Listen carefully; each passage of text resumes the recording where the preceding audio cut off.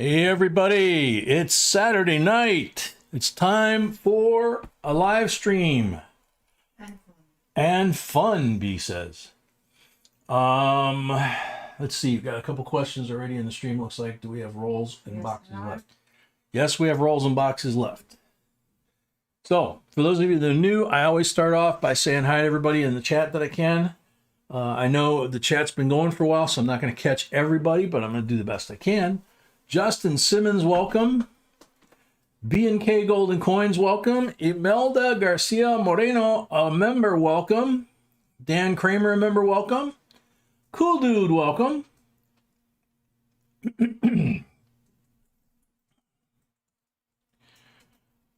Wheat Penny Hunter, welcome. Nicole Cruz, a member, welcome. Linda Wallace, welcome.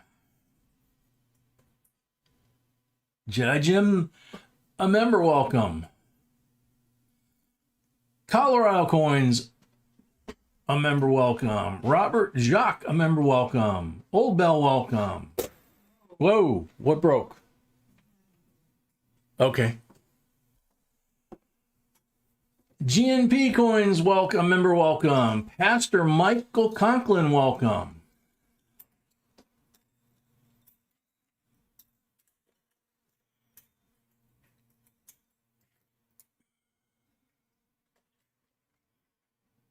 Oh, yeah, we'll put that on here, Pastor Michael.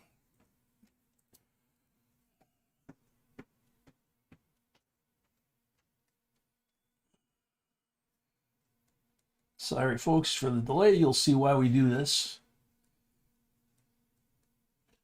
throughout our streams, basically. We have a new member. Tom Sellers, a member. Welcome. Yay. Thank you very much.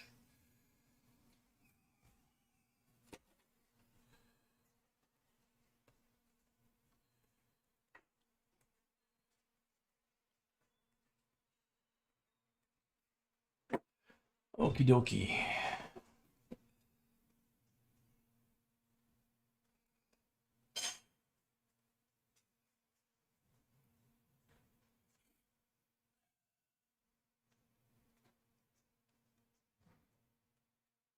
Metal Dragon, a member, welcome. Emile Voyer from Connecticut, welcome.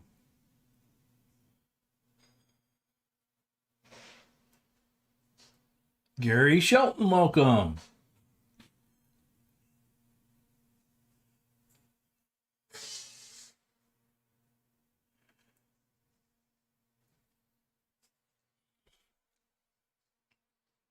Rudy Adversello, a member, welcome. Squirrel T, welcome. Oh, got another new member. Bradley Bernard, a new member. Yay! Thank you very much. Really appreciate that, guys. Or folks.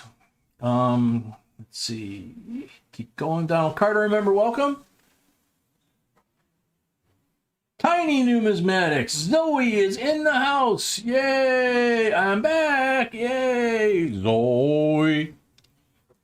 I'm glad you're back, little one. Been worried about you. Lori Weaver Deal, a member, welcome.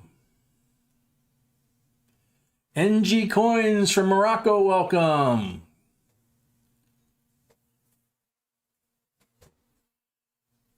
Carlo Abalos, welcome. Thomas Buckley, a member, welcome.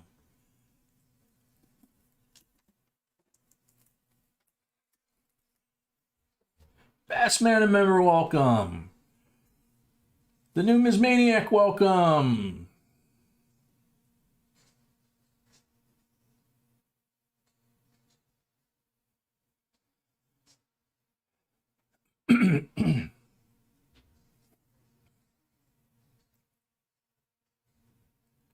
Heather Koppel, member, welcome.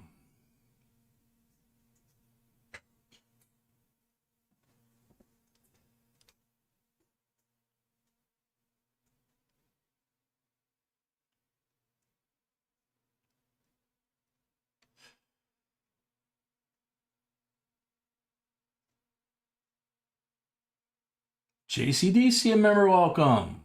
Jack Gallman from Marion, North Carolina, welcome. Stan H, welcome.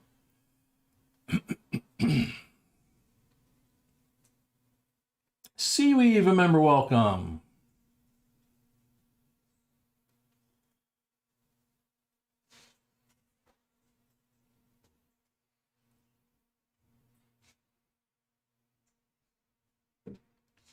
Robert A, welcome.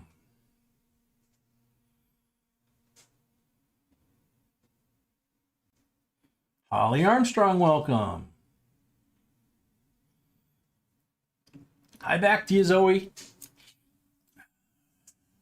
Kimberly Beam, welcome. Charles Wonderling, a member, welcome. Seeking Lava, welcome.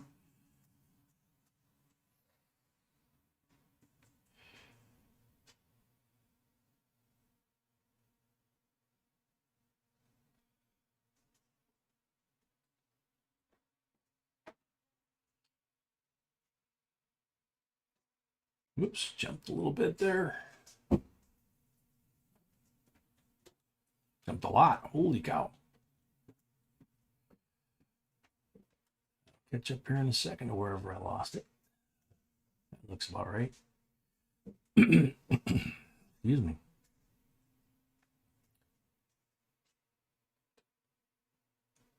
Michelle Cianconi, welcome.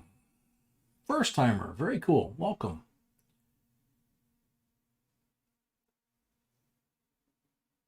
V Rose, welcome. Bradley Bernard, welcome. Brad Carney, welcome. New Miss Canada with Bruce, a member, welcome. Jedi Joe, welcome. Kay Jackson, a member, welcome. Amy Louise, welcome. Wheat Penny Hunter, welcome. Chuck Freeberger, member, welcome. Paul Orange, a member, welcome. You're awake for the moment. It's a good thing, man. Dan Earl, welcome. KCB, welcome. Kay Jackson, a member, welcome. Silver Booty Hound, aka the DRC, a member, welcome. The XT, a member, welcome. Johnny J from Portugal, welcome.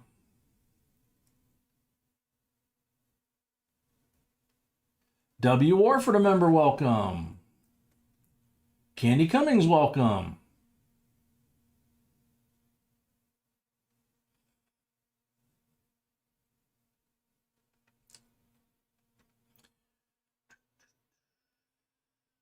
Bronx 718 NYC, welcome.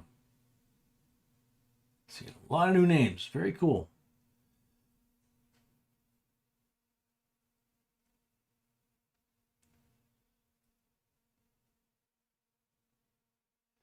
We got you a couple last night, Paul. Hopefully tonight, everybody gets more. Let's see. Whoa, whoa, whoa. Brad Carney, yeah, did try out the metal detector. Did not score anything with the metal detector itself, but the pinpointer was kind of handy. So I think B's still working on that video. Let's see. Robin Johnson, welcome.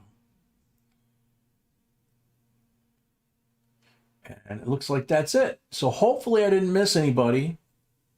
I like to try and say, for you new folks, I like to try and say hi to as many people as possible in the stream here at the beginning, because once we put the coins on the table and I start searching the coins, I'm facing this way and the laptop is over there with the chat. So it's kind of hard to twist around and do that.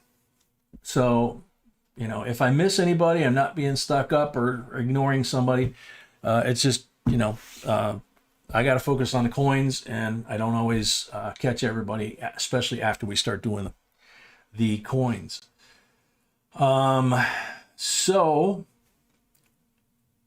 go right into the intro here, I guess.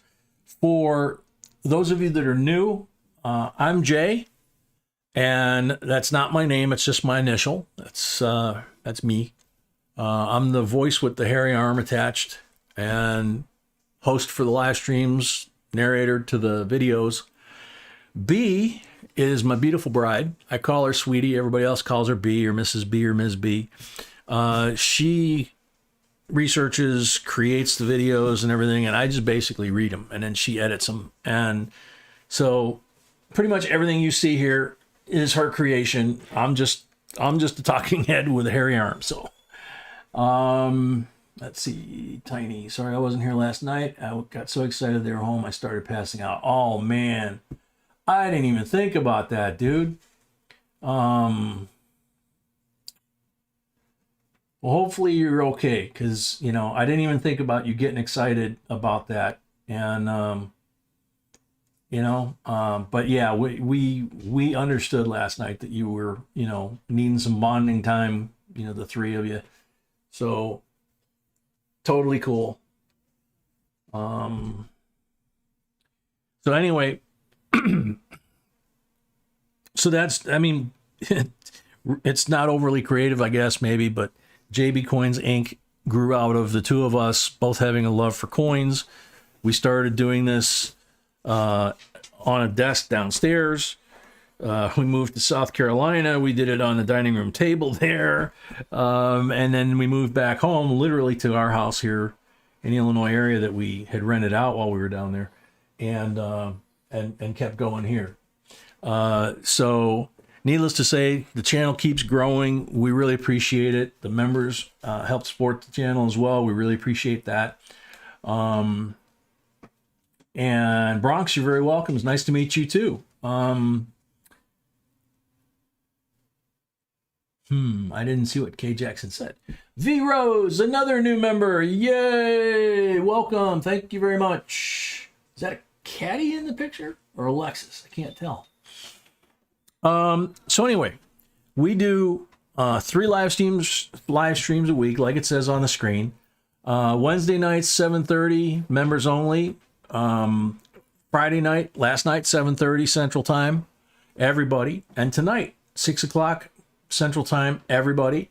All the times are Central Time. We have 3 boxes during the members only live stream, and we have 6 boxes on Fridays and Saturdays available. We've already sold 1 full box tonight that I know of. 2? Oh, yeah, I see that, 2. So we have a box battle with 2. We're prepared to do more than that. You know, we have, that means we have about 4 boxes left. So, yeah, Pastor Mike, we will do a prayer for your cousin here in a second when we get started. I've got the note written down. Any upgrade or update on his condition other than the broken pelvis? Let's see. Yeah, for those of you that haven't been here before, you see a lot of us talking about Zoe. Zoe is Tiny's 11-year-old daughter, and she's been in the hospital for, gosh, the last week or more. She's a tough little one. They have their own channel, and she's in all their videos for the most part, and she's a sweetheart, and she's here during the live streams when her dad's here and moderating and all that. And, you know, obviously part of the family. We kind of call this the family, the folks that are here all the time and in the chat all the time. There's a ton of knowledge, and there's a ton of experience across so many different professions, hobbies, whatever you want to call it. And we've got a lot of former military. We've got a lot of family of former military. And, you know, it's awesome, you know, to see people you care about doing okay. Dada would tell me about what you guys were saying, and I watched on Skype with him some. Very cool. Yeah, we definitely missed you, Zoe. Nathan Arter, a member. So we have every box. Gerardo Torres, welcome. Every box that we put out on the table, we guarantee that there's 5 silver coins, nice silver coins in every box. We do that because on an open box, which is just what it sounds like, it's basically an open box full of rolls, means multiple people have bought into the box.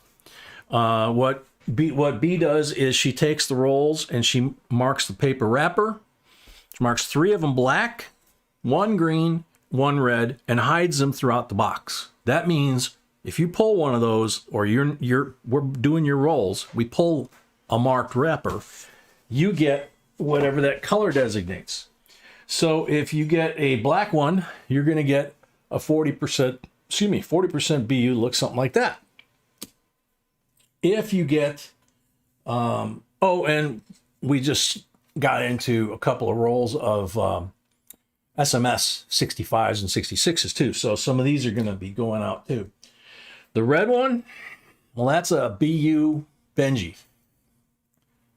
I mean the green one, excuse me. The red one used to be a Walking Liberty, and it may again if we can, get a decent amount of them in the condition we like. But for now, the red one is a 64 BU Kennedy, single year of issue. We usually gave these out in our pull bag. There's a 90 chip in there that represents this. The red marked roll in all 6 boxes tonight and every night until we can get decent walkers is going to be a 64 Kennedy like that. This is the silver bag that we do our pulls from. And I got to pull that so it doesn't pull in there. Okay. So you can see B made this when we started doing videos or live streams, and it's seen its wear. Those are the chips. And you can see nothing inside, no magic pockets or anything. It's not a magician's bag. It's handmade, just big enough to fit my hairy hand here and not see what I'm pulling. There's that 90 chip that I talked about. It's the only one. These are all Hobby Lobby chips, basically, wooden chips. And there's an equal number of 40s and blanks. If you get a blank, it's just what you mean, just what it means. That turn, you didn't get anything. The next turn, if we pull a 40, you get a 40. If we pull a 90, you get a 90. And you'd be surprised how many times we get that 90. Seems to come in batches. Some folks wind up getting 3 or 4 of them. But that's okay. We love giving away silver. Sounds crazy. We were figuring out numbers last night. Some of the folks in the stream were calculating how much money and how much weight has gone across this table just in the last 12 months. And the numbers were absolutely insane. So, having said all of that, the only rules we have in the chat, we talk about all kinds of stuff. String cheese, string theory, music, cars, history. There's a lot of folks here that have medical backgrounds. So if somebody's, under the weather, there's people literally in the stream that can help you with that kind of stuff too. And of course we talk about coins, and we talk about what's going on in the industry and in our areas and how to get coins and all that. And it all ties back to our videos. We started out as a channel that did videos first. We have like 2,000 videos. Okay. Been doing this about 8 or 9 years. We've been doing live streams for about 2 or 3 years. So we evolved from a channel that was an educational channel, doing videos, having fun, into a channel that does still videos every day and live streams 3 times a week. So having said that, after every box, we have 6 boxes on Friday and Saturday night. After every box, we have a giveaway. Every 100 likes, we have a giveaway. And we have lots of cool stuff. We give away a lot of silver. We give away a lot of copper. We give away some gold once in a while. But we also find that stuff once in a while too. Michael Ellis, a member, welcome. Got a box I can get for my mother. Yeah, Michael, right now we got 2 full boxes. So there's a 2-way box battle. You could jump on one. Let's see. Siervo, no, we have no auction. You can get rolls, or we also have all the giveaways are free. All you have to do is enter in the video. The video announcement for tonight. You go to the video, you watch it. I ask a question. You leave a question. You leave an answer in the comment section down below that video after I ask the question, and that gets you qualified for all the free giveaways tonight. Okay, so you can hang out, have fun, and you don't have to spend a dime, right? So. Having said all of that, and it's 6:25 here. What do you think, sweetie? Time to start? Yeah, I just don't see Seaweave. Yeah, Seaweave is here, I think. Bill Driscoll from Northern Michigan, welcome. but she is the first. Okay, Seaweave, I believe I saw Seaweave here and said hi. Seaweave has the first box. So it would be, at this point, if we get a third box, it would be, that would change. But right now it's 1, 2, 3, 4, right? Yeah. Okay. All right. It would still be 1, 2, 3, 4. Okay. So Seaweave, you're up. Happy birthday. And you have first choice, box number 1, 2, 3, or 4.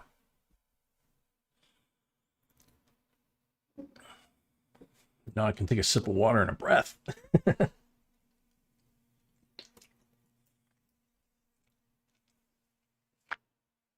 There's Seaweed.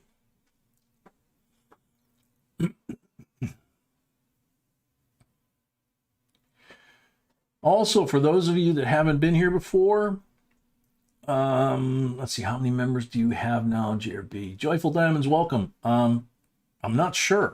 B might know. Seaweed wants box number 2.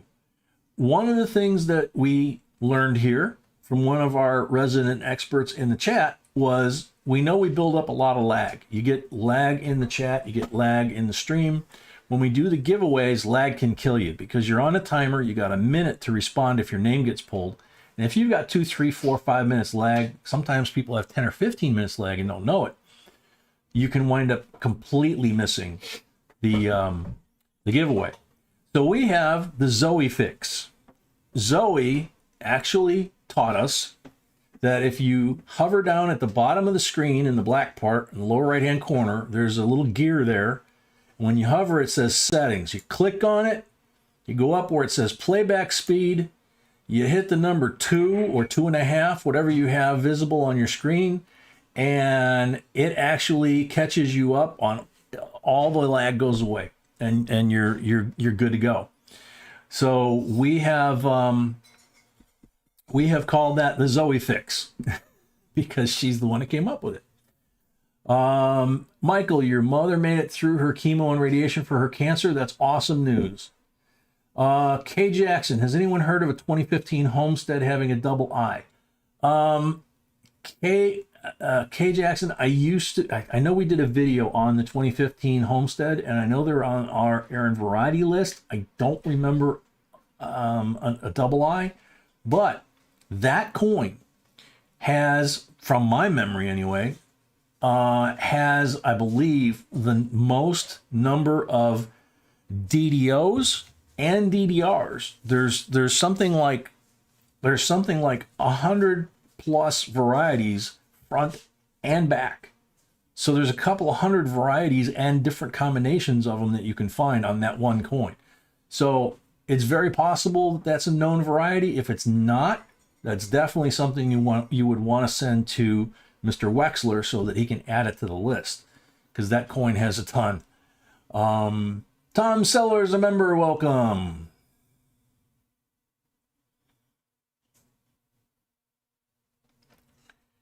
Alrighty. Laura Dillander, another new member. Welcome. Yay. Thank you very much. All right. So now I gotta go back and see. Got kind of excited there. Happy birthday again, Seaweave. Number 2. Okay. And I'm sure B's got it ready for me behind me, but yep.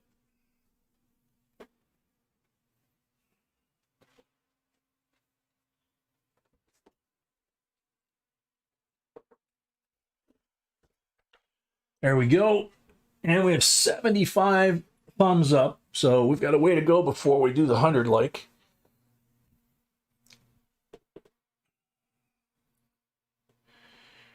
Catherine Schmidt, a member, welcome. All right, so real quick, before we start the box, we're going to do something that we do here. Situations like what Pastor Michael has going on and like when Zoe was in the hospital. We're going to stop and say a quick prayer for Pastor Michael Conklin's nephew, I believe it is, that had a motorcycle accident today, and so far he knows he at least has a broken pelvis.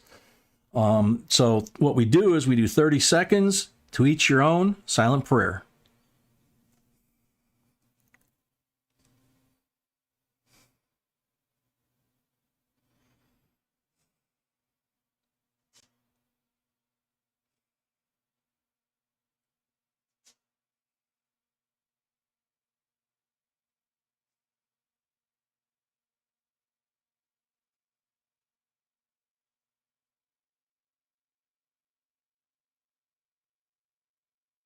Amen. Okay, so Pastor Michael, hopefully your nephew doesn't have any further serious injuries than that. Not that a broken pelvis isn't going to be tough enough to recover from, no matter what age you are. All right, so full box, sealed by the Armored Car Company. We have them numbered. People pick the number. It's random. These are MS70s, all of them. They're all different years and mint marks. They go with the full boxes. So if you buy a full box, you're guaranteed an MS70 Eagle. You don't know which one you're going to get until you pick the number, because you got different values, different mint marks, different years. We try to make it fair by hiding it and letting people randomly pick. These are the 5 guaranteed coins. 68 BU, 40 percenter, 67 BU, 40 percenter, 69 BU, 40 percenter. They're not always going to be the same year, but they're going to be 40 percenters. 63 BU Benji, and this one's starting a rainbow around the edge like several others from the same roll. 90 percenter. 62D BU Benji. So there's the 290s and the 340s that we guarantee in every box. Now, we jack it up. Whoa! We jack it up, break the seal.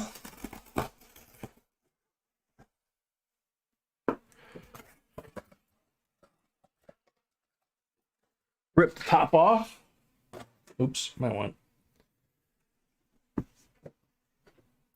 And I'll double check on the monitor here to make sure that I'm in the right spot so you guys can see. Yep. Because everything we do, we try to do it on the camera so you can see what we're doing. You're looking right over my hands as I'm going through the rolls. And that way everything's visible. There's no secrets or tricks or anything like that. It's all out in the open. And sometimes you guys catch me missing something, which is kind of handy too. Alrighty, so happy birthday again, Seaweave. And Natasha Brown, welcome. Last chance for me to say hi to people. I'm gonna take a quick peek here. Did I miss anybody?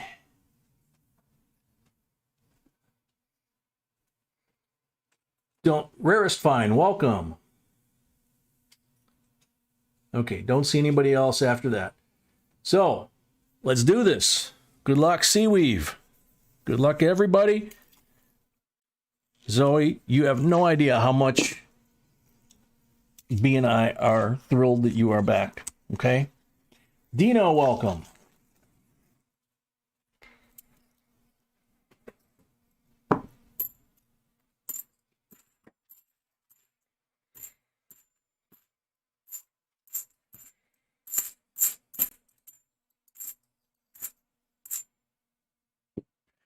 The towel for you folks that are new, we have a towel here and we have a towel in the bin, actually. And I don't even know if Zoe saw this. I think she did before she went in the hospital. But the bin used to be to the left of me, right between us, next to B's right ear. And I would just turn around and dump these things. And we've been doing that for, like I said, a couple of years, and wound up causing some damage to her ear. And so her ear is really sensitive right now to the noise, what Zoe called clink clink time, right? So unfortunately, we have to kind of dampen the noise down here. And when I dump it, the bin is now between the legs of the camera here, and I dump it right next to me. So I'm 5-6 feet away from her, where I'm doing that, and basically my big old body's in the way too. So we're trying to dampen the sound until they can figure out what exactly to do to help her ear. She's worn noise canceling headphones, earplugs, all kinds of stuff in that ear since it got injured.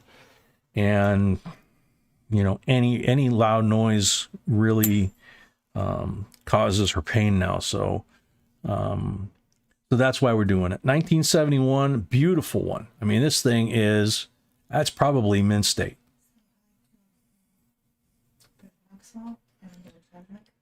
Brad Maxwell, well, welcome. And Bill Cheslick, welcome.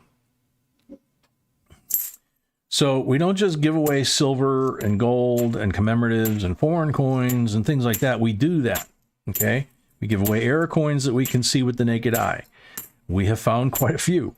But we know that the 71 to 74 in the series have a tremendous amount of errors and varieties, particularly the 71s. And what we do is when we find a coin, grab this one for an example. You find a coin that looks that nice and it's 50 years old. First off, that just had to have been dumped recently because it's just too nice. But this thing has quite a few possible errors and varieties on it. And some of them can be very valuable. That one is one of the nicest ones I've seen, even from what we've been giving out. That's to me, that looks clearly mint state. How high a mint state, I don't know. We don't grade coins. We don't sell coins.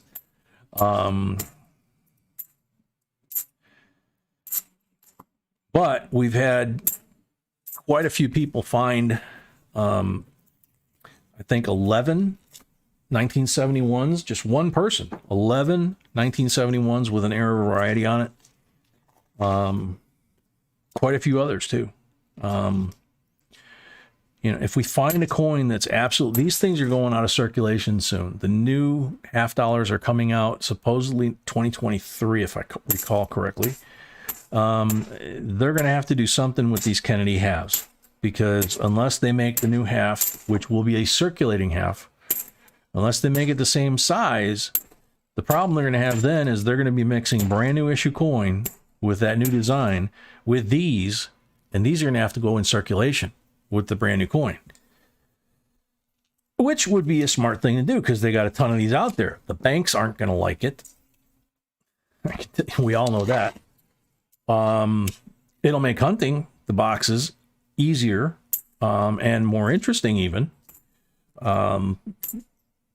Not so sure what I'm going to think or what we're going to think or any of us are going to think about that new design.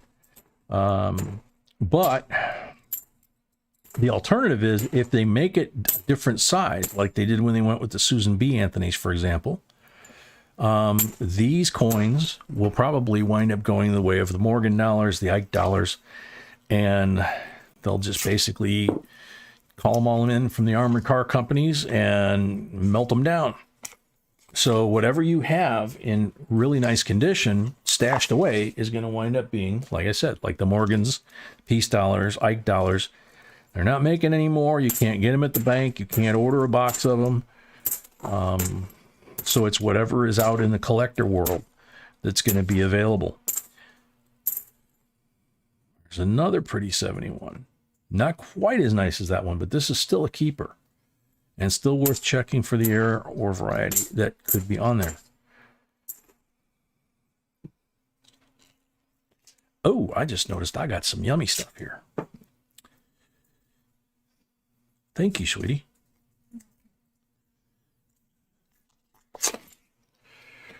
Again, for those that are new, I am fueled by three things. My sweetie. My sweetie makes me coffee. And my sweetie feeds me treats. So, gosh, another one. This one's even got the flow lines. It looks like the halo around his head. That's wild. I wonder if we got into a dump here. Find out.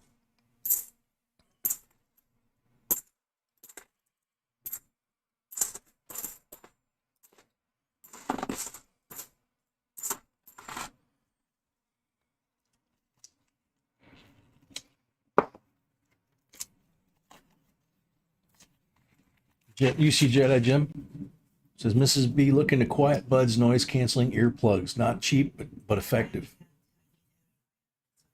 You need air in your ear? Okay. So she can't do that. Whoop. Here we go. First one of the night. Uh-oh. 68, 40% silver. 52 boxes in a row on this streak.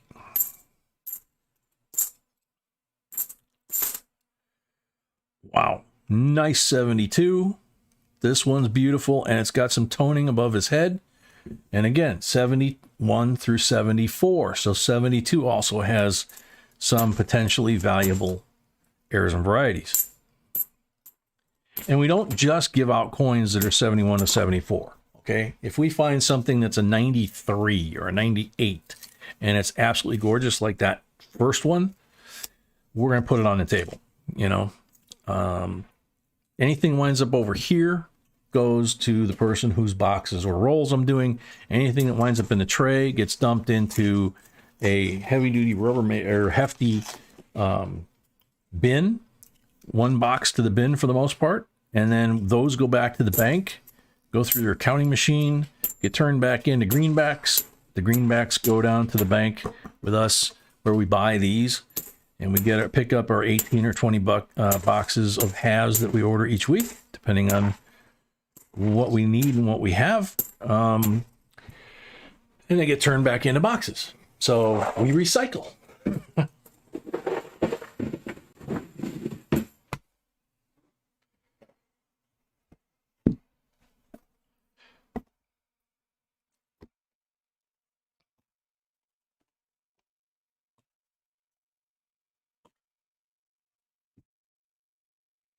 G&P, J&B, try noise canceling headphones. Yeah, I let her try my, she has my Bose Quiet Comfort noise canceling headphones.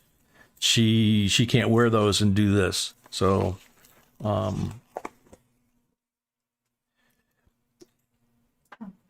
unfortunately. So they've tried a whole bunch of different things, and you know, actually when we were out for that week and a half, you know, when she had a procedure and she was recovering and it was pretty quiet around here, her ear actually stopped hurting. But as soon as we started going back to live streams and, you know, regular noises, it's not just the coins. I mean, if I blow my nose or, you know, yell or, you know, whatever, the dog's barking, anything like that, you know, very loud, quick, it tends to aggravate it. So they're trying to figure it out.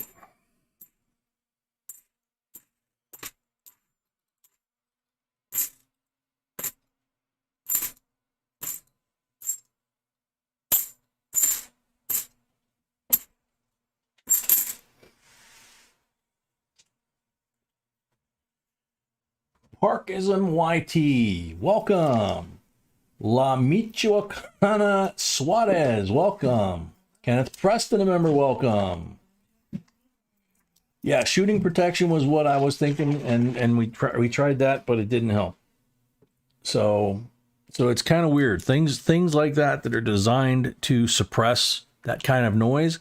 It doesn't help because the doctor says she's got to have air get into that ear canal. So we'll figure it out eventually. Meantime, we just keep on trucking.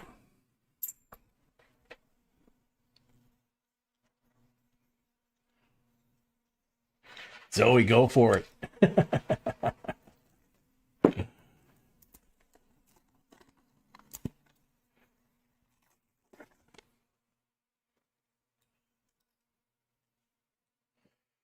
I'm the only one who said your name right. Thank you. I try very hard.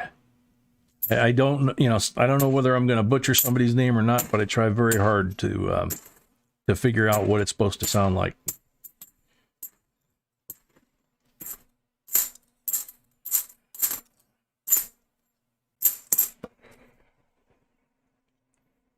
Always Unique by Jen. Welcome.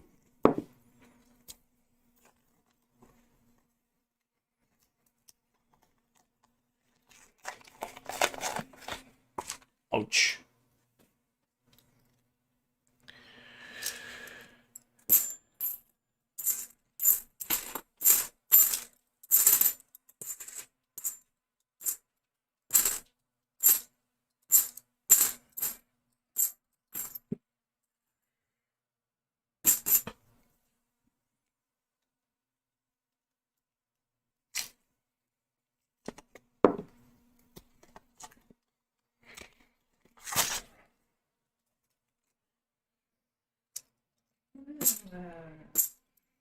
Ruler, welcome. You feeling any better today, bud?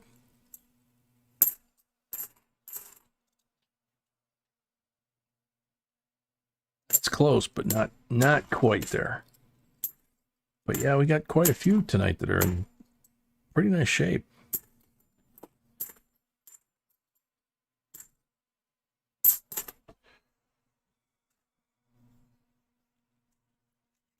Mama really wants a cow, but Dada says no. Too funny. Whoa. We got shinies, but look at that. 68 blaze white, 40% silver. Nice. Now what's this shiny thing over here? 2016 Philadelphia Nifsy. Nice. It's a beauty too.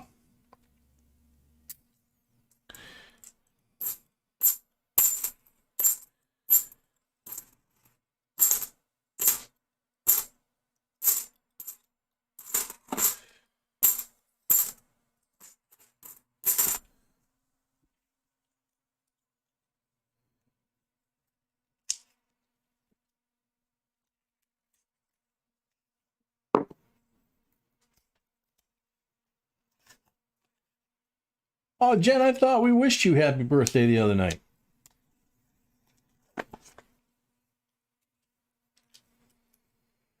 Ruler, I guess that's something to be said, that at least you're not worse. It's a good thing.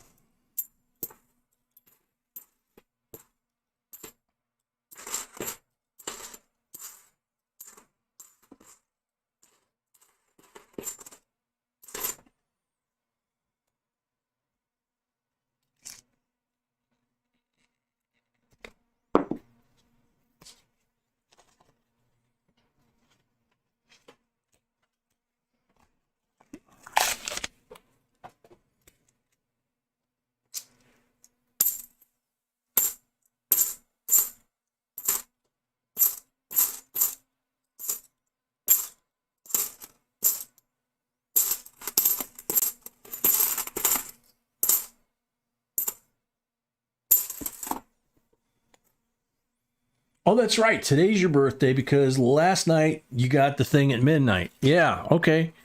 So happy birthday to you too, Jen. I thought we said happy birthday when that happened, but maybe not.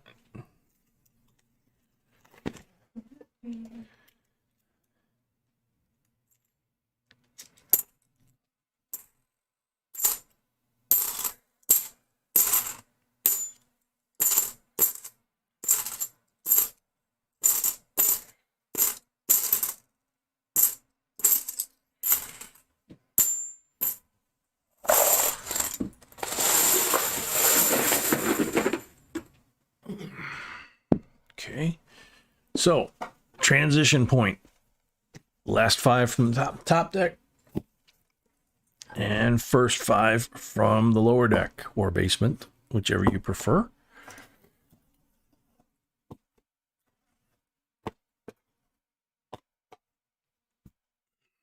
Take a sip of coffee.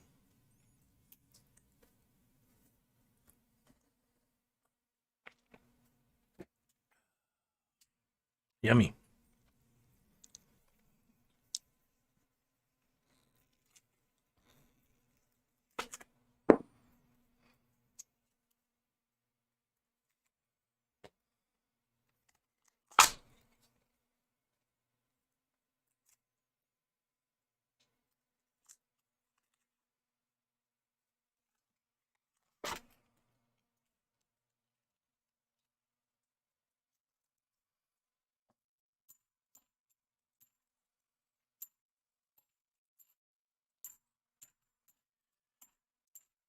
Keep on trucking, baby. You gotta keep on trucking.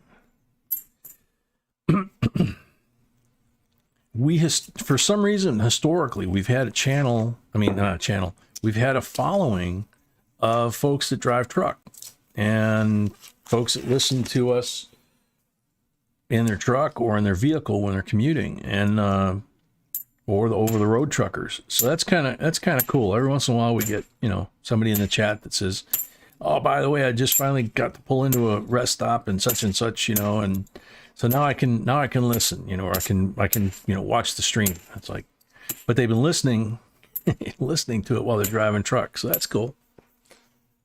We've got people all over the world. It's just so much fun.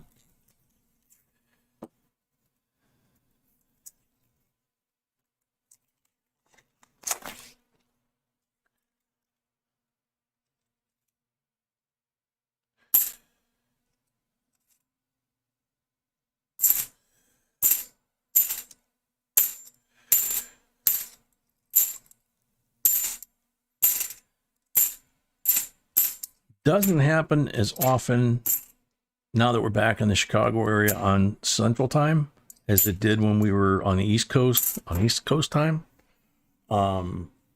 Especially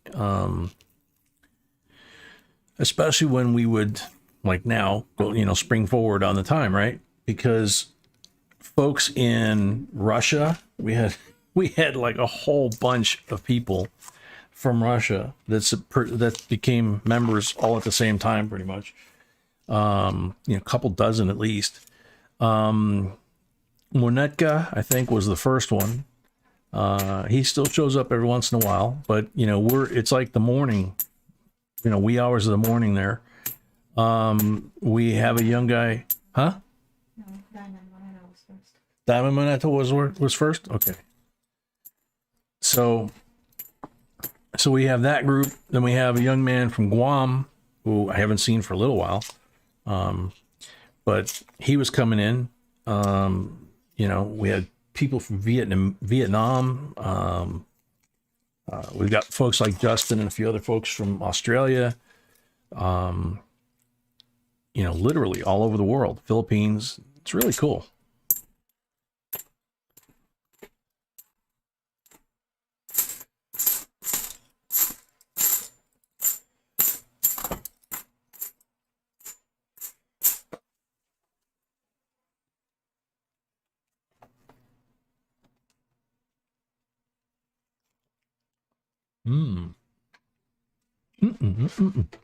Good time.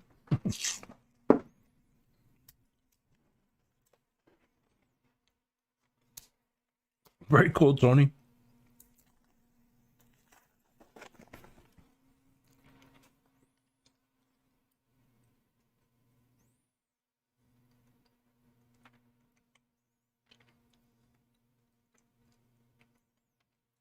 Woodshed, a member, welcome. From the Krabby State. Well, it must have been from where my grandmother was from.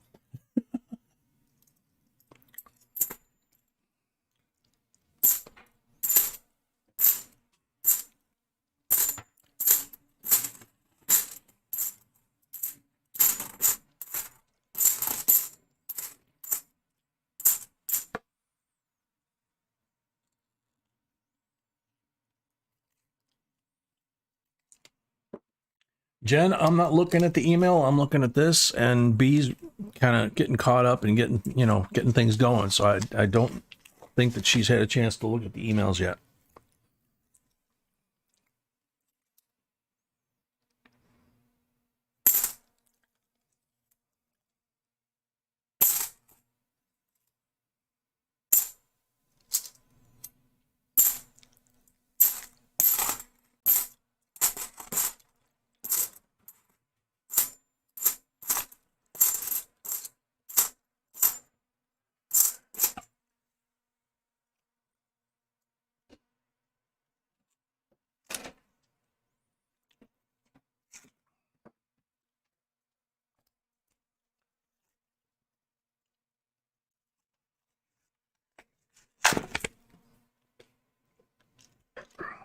Whoa, here's a real shiny one, but check out this big, thick, shiny one here. So there's a couple of really cool ones here. Let's see what we got. Oh, man. Holy cow.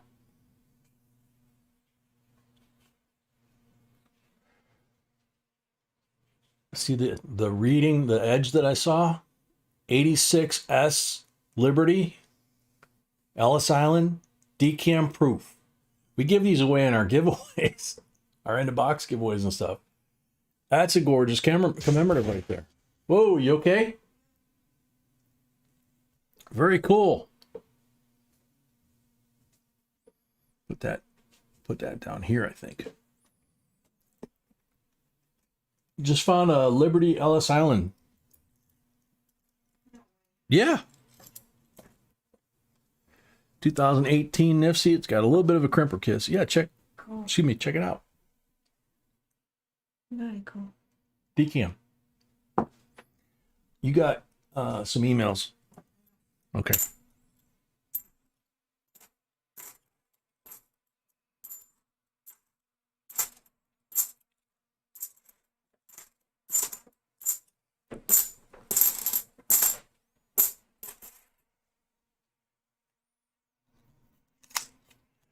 Yeah, seaweed, that's what I've said a couple times here in your boxes, is it looks like we got some sort of a dump going on or something.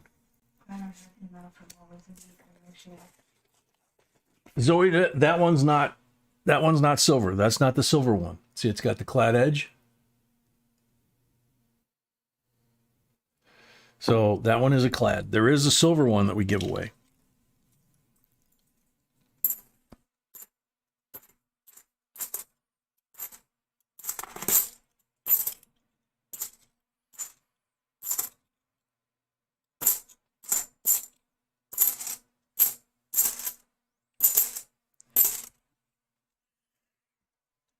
Well, we're officially in the basement, so that one came out of a basement roll.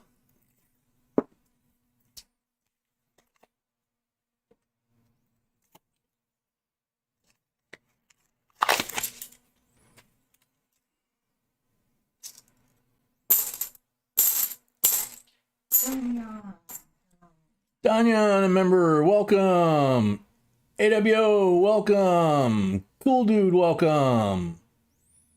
That's okay, Zoe.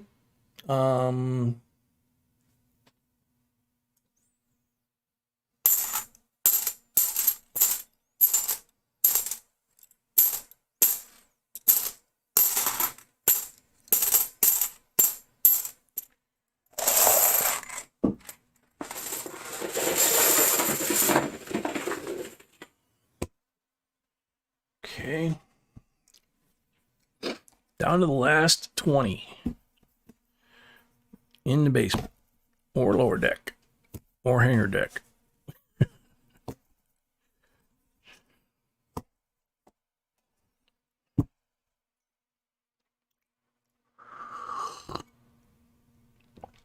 Excuse me.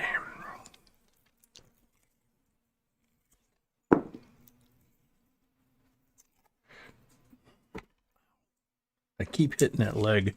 There's a clamp on the leg. There's a huge carbon fiber tripod here, and it's got the legs that extend it are anodized aluminum with great big clamps on them. And there's like right here. Looks like Jen donated, but that's what she's saying, but I don't see it. Okay.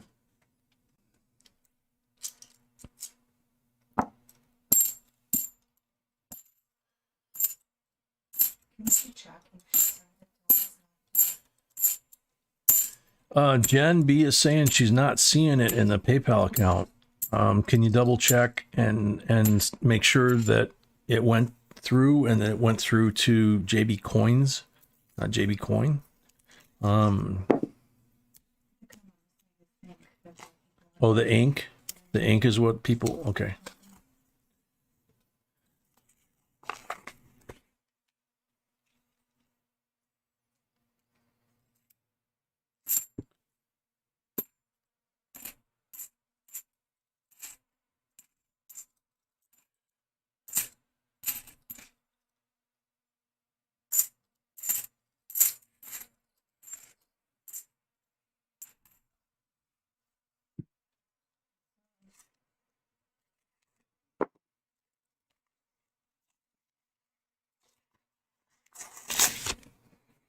Woolen Shed. No, have not seen that Tom Hanks movie yet.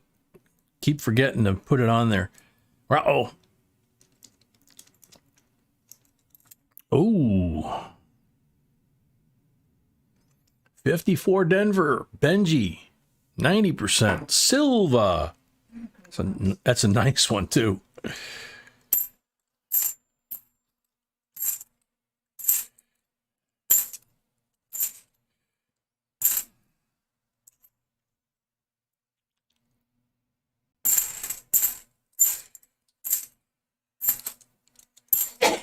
Bless you.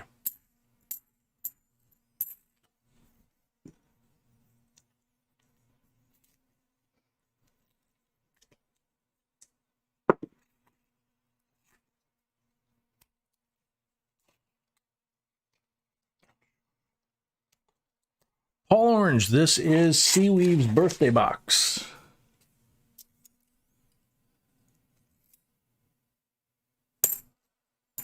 And so far, she's scoring some good stuff.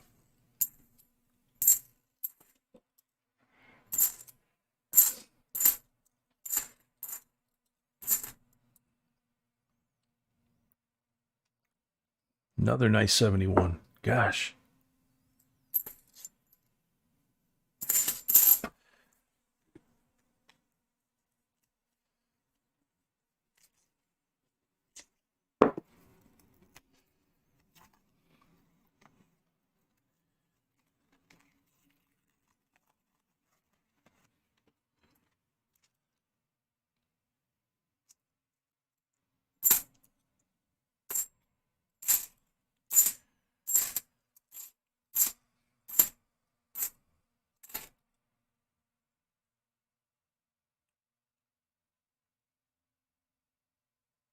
Oh, 1991p.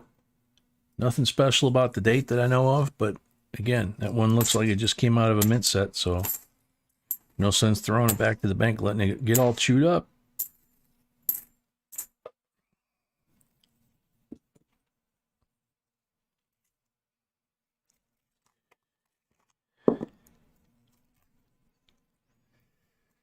I know every once in a while I still see articles in the coin world, you know,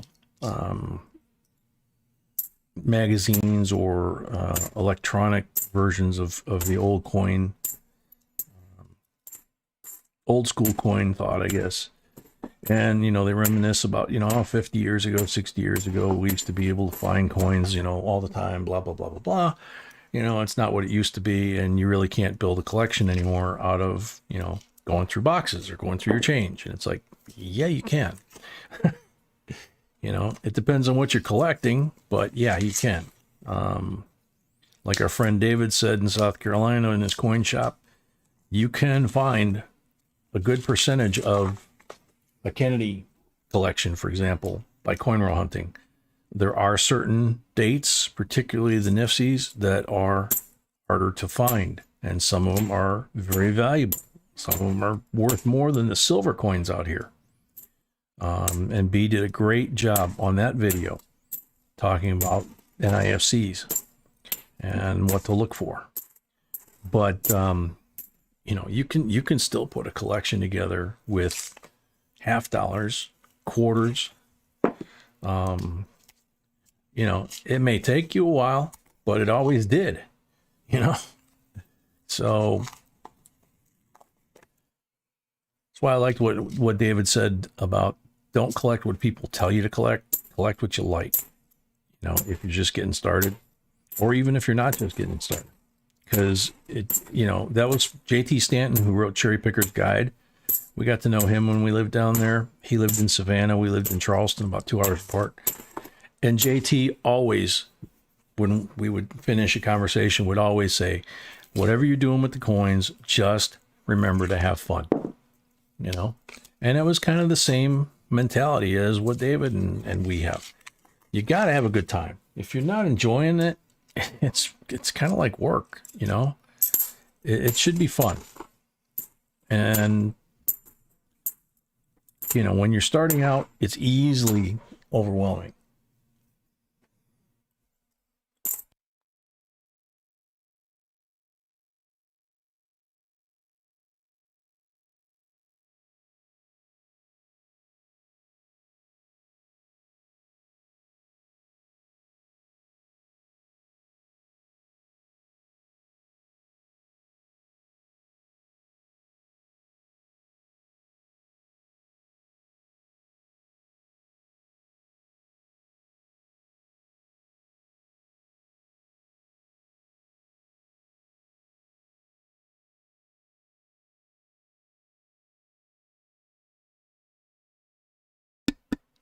2007 Nifty.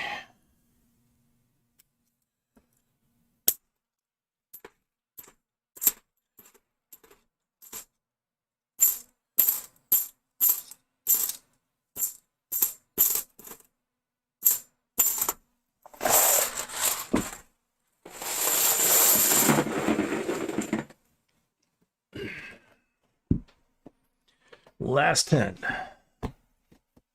Bossman, welcome. Joshua, welcome.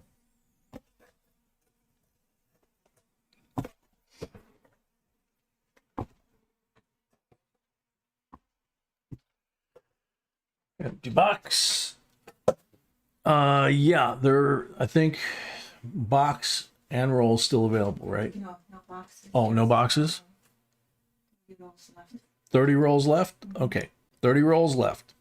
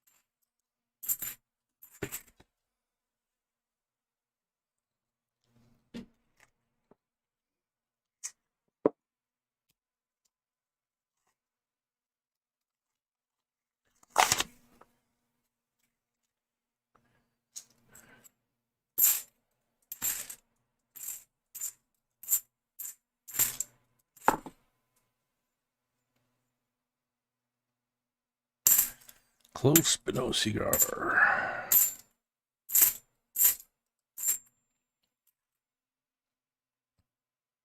No, same thing. Yeah, there's a bunch of 71s and 72s that are just really close. You know, so a lot of them have the flow lines around his head, but you know they've got scuff marks already developing on the face and that. So, you know, there may have been some dumps, you know, and we may have been able to cherry pick some out. We may still be able to cherry pick some out from the other boxes from the same batch. Just depends on how many there are.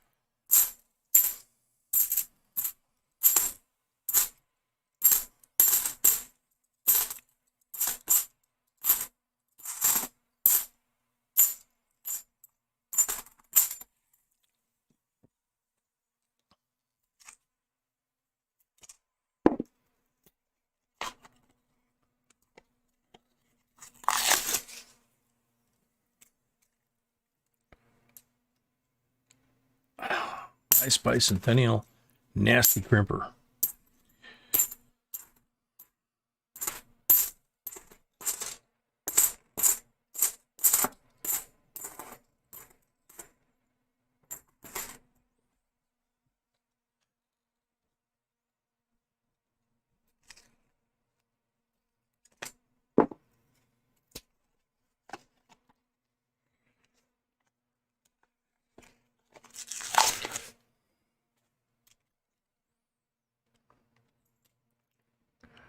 Wow. This is what I mean. The first one was mint state. Clearly, this one is almost proof-like. It's incredible. That would grade, I think, pretty high. Got a couple little teeny tiny scratches on his cheek, but look at that. Isn't that a metal? Unbelievable. Yeah. I'm gonna put this down here by the decam because I put that in a flip. Both of those.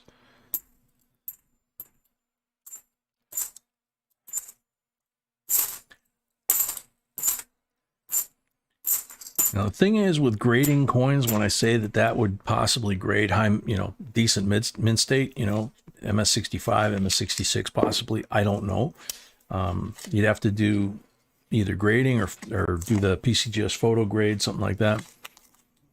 But what you'd have to do, and we talk about in our videos a lot about grading coins, is 71 is one of the most common years in the series.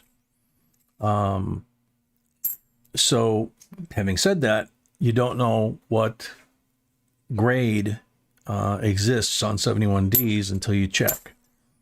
So, if a 71D in MS68 is readily available and only worth 30 or 40 bucks, then the cost of grading that coin, shipping it, grading it, getting it back and all that, you're pretty much going to break even on it. Now, if you want to do that to protect the coin and put it in your collection, have bragging rights and all that, of course, over time, who knows what it's going to be worth, but that coin's going to stay in that condition. We do that sometimes ourselves, where it's kind of like, okay, but see, we never sell, if we do sell, we sell to the family. The heck? We're oversold? Okay.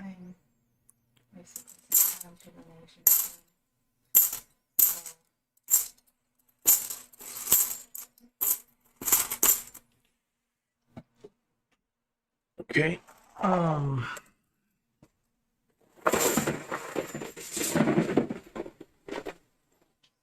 20 rolls is oversold. So I need to ask if I can.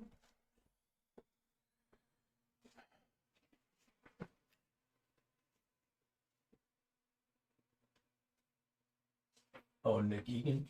Mhm. Excuse me. Unless you need to an extra one. Unless you want to do them, yeah. Okay. All right. So 25 pulls coming out of the bag next on a full box.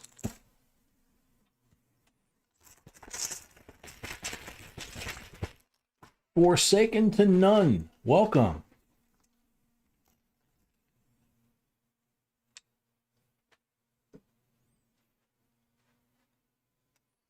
Blank on the first pull.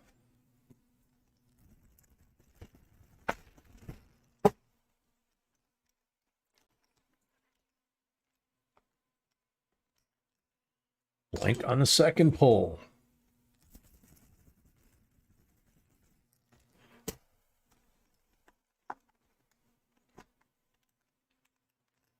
Blank on the third pull.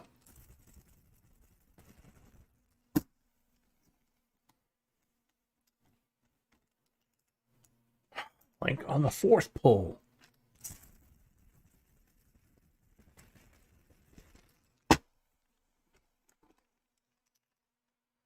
Blank on number 5.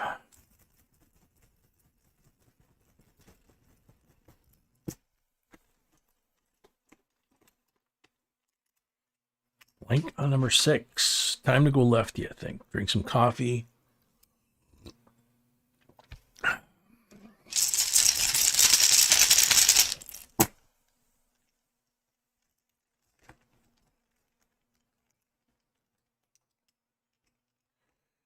$40 on number 7.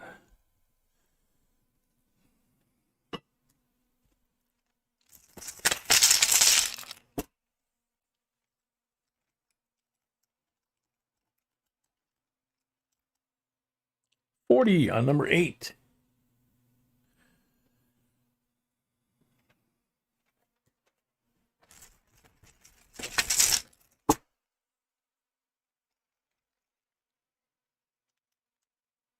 $40 on number 9.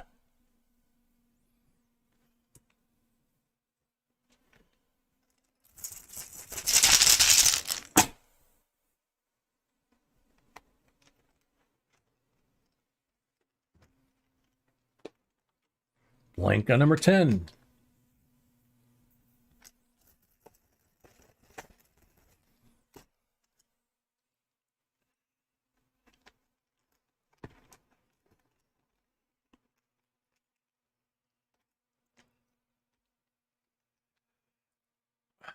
Blank on number 11. Gonna go back right-handed.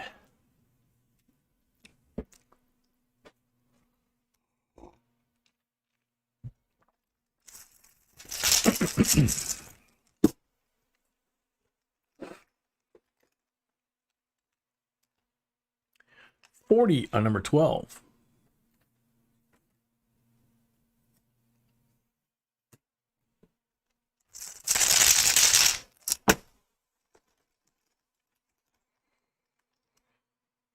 Blank on number 13.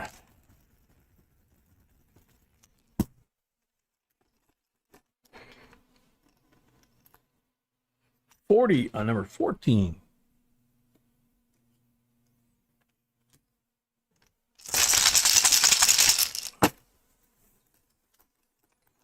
Shimpy, welcome. Blank on number 15.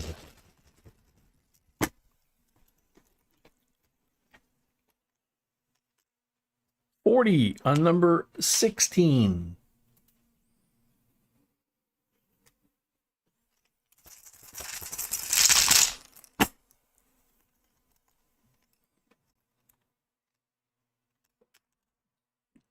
Blank on number 17.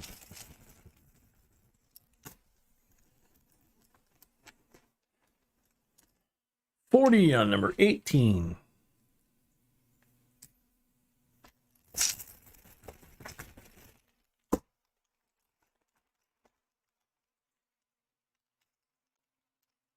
$90 on number 19.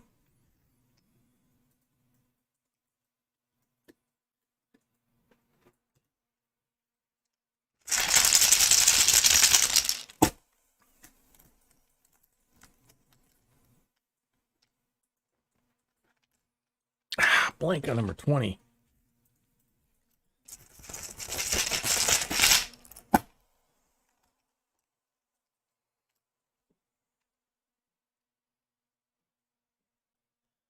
$40 on 21.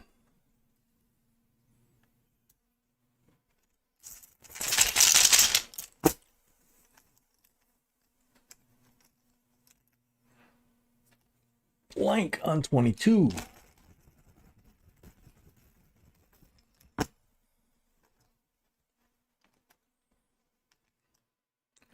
Blank on 23. Here we go again.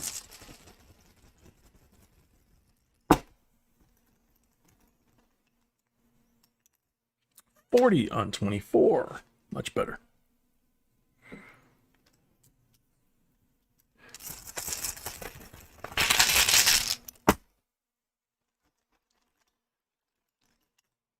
$40 on 25.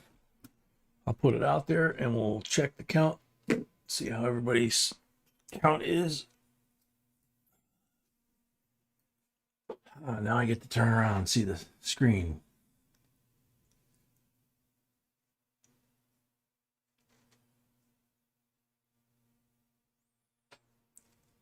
Forsaken and None, it's actually not like Bingo. Bingo in itself, the pieces are not worth anything. This is silver, gold, and collectible coins. So not the same thing at all. Sorry. Chuck, Jay, you need to have a long talk with your hands. They don't seem to be working properly. Maybe be willing, hold the bag for luck. Chuck, I agree.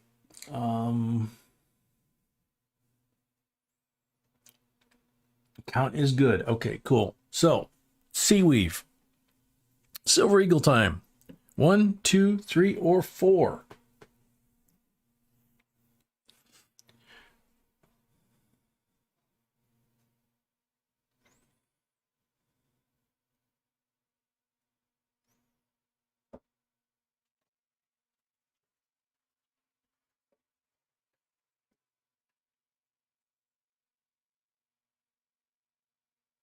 Number 4.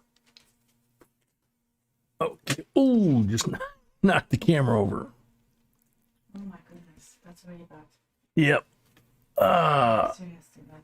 Sorry, honey.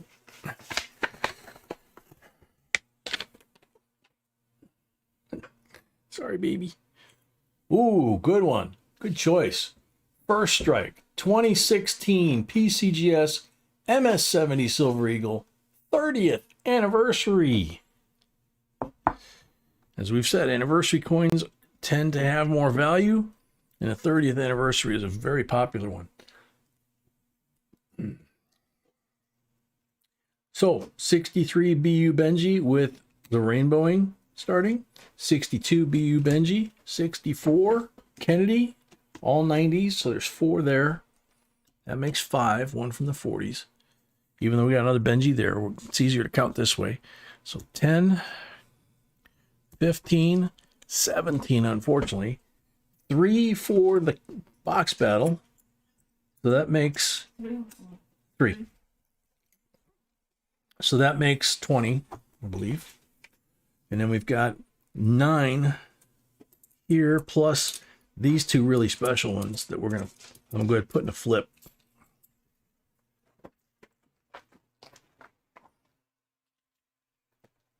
If I have a flip out here. I don't see one. We got a flip handy, baby? Yes. Okay. Thank you, my love. Oh. I'm off today. I keep telling you that. I got the klutzes and the drops. And that was a great box. Yeah, happy birthday.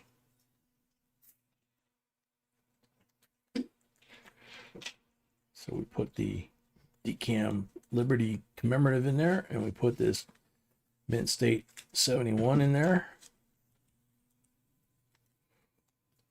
So we had those. There we go, sweetie. Thank you. All right. So box number 1's over. Gonna go wash my hands, come back, put box number 2 up, which is a mixed box. In that box, we have Kimberly Beam, Wool & Shed. Oh, sweetie already posted the order, of course. Anyway, I'll be back in a few minutes.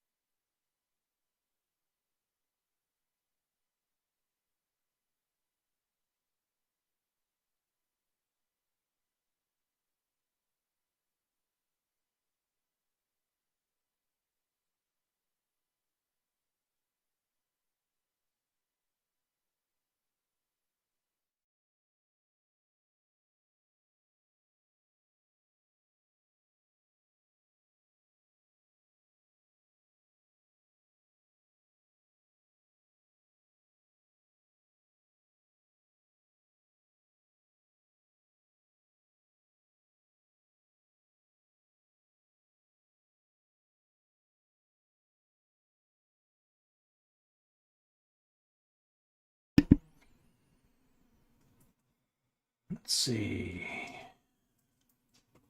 See that? Alan Watson, a member, welcome. Ann Thomas, welcome. Savvy Sherry, a member, welcome.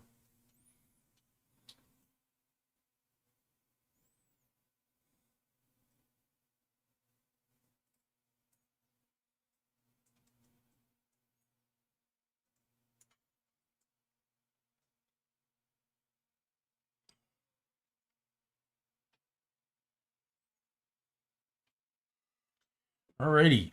So this is the copper and that this is the 100 likes. Okay. So we have a 2018 NIFC. That one's from Heather. Yes. And then we have a Zombux Standing Liberty. That's from us, right? Right. Okay.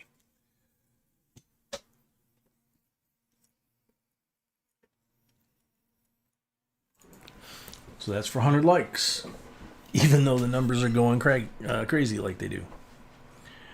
Good luck, everybody. 141 comments. And good luck.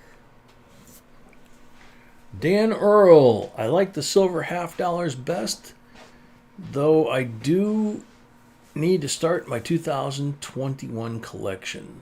Thanks for all you do. Thank you, Dan. Good luck. You're on the timer.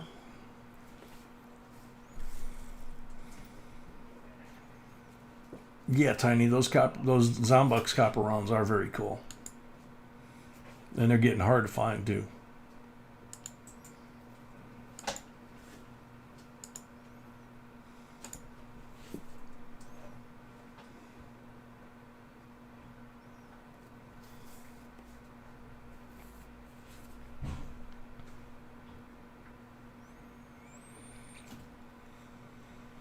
Dan Earl's here. Congratulations. Whoops.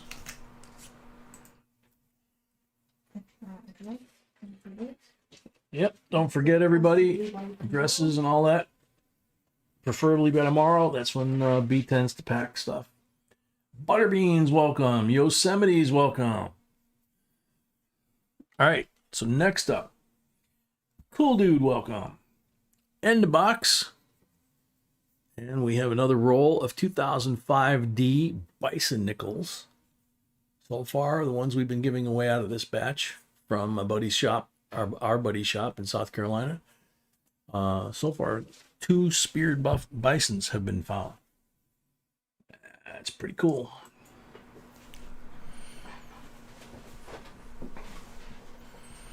So good luck, everybody. Dan Earl won last night, too.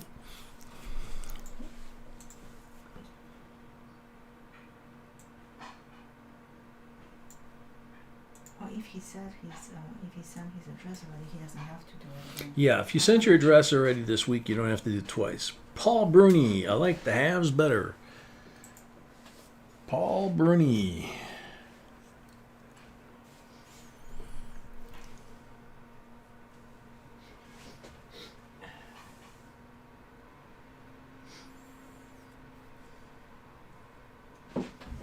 Mr. W, welcome.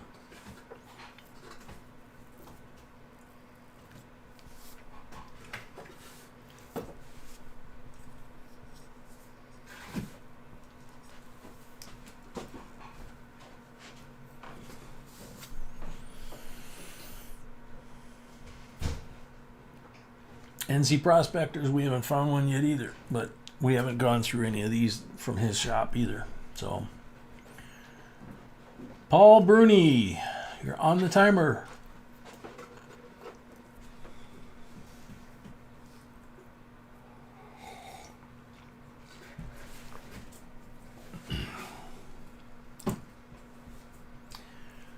Time's up. Next up, good luck. Sorry, Paul.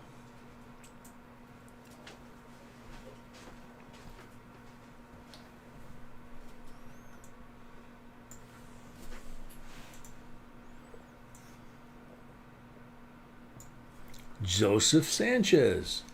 I like them both, but the BU $50 I like more. I have some. I would like to get Look at that. That was Joseph Sanchez. Are you here? You're on the timer. Joseph Sanchez. You're here. Very cool. Congratulations. Mossman, did you say something about in the chat, something about you're selling coins?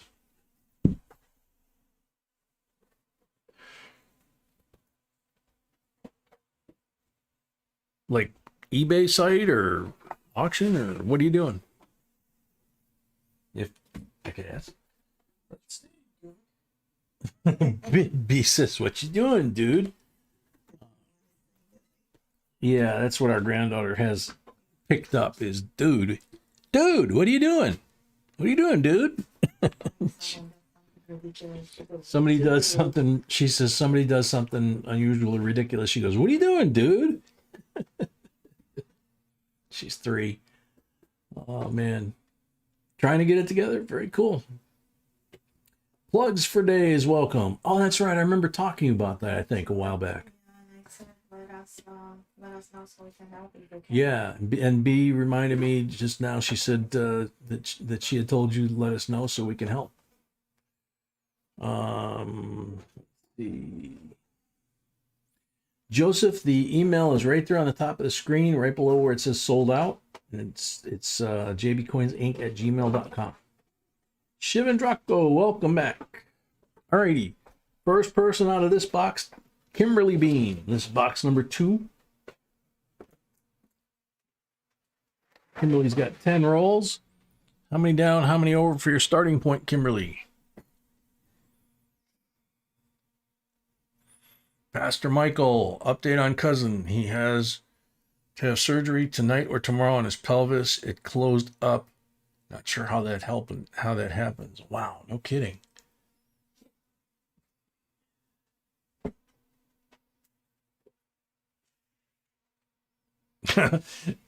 Joseph, I can imagine. It's got to be funny.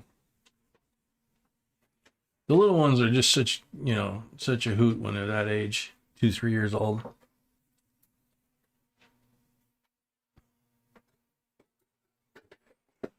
Third roll up. So you want this row?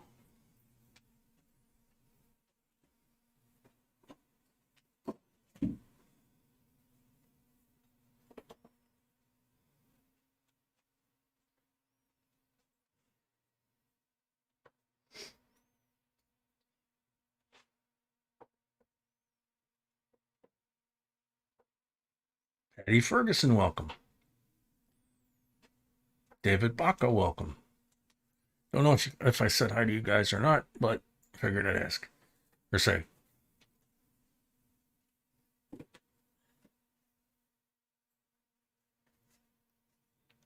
Plugs for days, I can identify with that. Kimberly, was that the correct guess? Start here and do this whole row?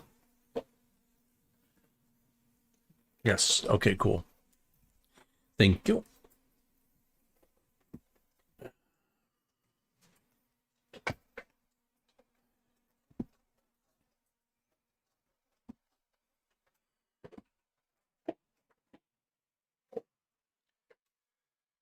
Okay, so check for marked rolls.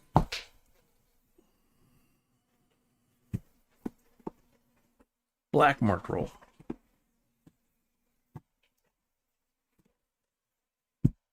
%. Good luck.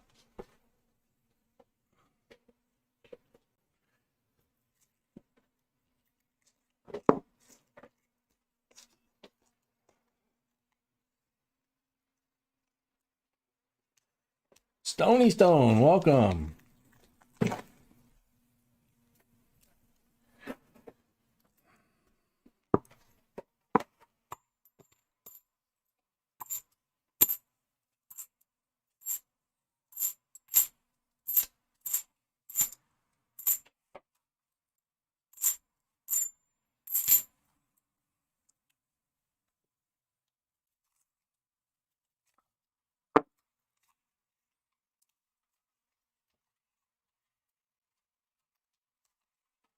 So I'm not the only one that can cross their toes, huh?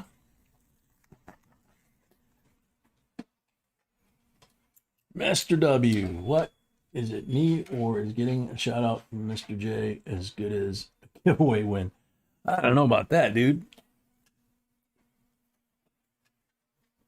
But I'm going to get off here. I feel good. I'm sick. I worried about my cousin. Pastor Michael, understandable. Feel better, and hopefully our prayer helps, and he makes a full recovery, and you as well.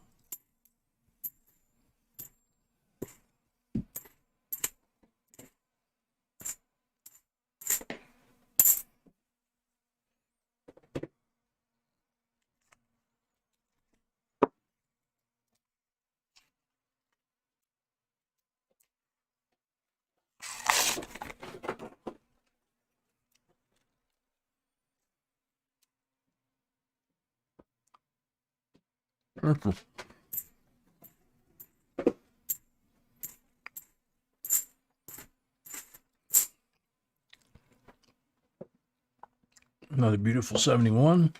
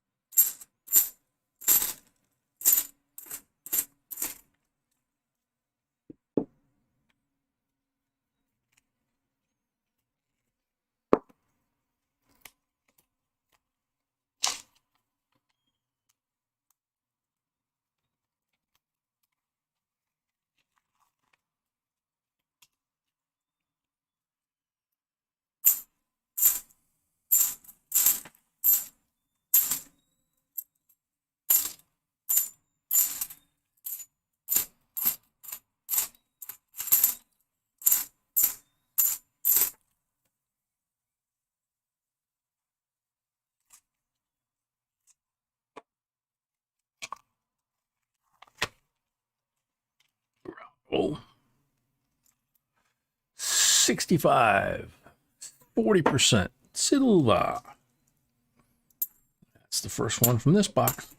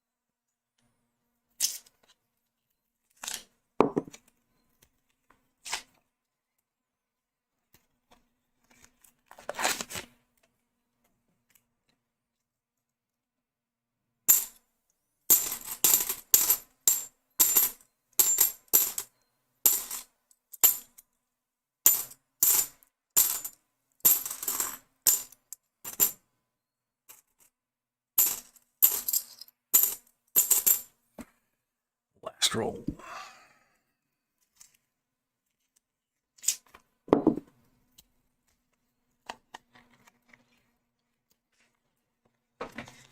Birch sugar? Never heard of that. I know I pretty much, in the coffee, I use the sugar in the raw. It's kind of like cane sugar or brown sugar, not processed.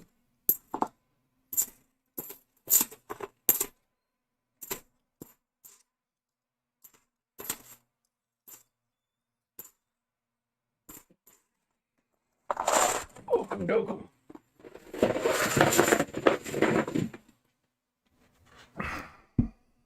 Alrighty, 6 pulls.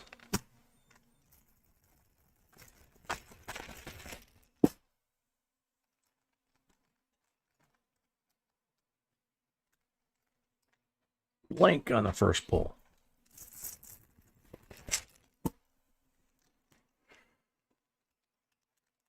$40 on the second pull.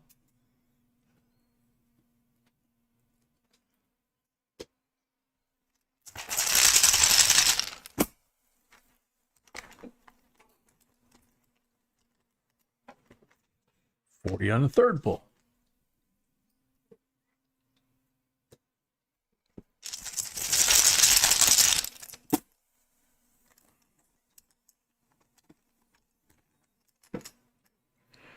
$40 on the fifth pull. Right? Or no, fourth pull. I think this is number 5. Blank on number 5.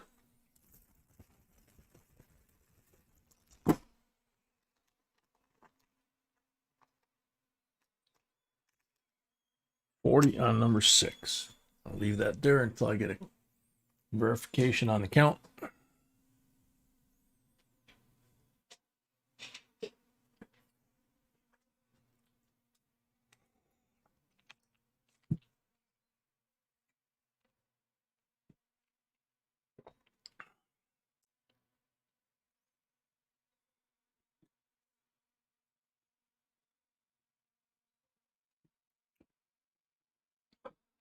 Is good. Cool.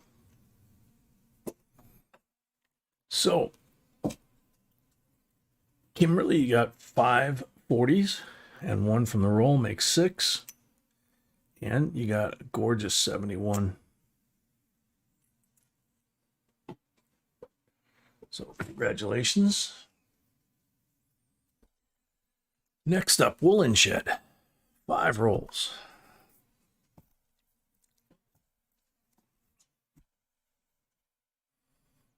No marked rolls.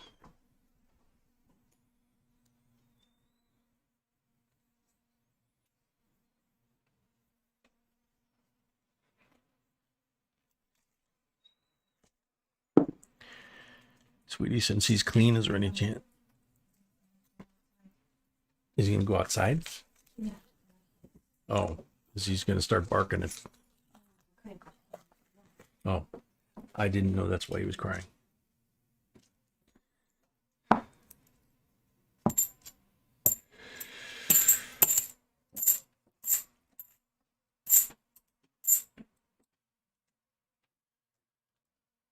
Party neighbors having another party in the rain. It's like, okay. Sounded like he was dragging a snowplow blade up the dry driveway a little while ago, but I guess he was setting up for his party. So he's going to let Pooch out so he can go water the lawn. It's raining, but I got a feeling he's going to wind over by the fence and start barking at the party. So should be interesting.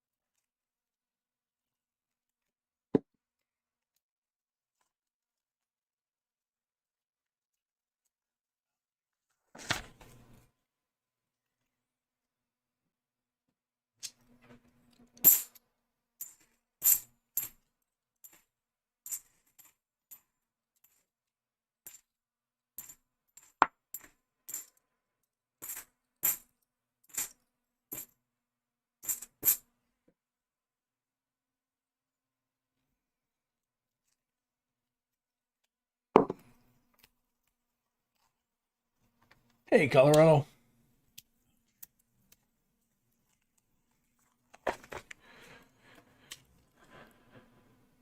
He didn't go to the fence. Yeah, because it's raining.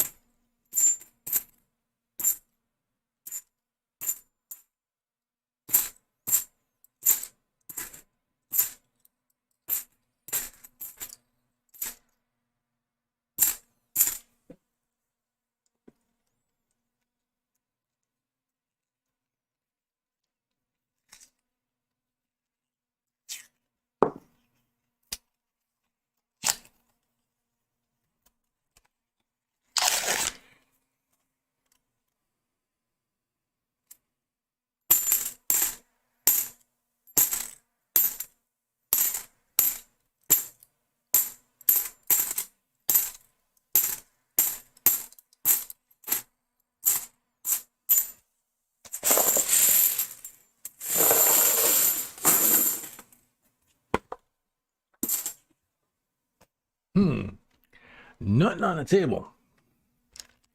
3 pull.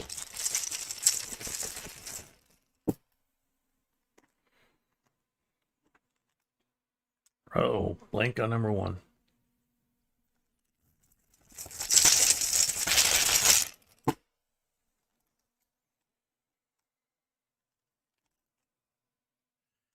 Oh, blank on number 2. Last pull. Come on, bag. 90. That makes up for a few things. There you go. 90 for your 3 pulls. Thank you. Thank you, Woolen Shed.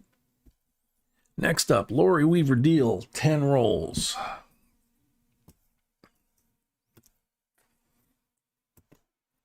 Now he went to the fence. You tell him, buddy. Black mark roll.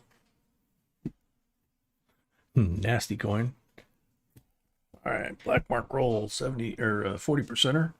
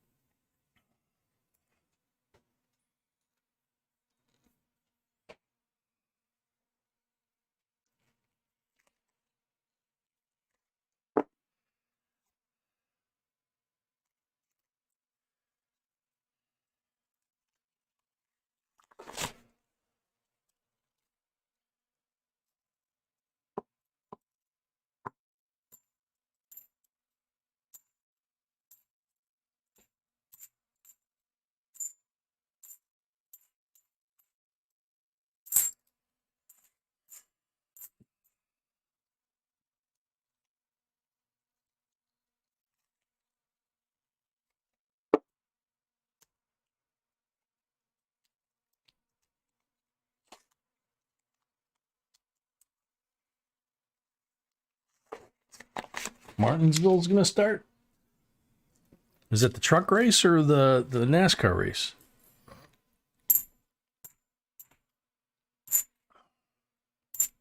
I thought they were running on Sunday this time of year. I've lost, no pun intended, I've lost track since all the stuff that went on last year.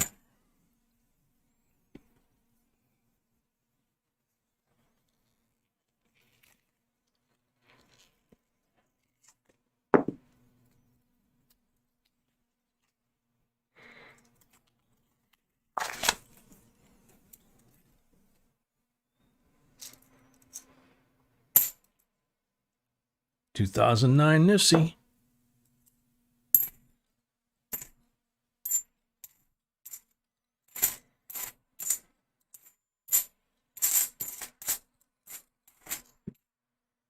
Ooh.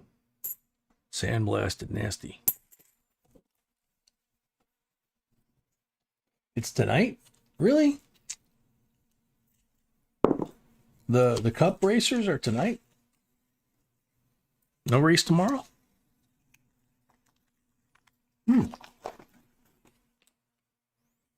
Joey and Denny starting on in the first row. Okay. Yeah, B and I used to love to watch it. We lived down south.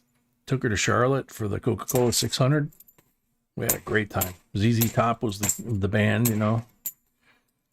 The military guys did their usual display, and the race was great.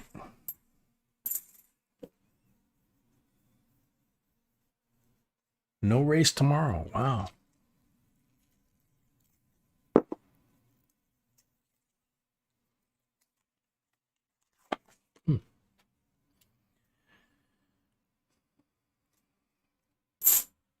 Yeah, down there we used to have, you know, cable, and we had the DVR box. Because the only option we had was the Comcast cable we had at the house, and it was horrible. If you guys remember, we had lots of problems. So back then, our live streams were broadcast off my phone. My phone would start overheating. So very cool, Savvy Sherry. I understand most of them are neighbors now and live around a certain lake up there by, is it Charlotte, I think? Just outside of Charlotte. One of the guys I used to work with down south was a former NASCAR driver and team owner, and he still had the house on the lake. I think he said Kurt Busch was his next door neighbor, but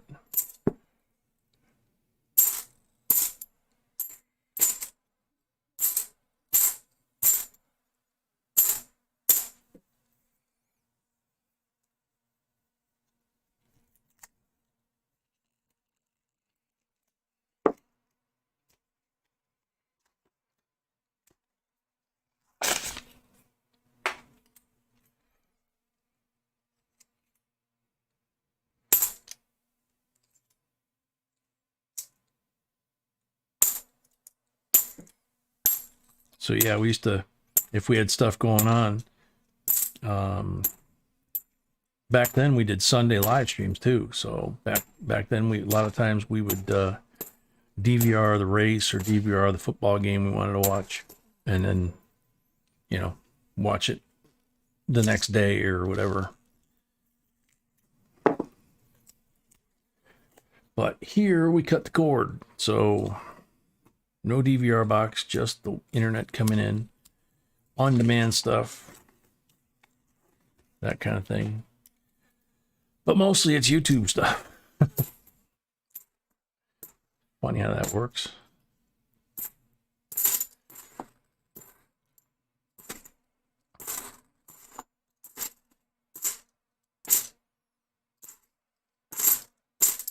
Cool thing is we haven't had to watch like a cable news or anything like that for like 2 years, which is kind of nice.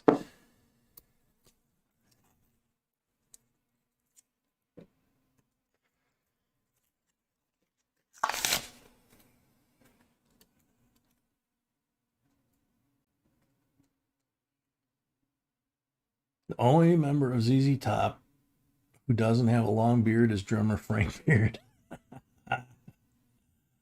Yep, they're the sharp dressed man. Yep.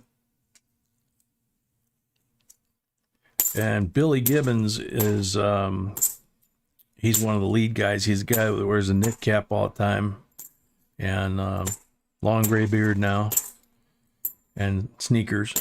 But he's big car guy, and he taught himself while he was on the road in the tour bus.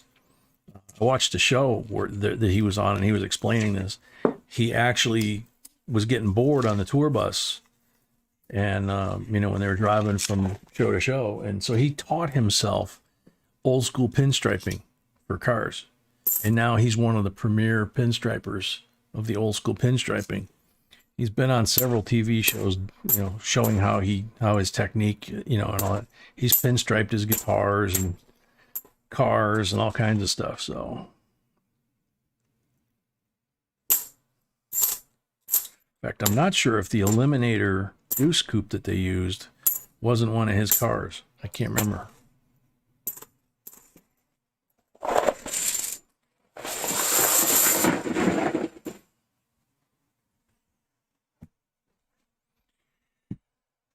Alrighty, Lori, 6 pulls.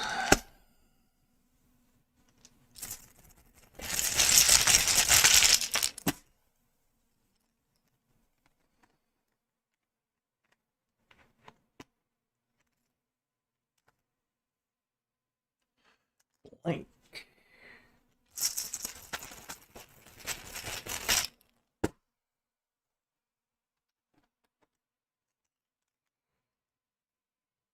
Blank on number 2.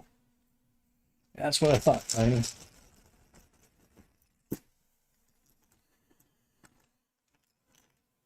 Hey, blank on number 3.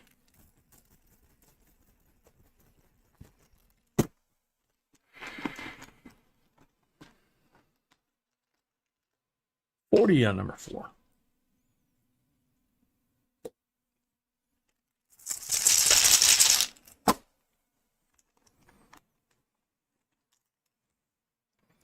Blank on number 5.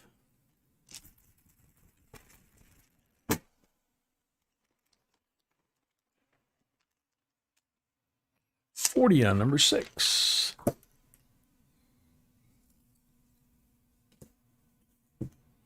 Three 40s and a 2009 Nipsey. Thank you very much, Lori. Next up is Nicole Cruz. She's also got 10 rolls.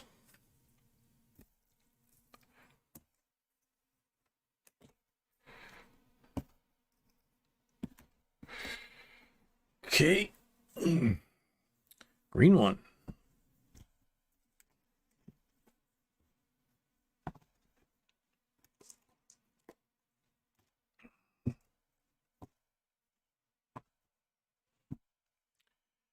Green mark roll.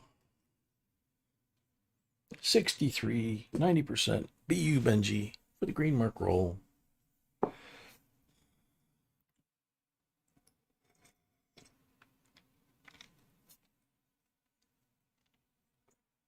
Yeah, Mr. W, the 666 bills are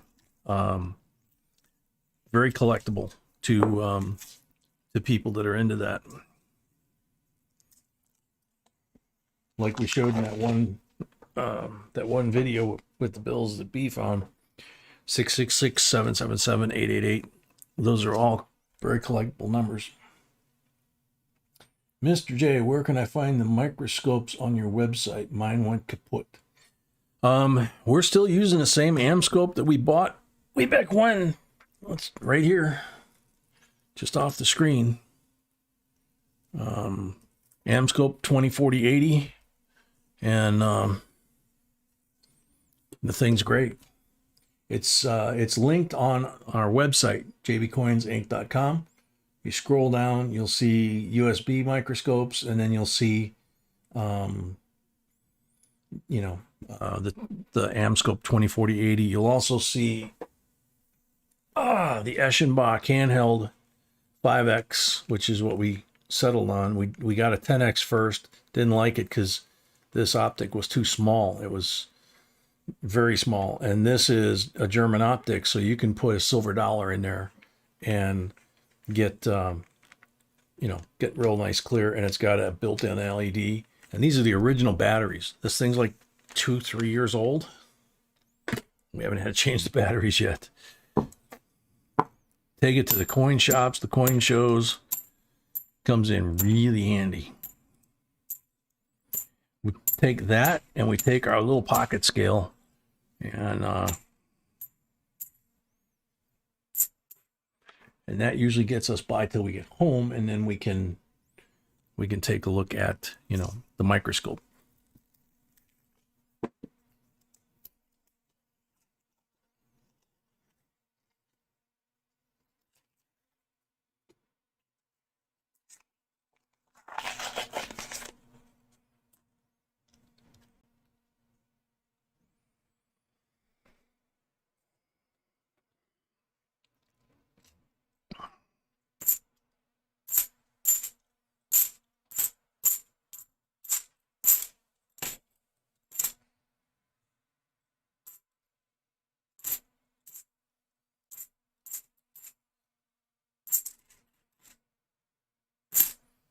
81.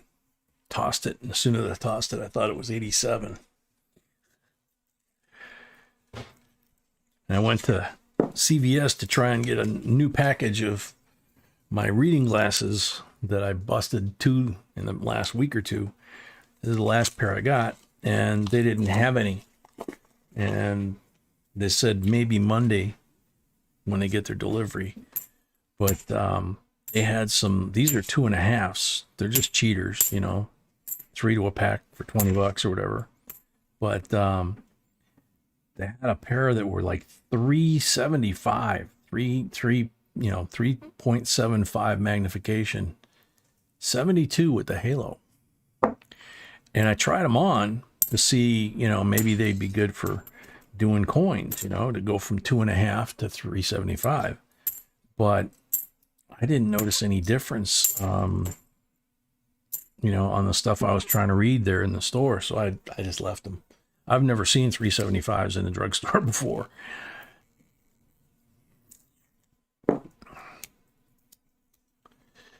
But I was a little leery about getting them and then having my eyes get dependent on the 375s. So, because unfortunately I have to wear these things about 14 hours a day or more, because if I have to read something, I can't read anything. Literally can't read anything. You know, small lettering.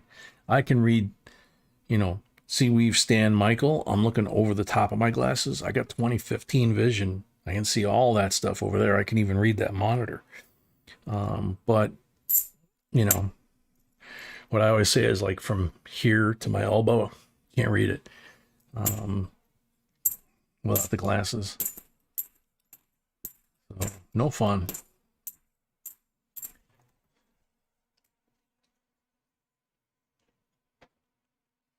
Real rumor, my parents stock up when they have to, when they have them on sale with rebate. Yeah, it's not a bad idea. Jay, if you know your diopter, Amazon has great reader deals. Yeah, basically I'm just using 2.5 cheaters, you know, 2.5 on either side, you know, CVS, made in China, you know, whatever they are. Like I say, three for $20 or something like that, or 3 for $17.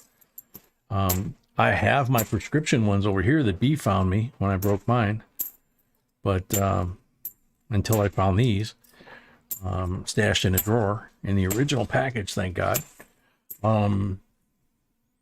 But you know, I was using a pair of safety glasses that I have that have the reader things on the bottom, but the problem is the reader things are on the bottom. So when you're wearing them, it's intended for like when you're doing woodworking or working on a car, and so you're looking down. Somewhere I have a set that actually has that on the bottom and the top of the lens. So if you're working above your head, you still have the ability to read. But I never did like those because you had to kind of stare in between them. 73 with the halo. Wow. You had to kind of stare in between them to see normal. And it was really dangerous going like up or down stairs because, you know, your vision was adjusted and it was easy to misjudge the stairs or the walls. So I just stopped wearing them.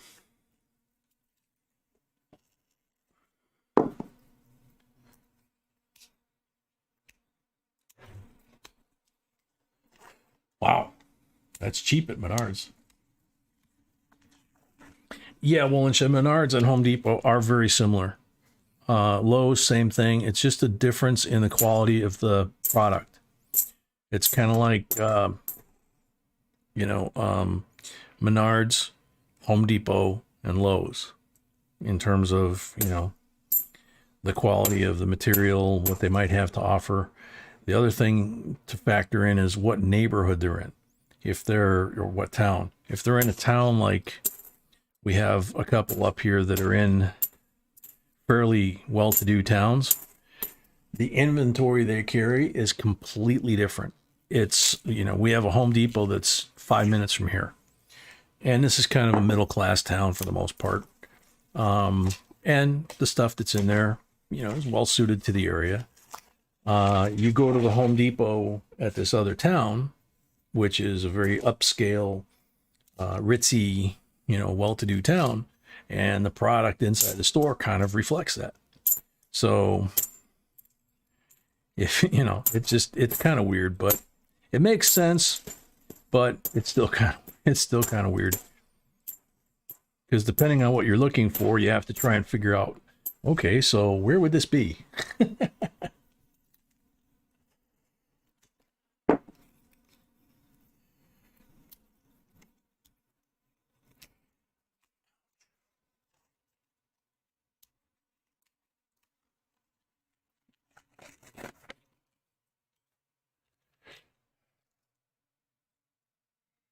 Oh, another beautiful 71. Nice. Could tell from the back that that was something special.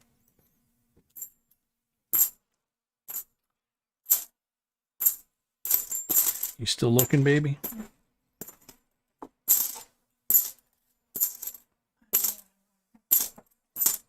You want to try my prescription ones? Okay.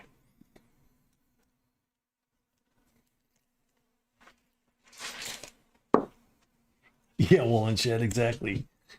AR Habana TV, welcome. Another pretty back. And this one's a 74 with the halo. Wow. Yeah, we might have got into a series of dumps here with these boxes. Hmm.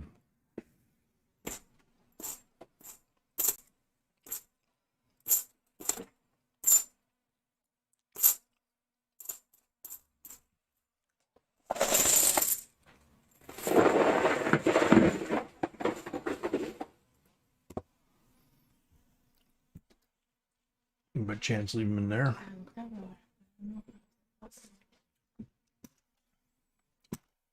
Let's see. These are Nicole's.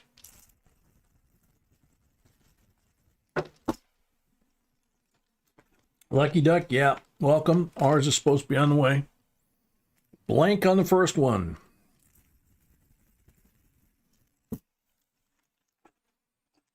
Suckers weren't cheap, especially compared to the original ones, but blank on the first one, on the second one.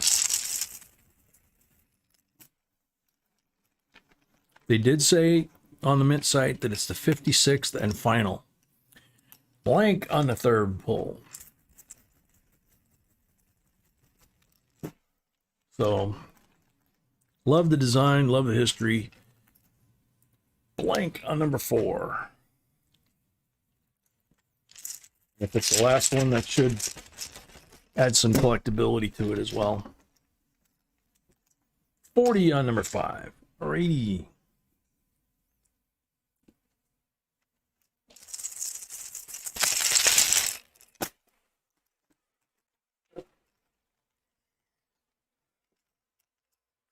$90 on number 6. Check and make sure the count's okay.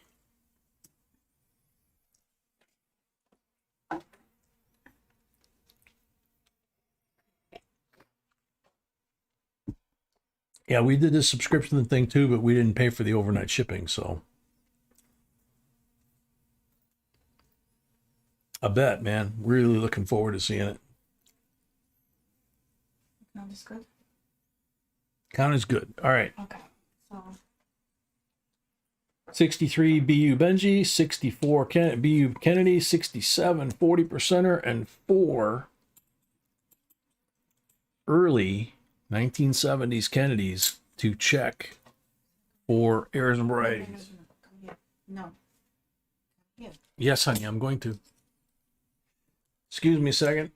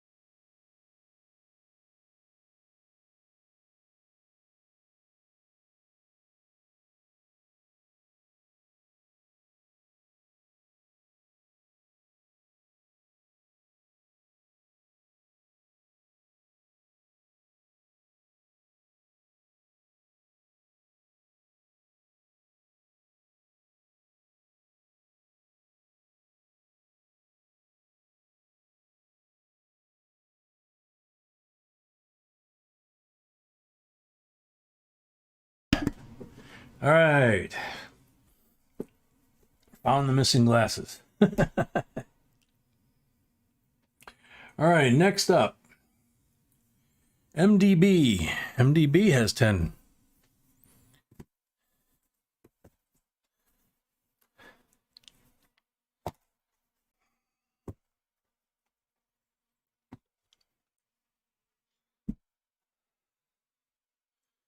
Black and red. Woohoo.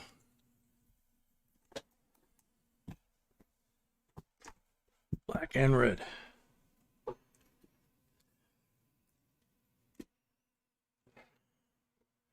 Black one, 40%. Red one, 64, 90% BU.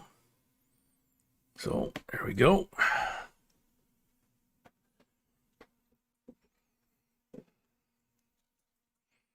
Zoe, yeah, those are yours right there. Don't know how that happened.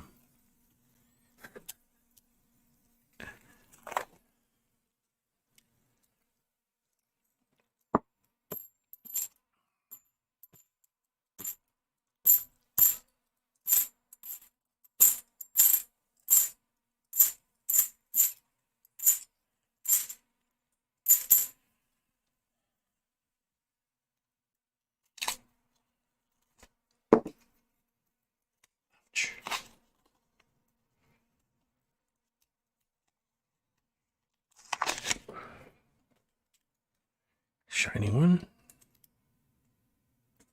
2018 Denver Nifty.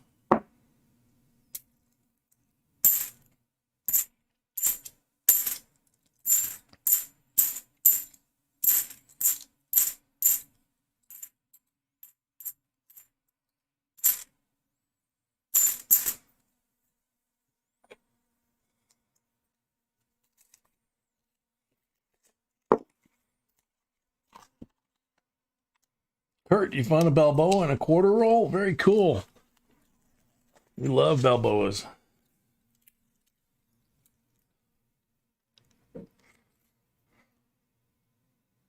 Discovered him doing this. Pretty 71, but he's got like speckles. What the heck is that? I think he's still okay. On this side here, he's got some like almost looks like spatter marks of some sort. Might be nothing. Could just be my vision.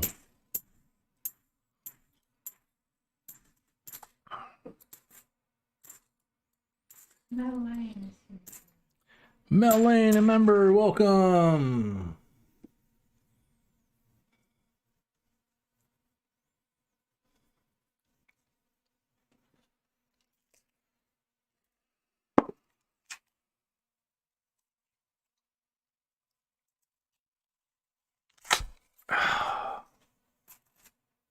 These wrappers that are like this, that are so thin that tear, are a pain in the butt.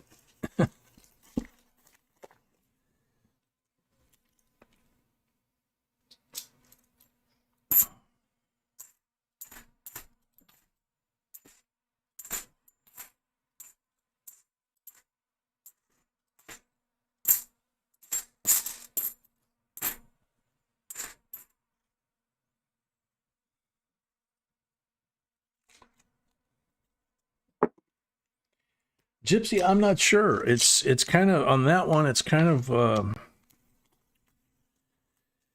they're dark. You know, I don't know what they are. They're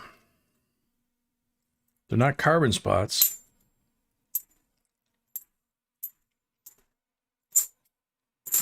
But I really can't tell.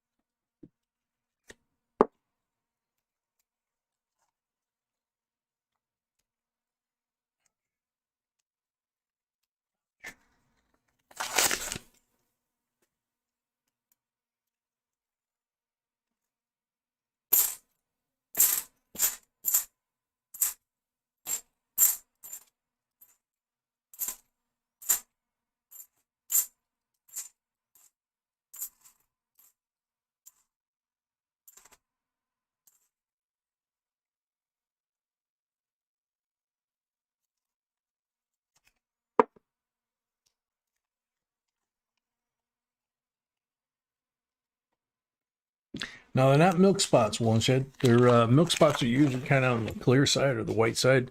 These are actually they're dark. They're almost black, but they're not carbon spots. So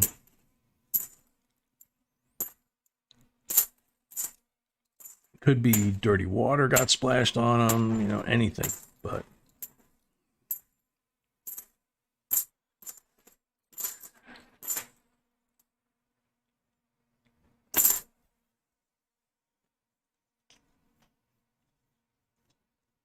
Southern boy, welcome.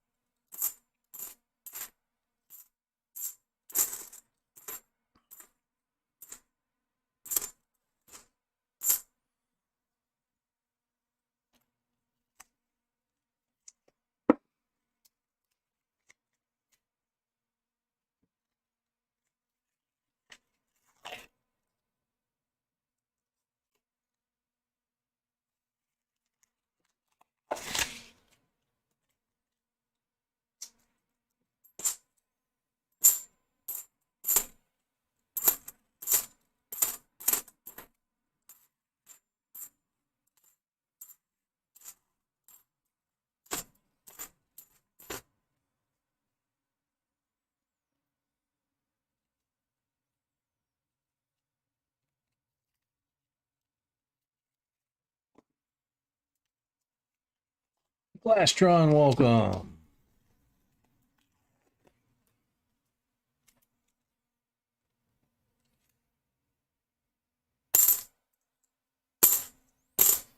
Yeah, the little white specks come from a cleaning fluid that the mint uses in the process of minting the coins.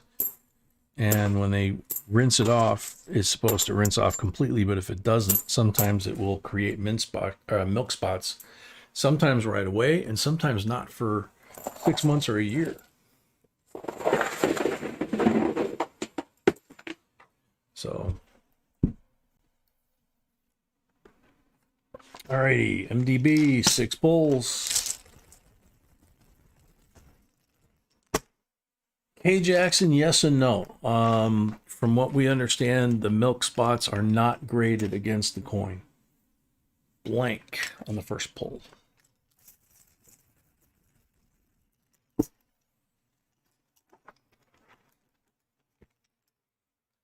$40 on the second pull. Sweetie, I need a stack of 90s, please. Or 69s.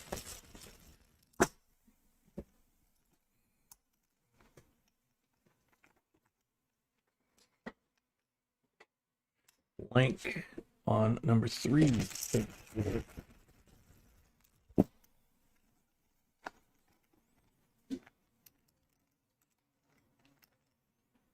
$40 on number 4.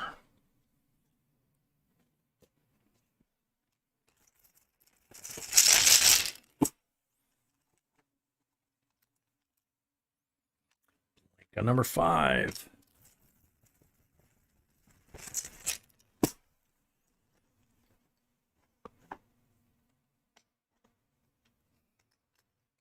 Blank on number 6.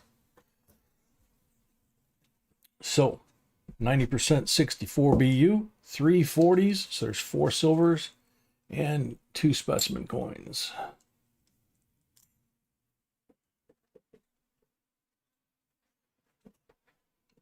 Alrighty, Zoe.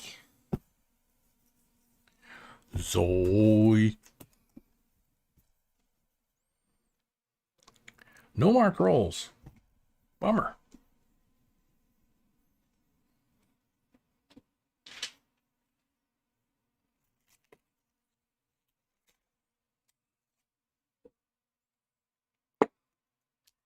Yeah, the Silver Eagles were actually plagued with milk spots for a couple of years. And sometimes you get a silver eagle and it would look beautiful and it would get slabbed, and then 6 months or a year later, inside the slab, it would develop milk spots. So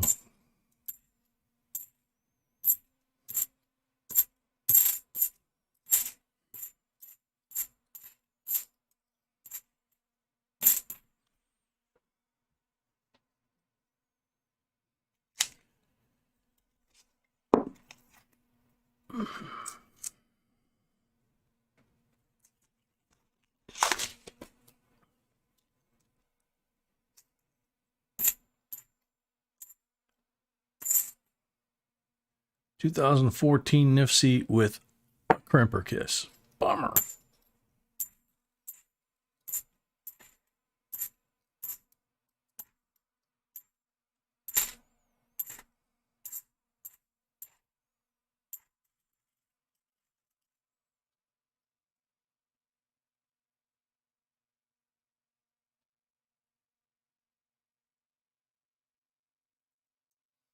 Yeah.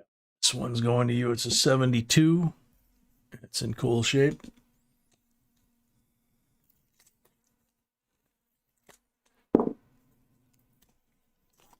Whoopsie. 94 trying to jump out of the roll.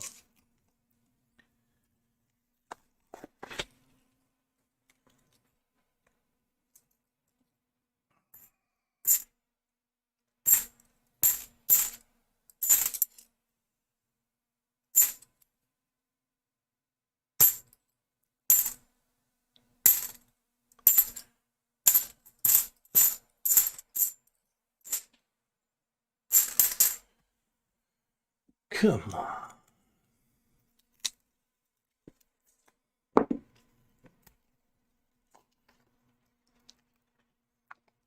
Ouch.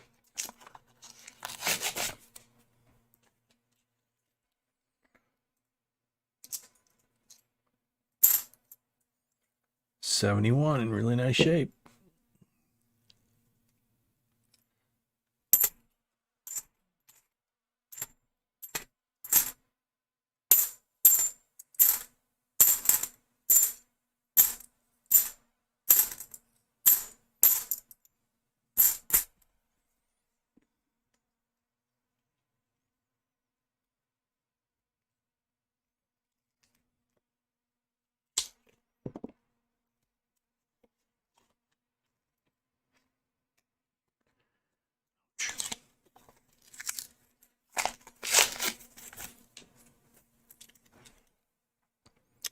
Bummer, no obvious silver.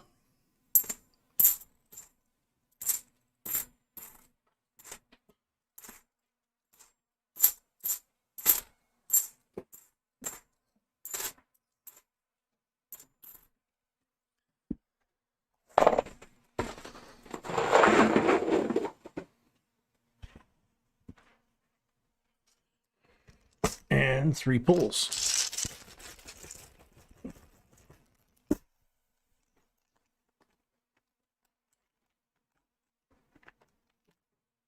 $40 on the first pull.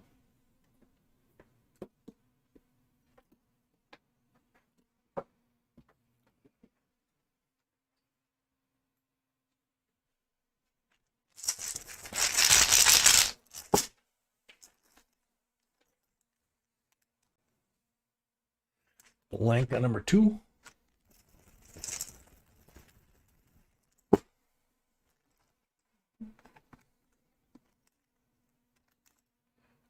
Blank on number 3. Bummer. All right, so 65 SMS, 40%er, and then 3 specimen coins, okay? And you got to check these that I'm sending you for errors and varieties.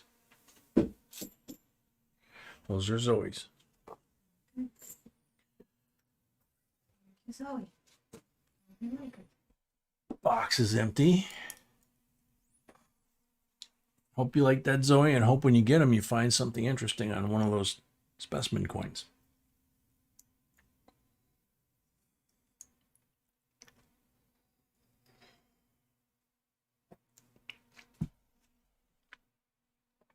Time for me to wash my hands.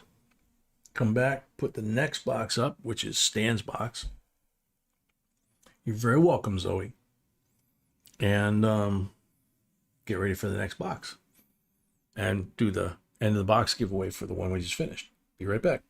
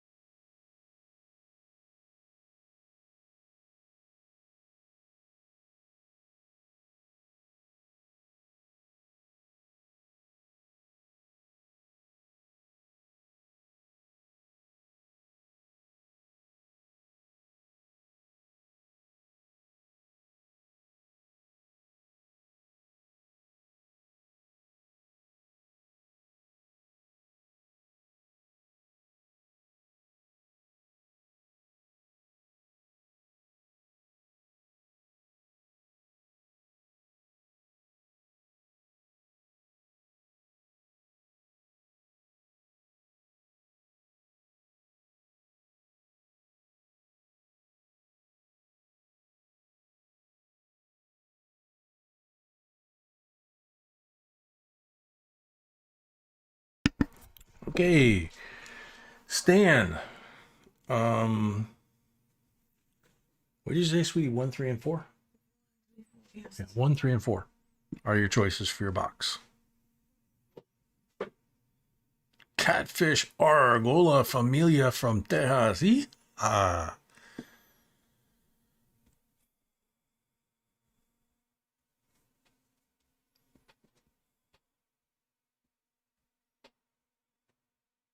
Box number 3. All right, Stan's going box number 3.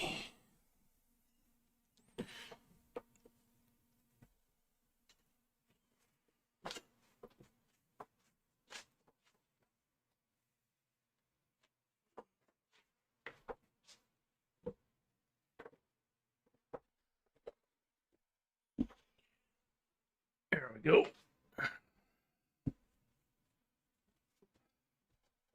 Giveaway.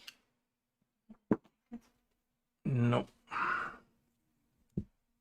Both rolls? Yes, maybe. Okay. So we have a set of P&D 2005 Bison nickels. That's the end of box giveaway. Good luck, everybody.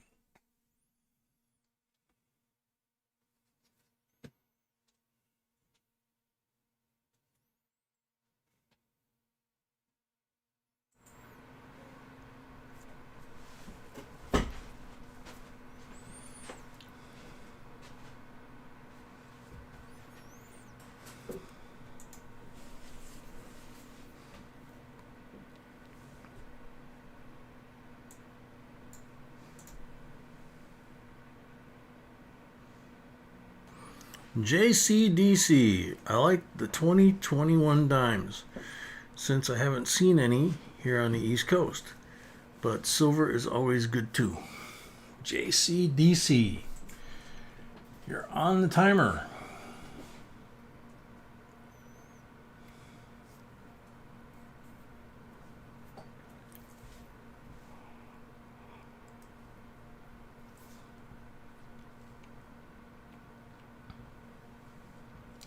JCDC. JCDC's here.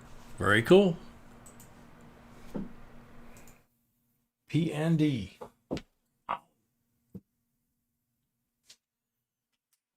That didn't feel good. Just punched my little finger right into that table. Alrighty. Come to 5 that don't go in the box.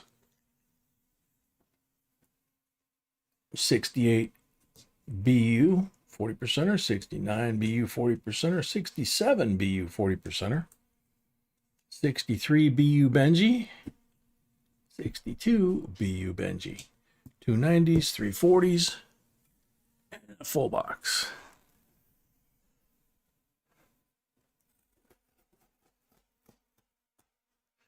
Break the seal.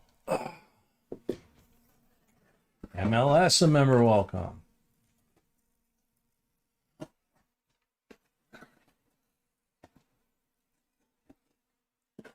Ouch.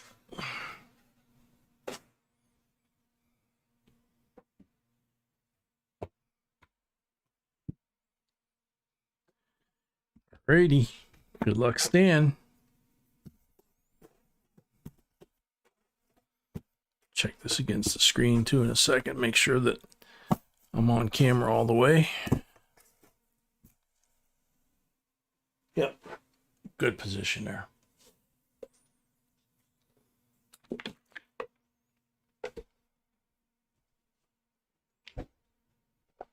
Silver Mustang, a member welcome.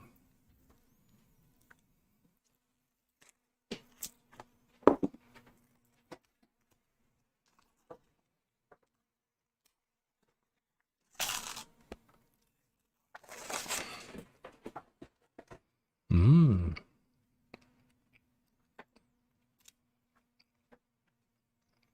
$71.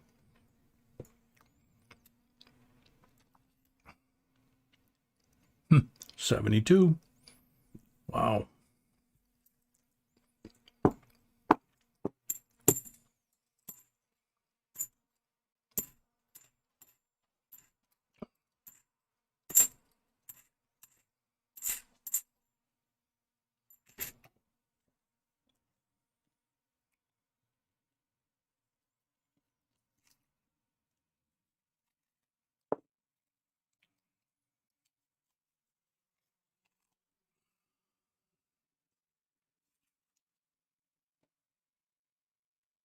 Let's see. I knew I had an extra towel sitting here on the desk. It's the one that goes in the bin to quiet it down. Oops.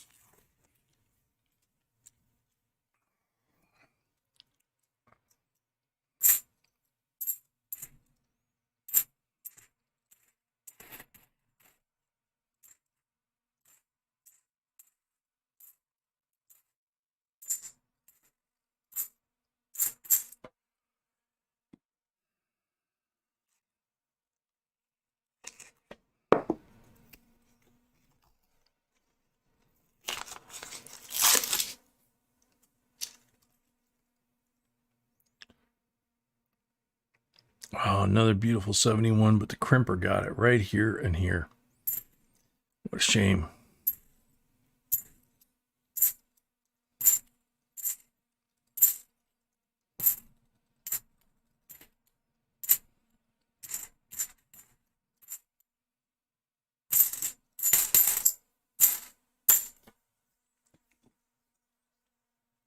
Night, Nathan.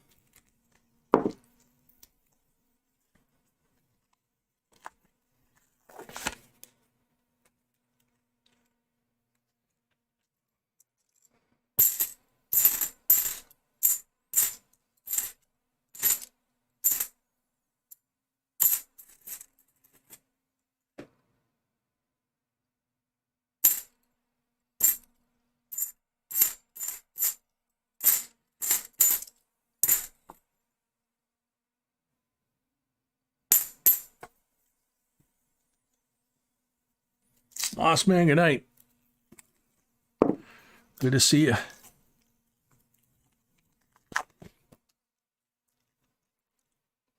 What the heck is this thing?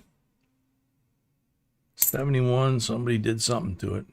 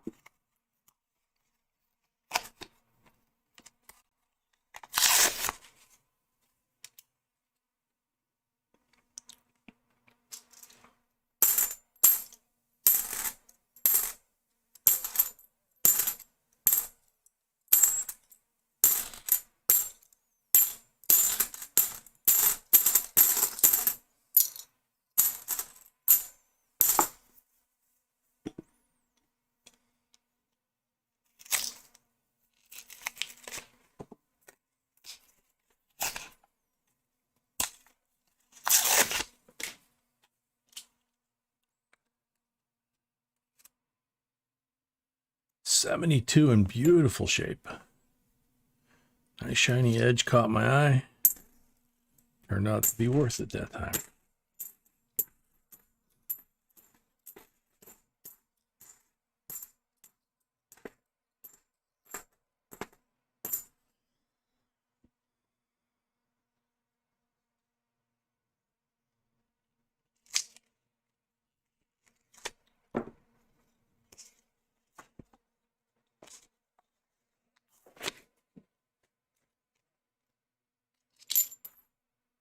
.2005 Nifty.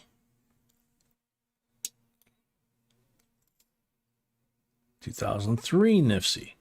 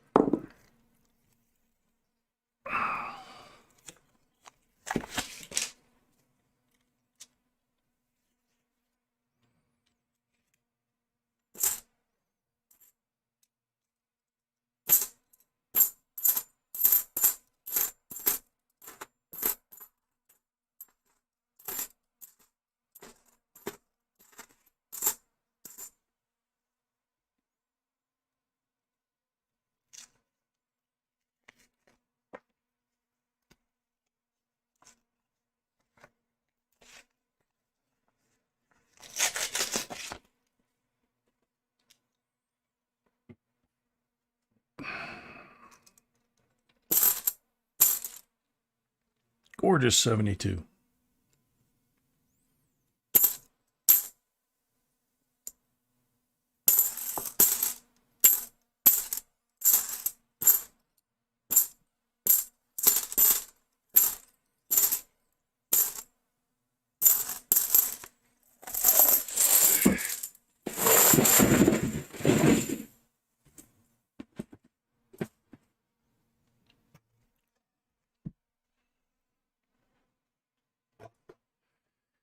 Next 10.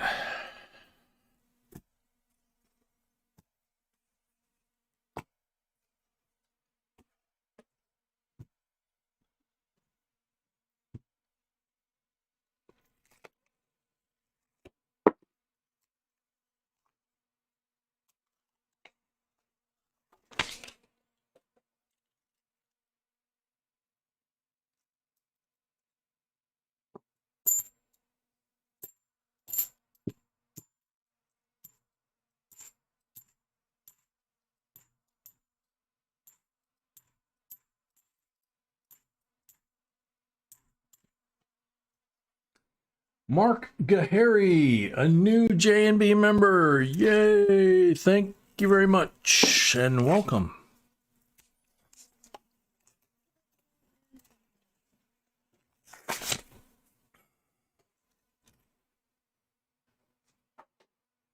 Oh, rain delay on the race. I guess there's a NASCAR race tonight, sweetie. You watching it? Oh, 72 in nice shape. How can you watch it? It's Martinsville.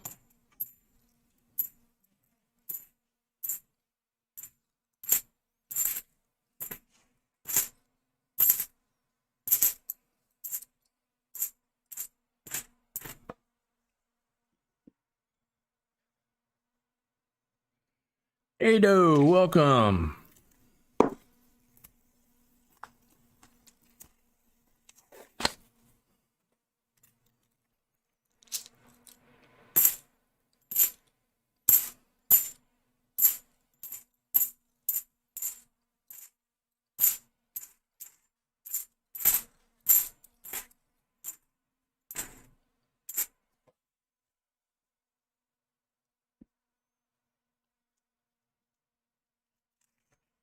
Chad Brookman, welcome.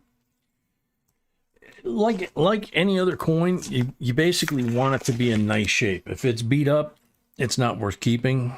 But you know, if it's nice and clean, yeah, you definitely want to set them aside.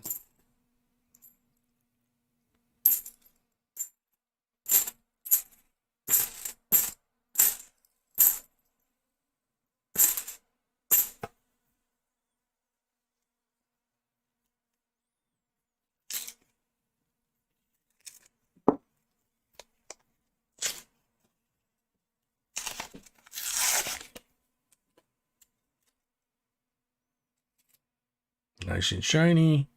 2009.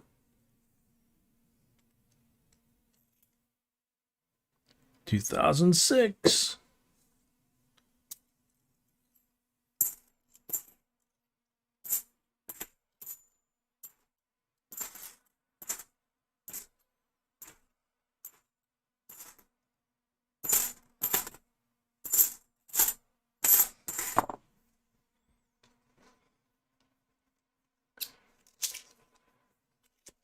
All right, Tiny. You take care. Laura Lala, you too. And sweet dreams, Zoe.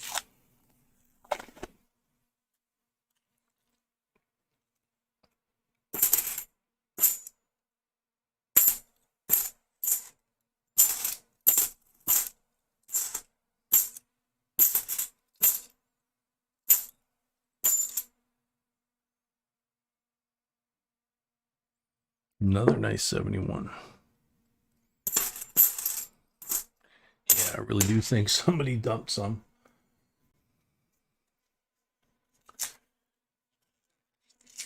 We're finding too many of them that are in that nice a condition.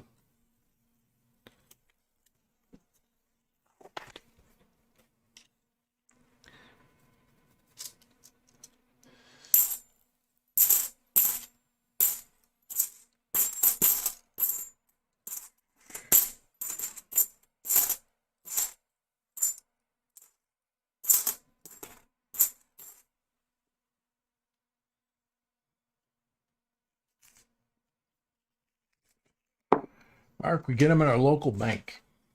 We order them ahead. We have a standing order every week. Uh-oh. Ooh, nice and shiny on the backside. 67, 40% silver. First one in the box.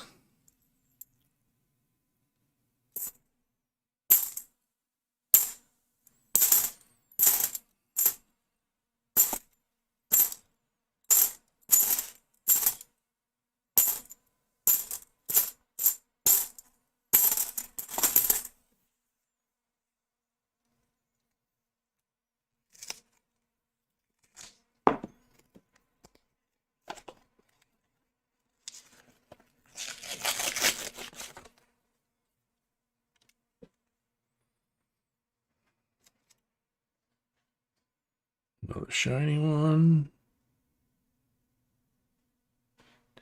74. Man, these shiny enders are like, or edges are. Yep, bicentennial, that was nasty. 83. That one's no good.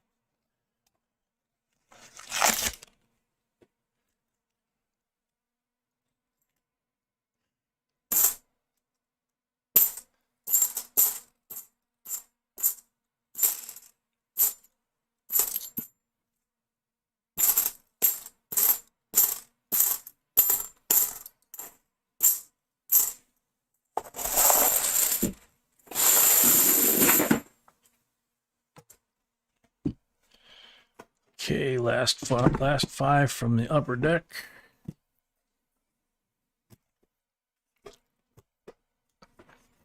First five from the lower deck.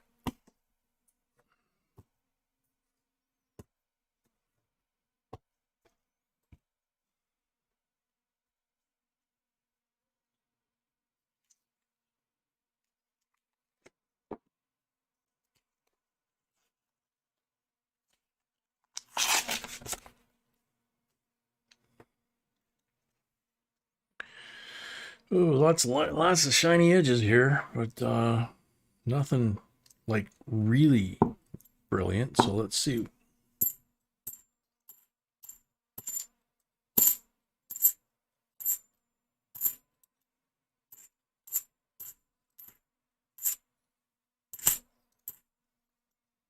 Oh, good call.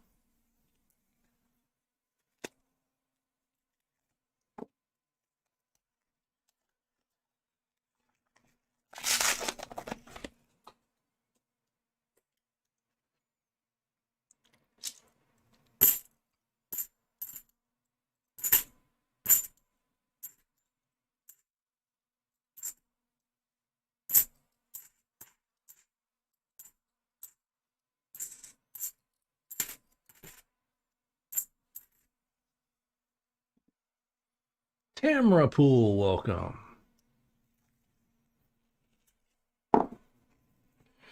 Ado, we're sold out. Sorry. Actually, we're oversold like a full box.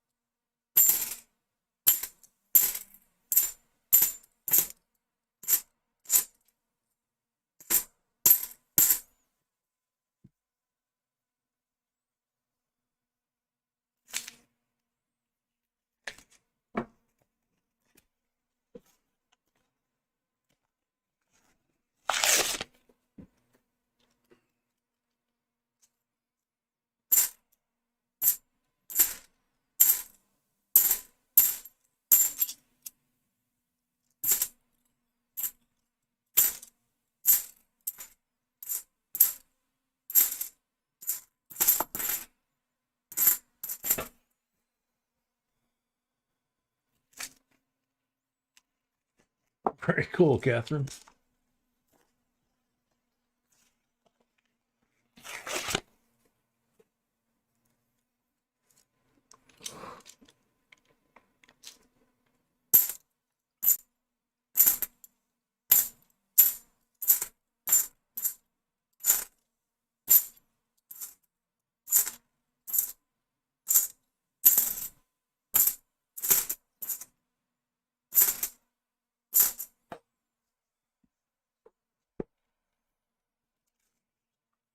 Paul Bruni, welcome.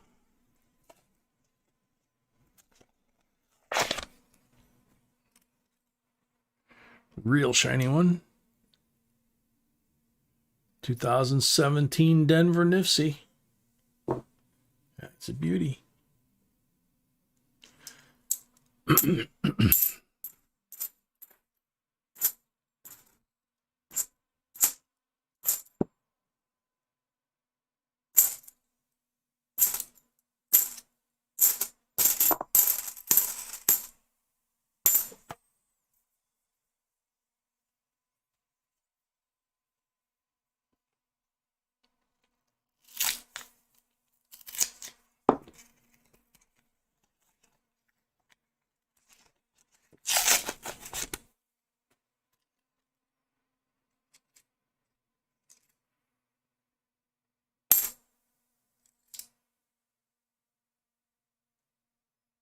Beautiful. Ah. Beautiful 72.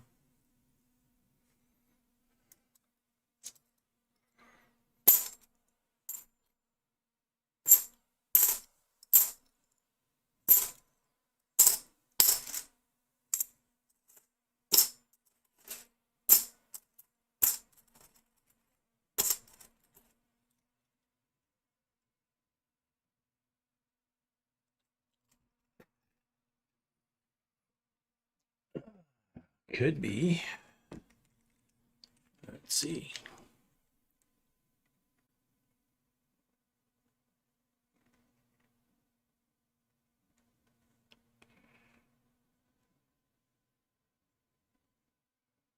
Yep. A very well made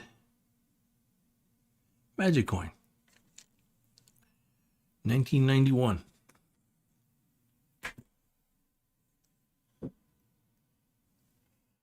And the telltale is, first off, the sound. Kind of a hollow sound. You can weigh it. The weight will usually be off, but sometimes they'll weight them so that the weight's close. But the telltale is you look right along this seam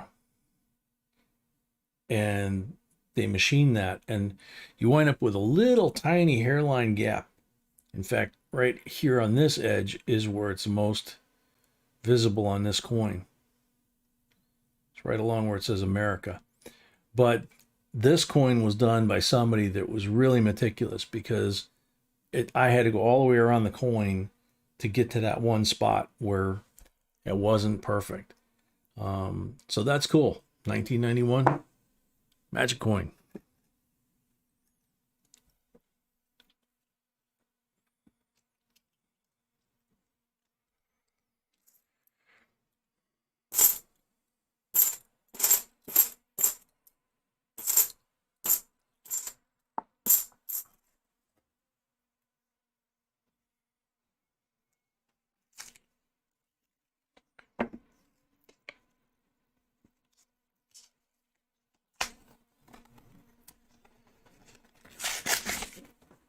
Gerardo, it depends on what you're talking about. The small protector. If you're talking about a flip like that, they can be in there indefinitely.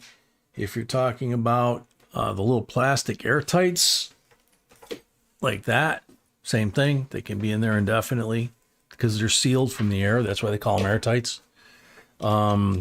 If they're in anything PVC, you don't want them in there at all. So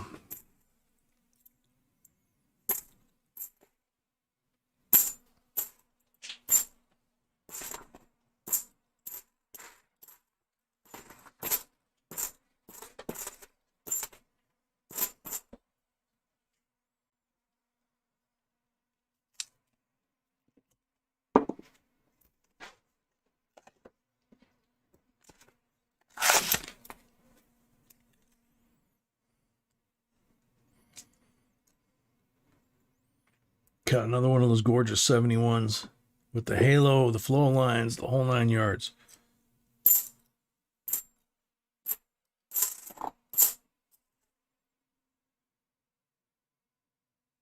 Seriously, another one.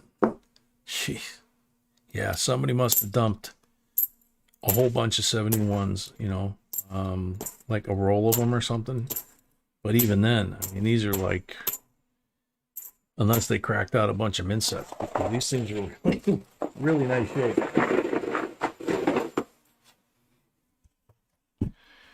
I don't know, maybe an unk roll. I'm like, not sure.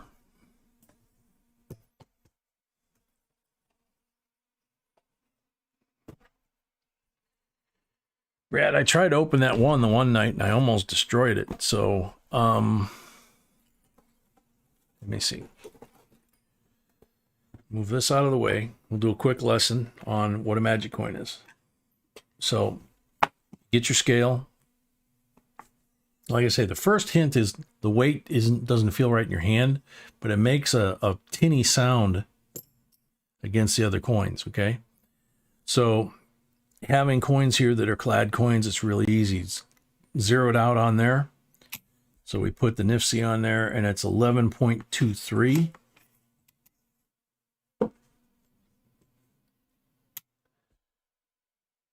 11.27.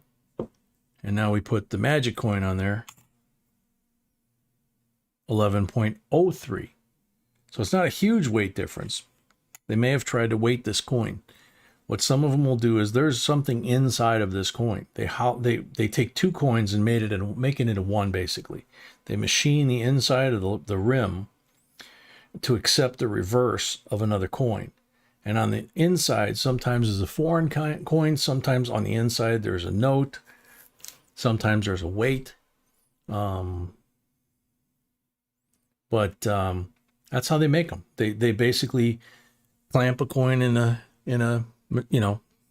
vise, basically, and they machine that out until all that's left is the rim. And then they take another coin and they machine from the outside until all that's left is the back.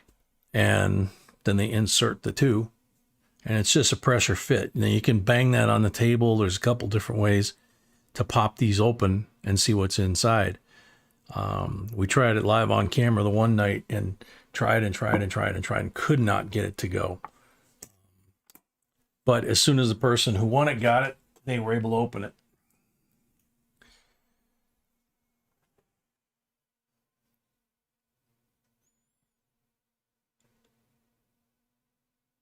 "71s are strong with you tonight." Yeah.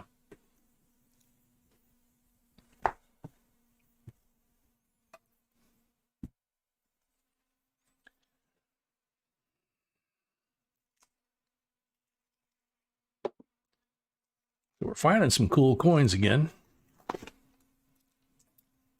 Could use a couple more silvers.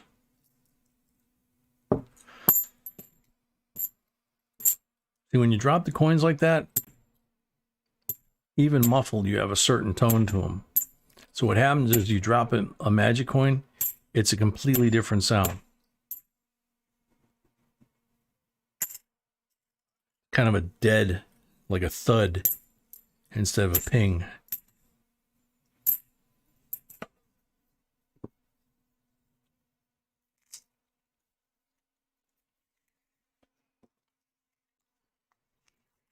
Bounce it around in a plastic cup. Yeah, I think I tried that one too. Boris, welcome.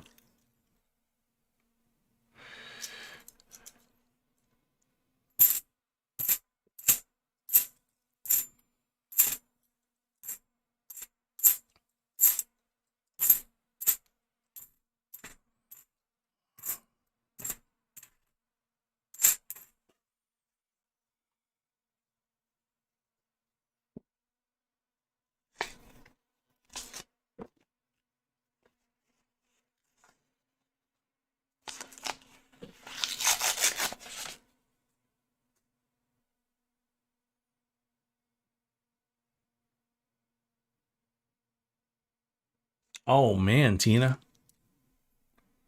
Whoa. Maybe twins. This one's bright and shiny. This one's a little on the gray side. And that's a fake one. It's painted. 67, 40% silver. 68, 40% silver. And now the painted one. See? Bicentennial. Somebody painted the edge white. 2011 Nifty.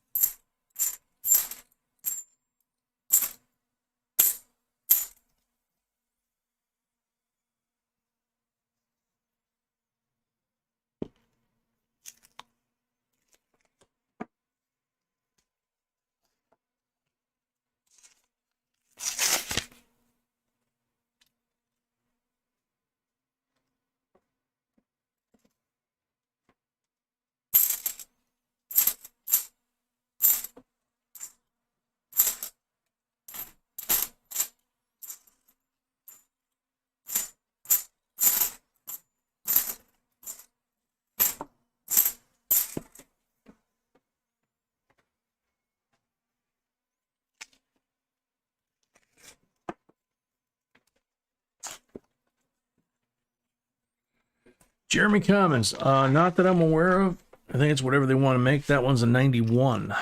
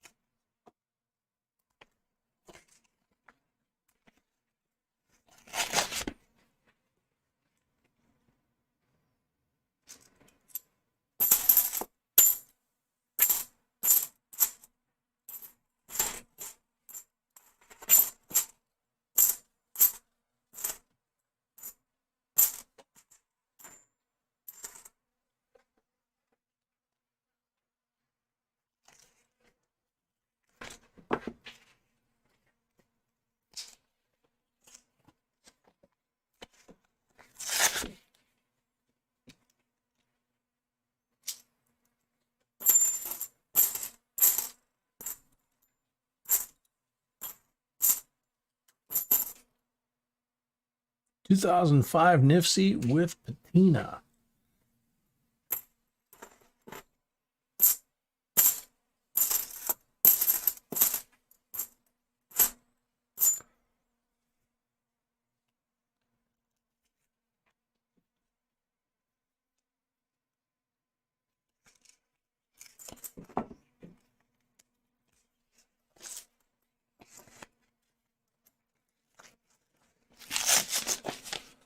Or she found a Balboa in a box of dimes. Cool.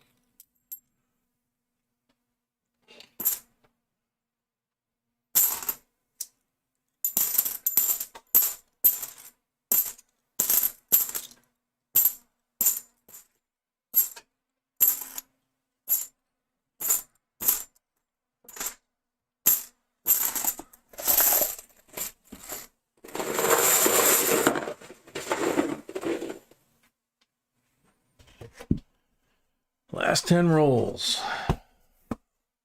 Right now we got a tie. We need another silver to take the lead.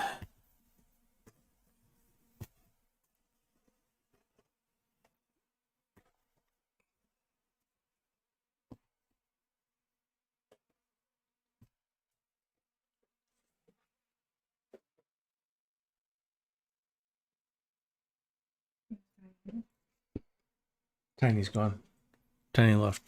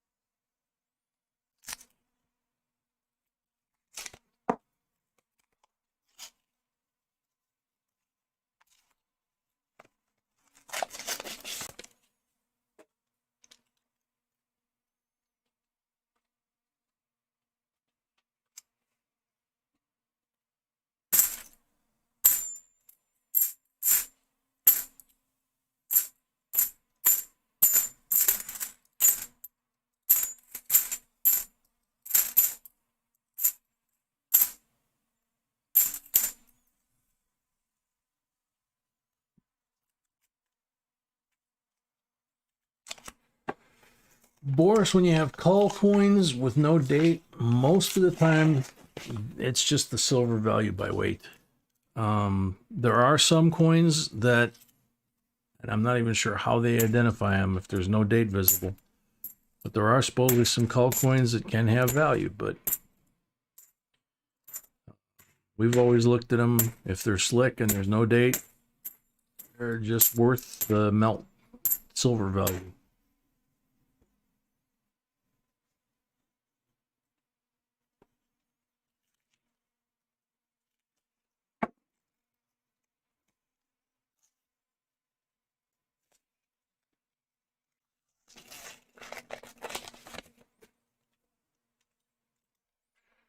Uh-oh. Could it be? Yep. 67, 40% silver. That's the lead.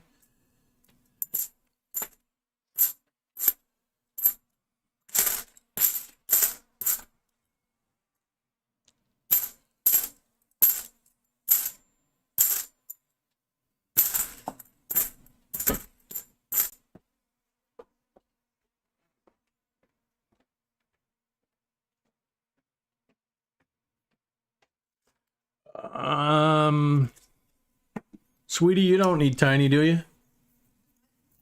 Do you need tiny?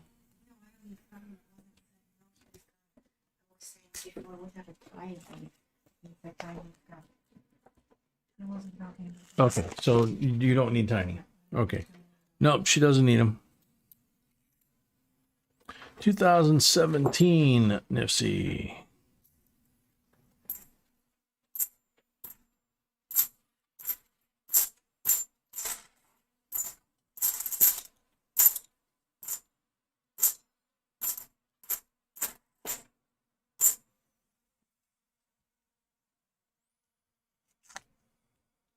VG, welcome.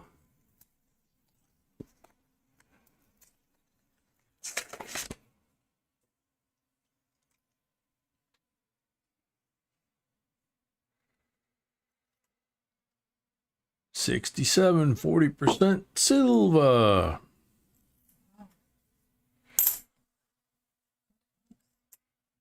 Good box. Another 72.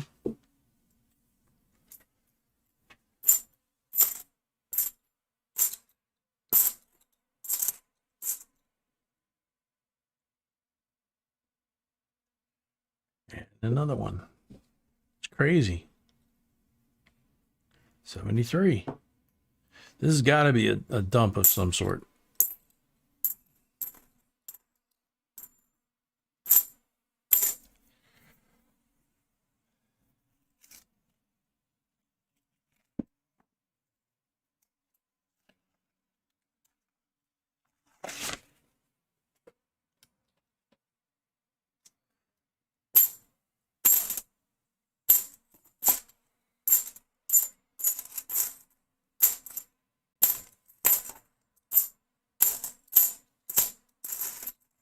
$2005 Nifty, another toner.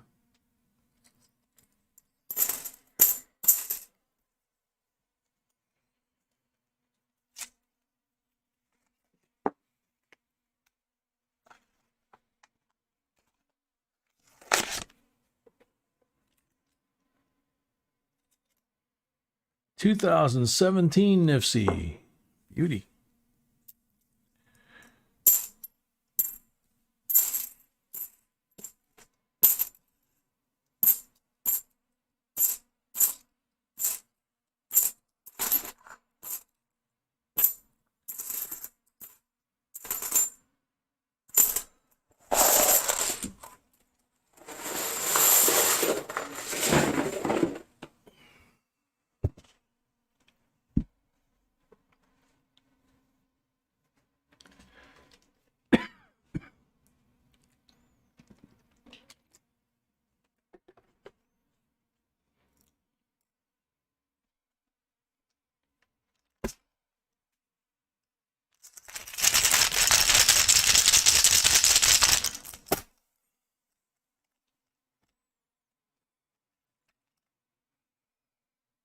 $90 on the first pull.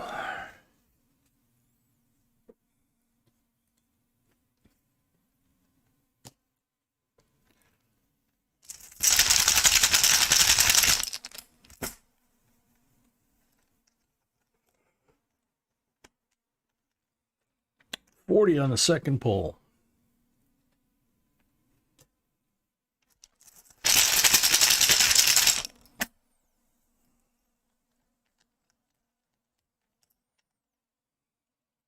$40 on the third pull.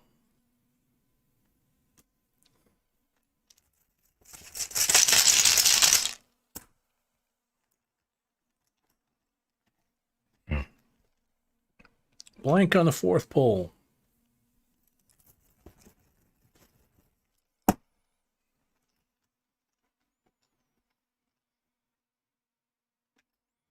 Yeah, I saw that too, Gypsy. Blank on the fifth pull.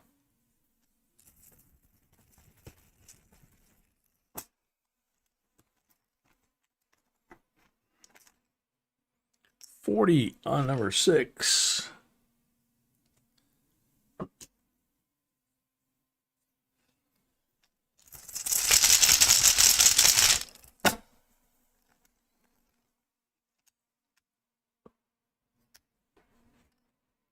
$40 on number 7.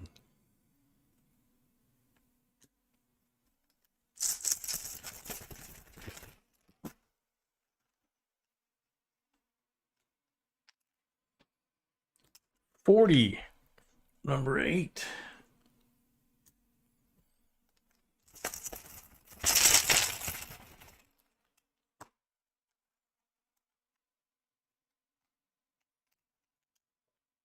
Blank on number 9.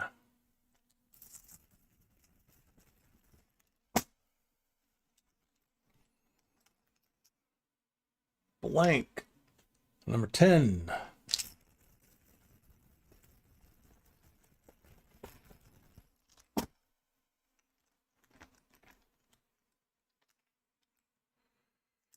Blank on number 11.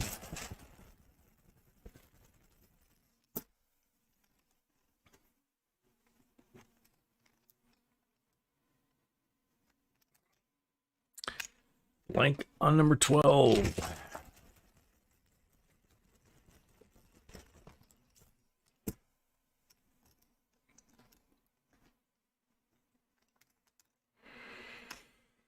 $40 on number 13.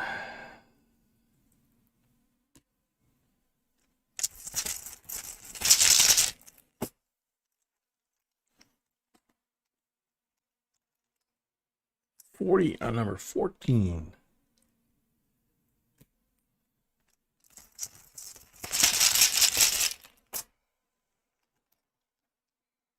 Paul Skakat, welcome.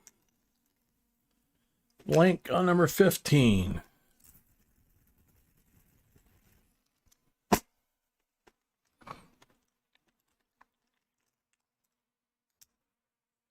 Blank on number 16.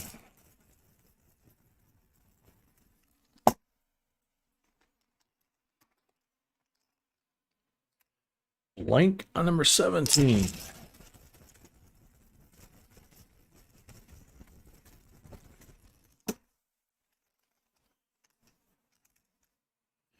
Blank on number 18.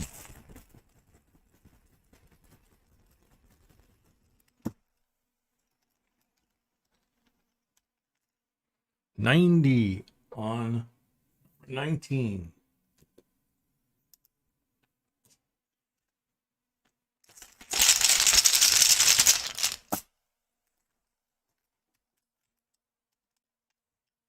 $40 on number 20.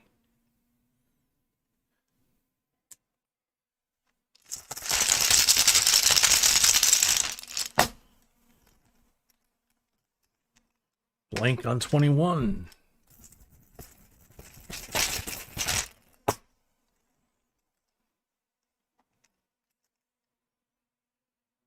$40 on 22.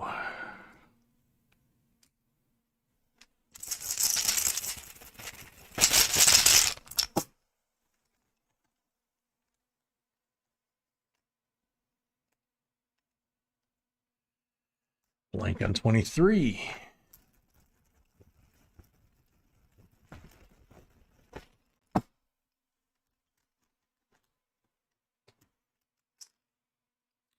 Blank on 24.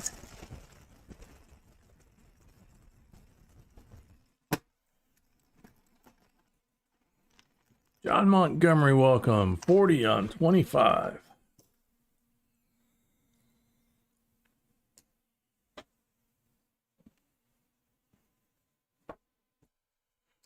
Let's count good.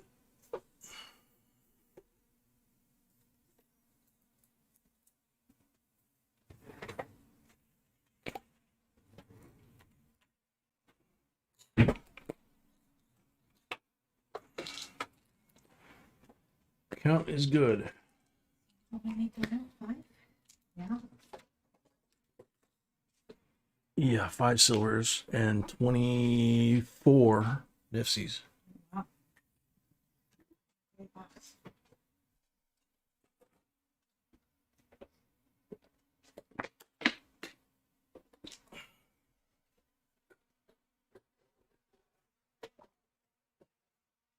So, Stan, number 1, 2, or 3 for your eagle.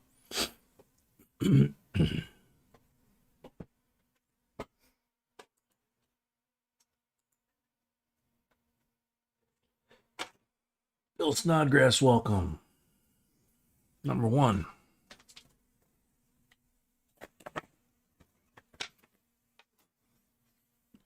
(2013) Eagle early release MS-70.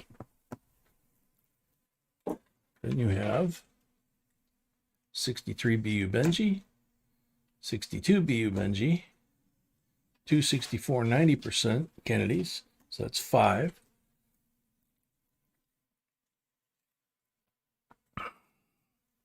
10, 15, 18, 5 from the rolls, that's 23 silvers, and 24 Nifsies and specimen coins. This is the magic coin, the 1991.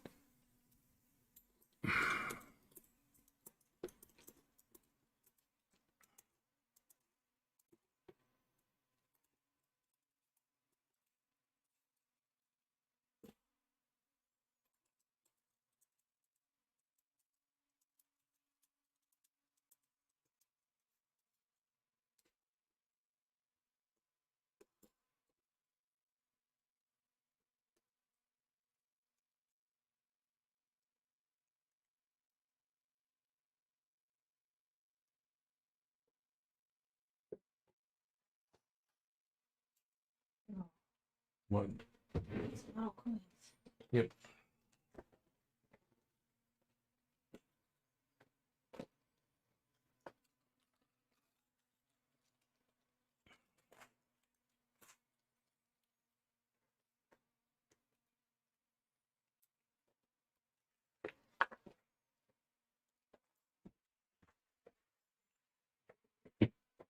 Okie dokie. So,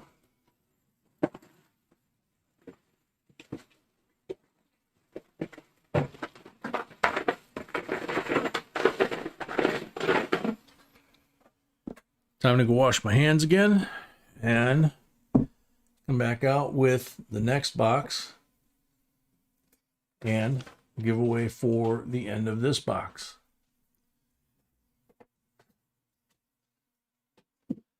Be back shortly.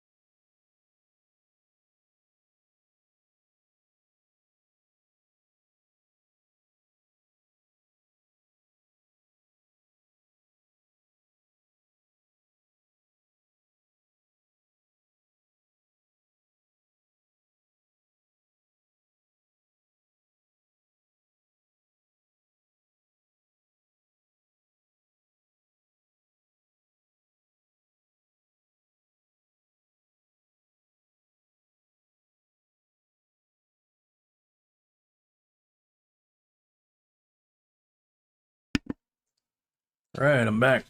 Sorry about that. End in box giveaway 2005 50 state quarter proof set.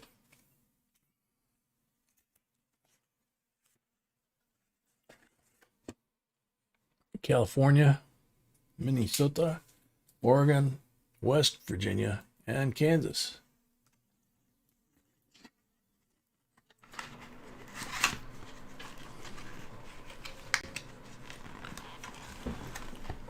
So good luck, everybody.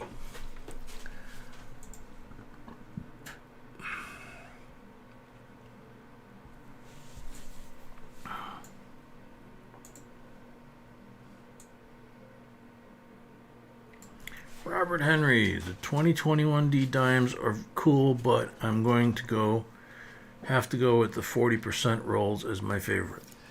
That's fine. Robert Henry, you're on the timer.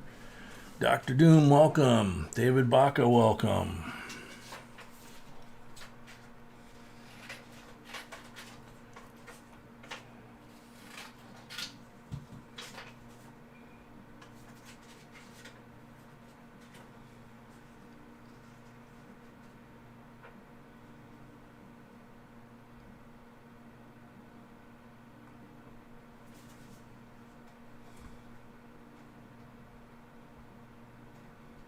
Robert Henry's here. Congratulations.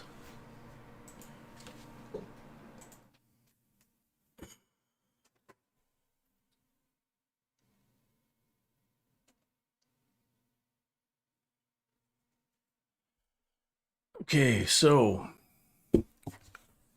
next box.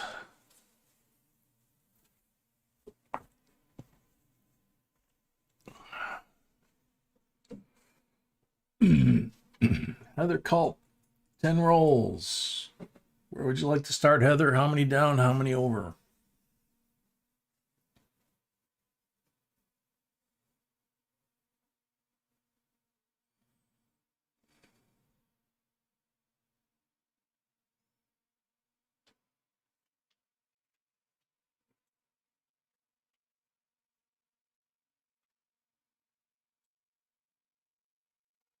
Bottom row. Okay, Heather, thank you.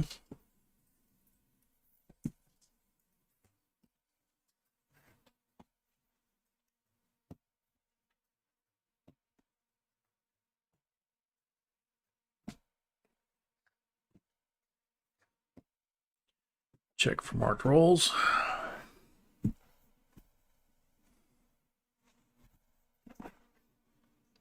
Red one.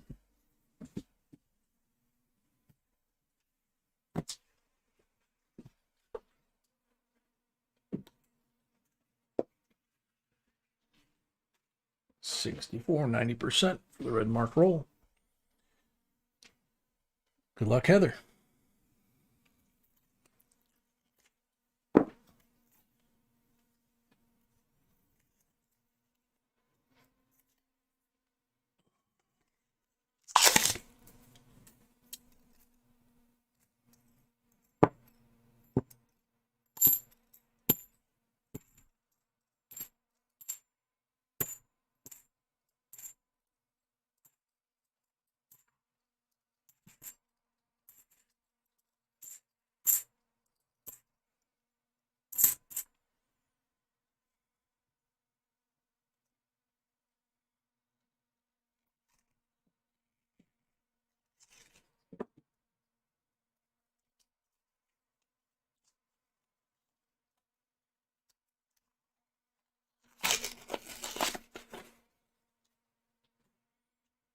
I didn't even notice that the subscription counter is gone.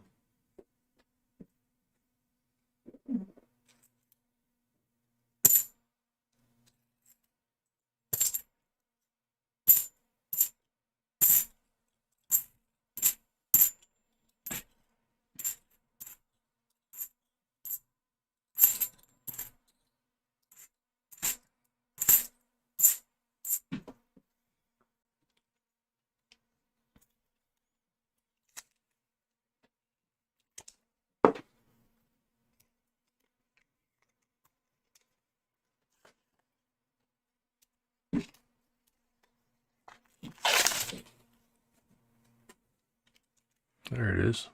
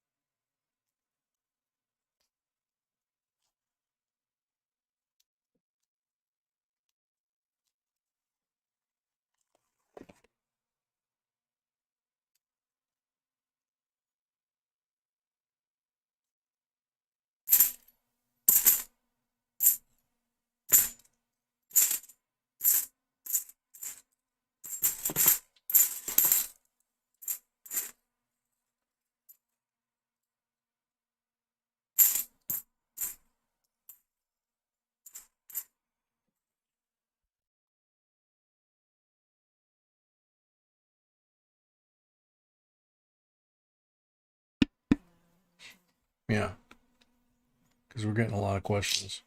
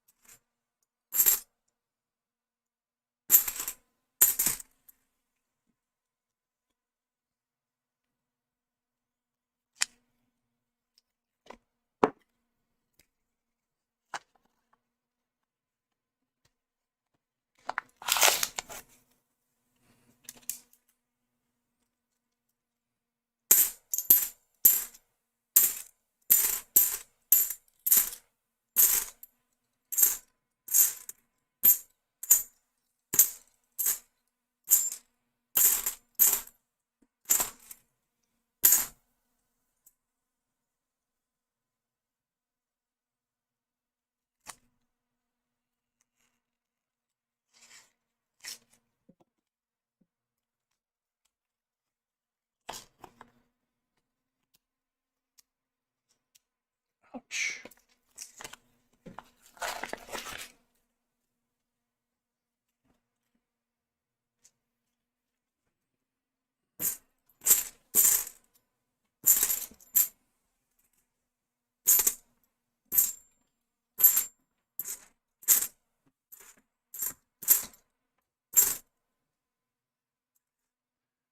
Two 2005 Denver Nifty.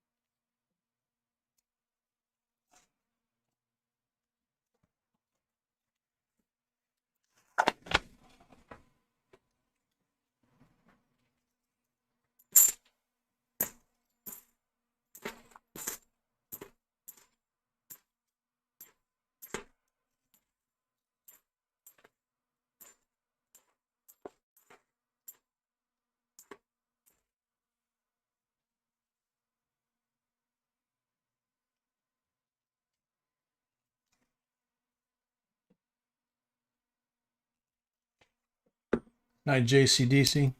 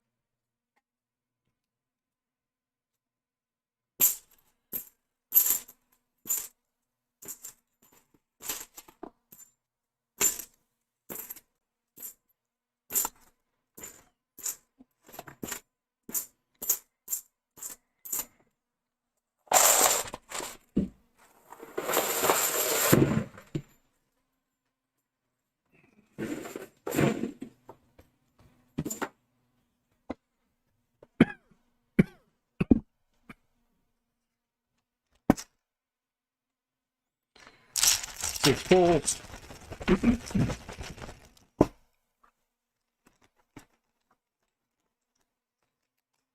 Blank on number 1.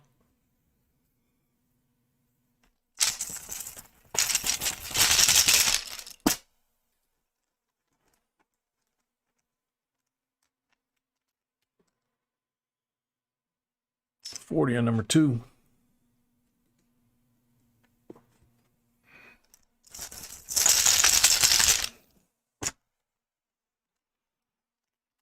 Blank on number 3.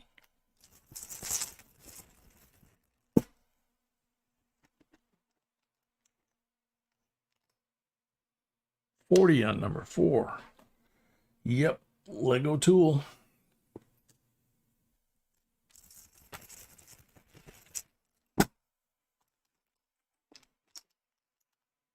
$90 on number 5.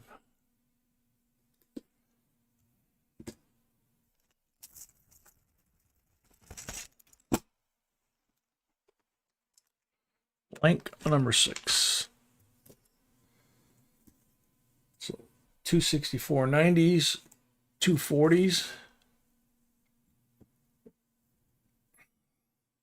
and a 2005 Nipsey. Thank you, Heather Colt. Next up, K Jackson, half a box. So as usual, we'll go 15 and 10, and then we'll do the pulls.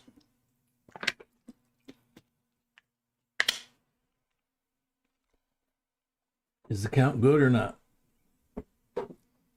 Count's good. Okay.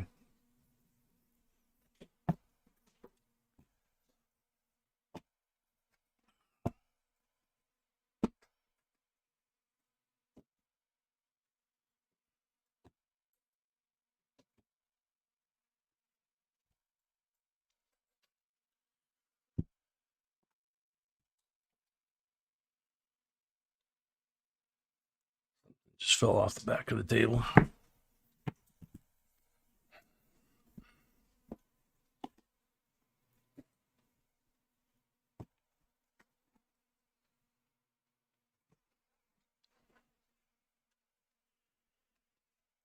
Okay, so first 15 rolls, we got a black mark roll. 40%er. Good luck.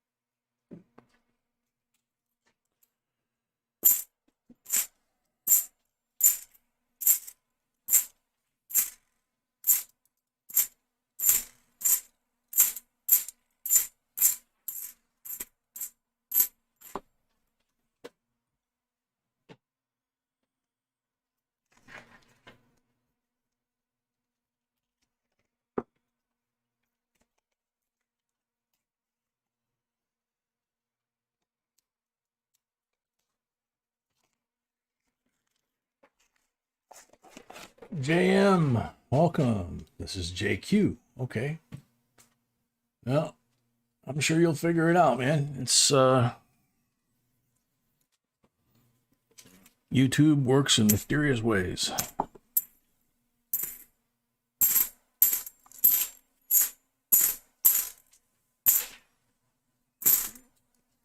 Glad mom's doing okay.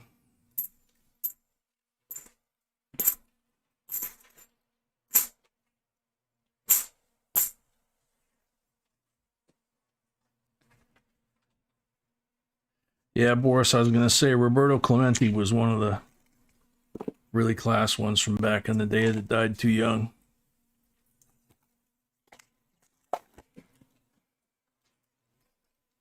Clemente, Yastrzemski, Tom Seaver, Arnie Banks,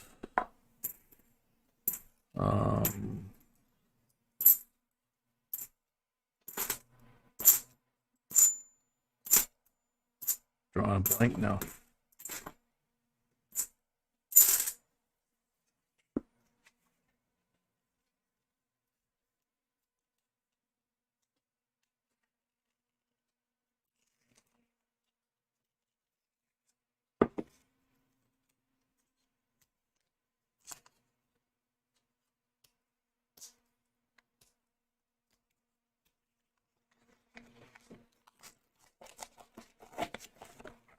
Yeah, Boris, I'm pretty sure I did too. I think he played against the Cubs back when I was a kid. I could be wrong. Might have just seen him on TV, but I had all the baseball cards back then and followed a whole bunch of different players on different teams. Same thing with football.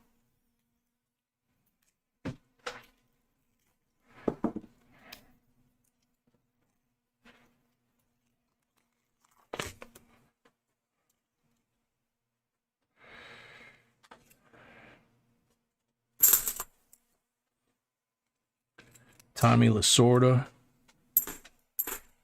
Yogi Berra, they were still alive.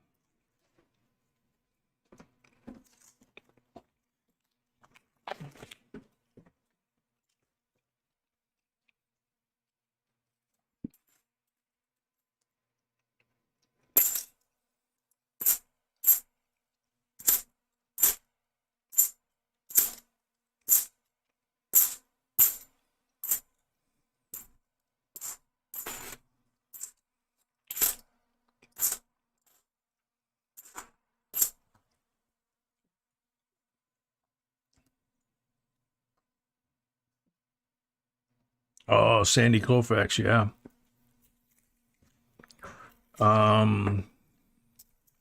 Minnie Minoso, outfielder for the White Sox, I think, if I remember right. I think he played for a couple teams.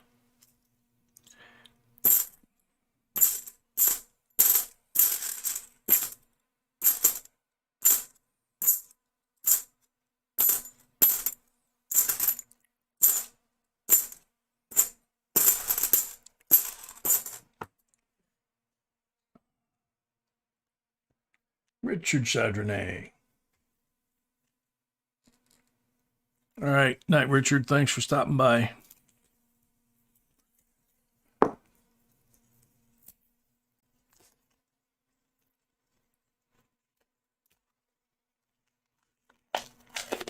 Reggie Jackson, yeah. Yeah, he was a class act. Then he got into collecting cars and stuff.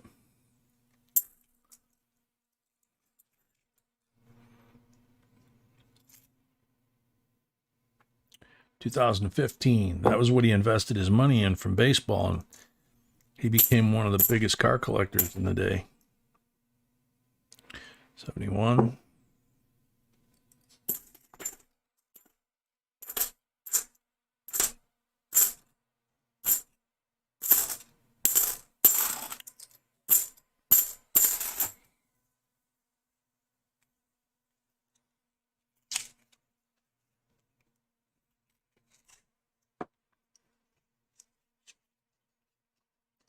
Hank Aaron, yeah. Yeah. When I was a kid, he was still playing.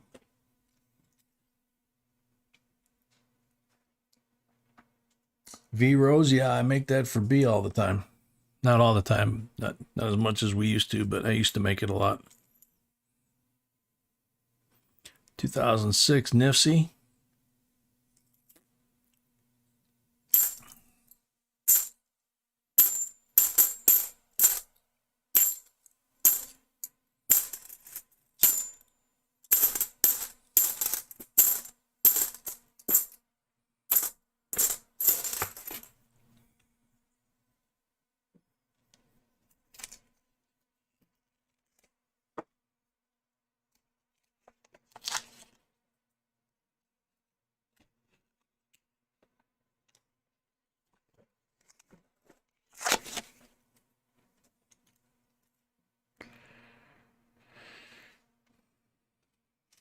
Okay, Jackson, I'm not much of a goat cheese person.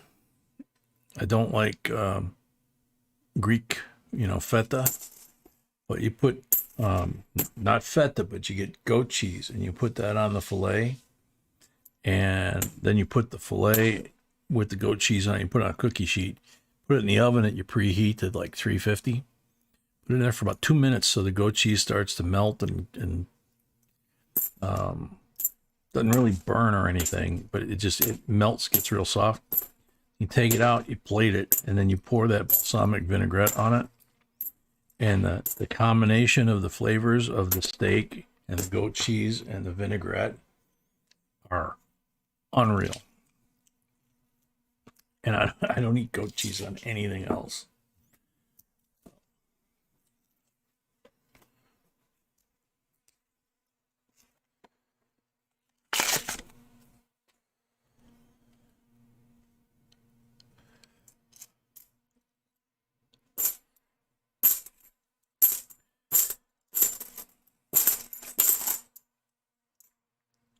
It's one of those deals that the combination of the textures and the tastes is what makes it. And if one thing is off, it's not the same thing.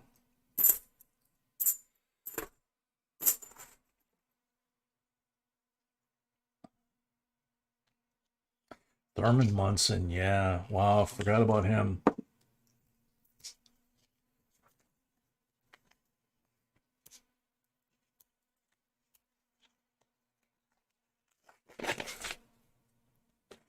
Yeah, feta is very, very salty, and it's very different from regular goat cheese. 2017 Nifsy.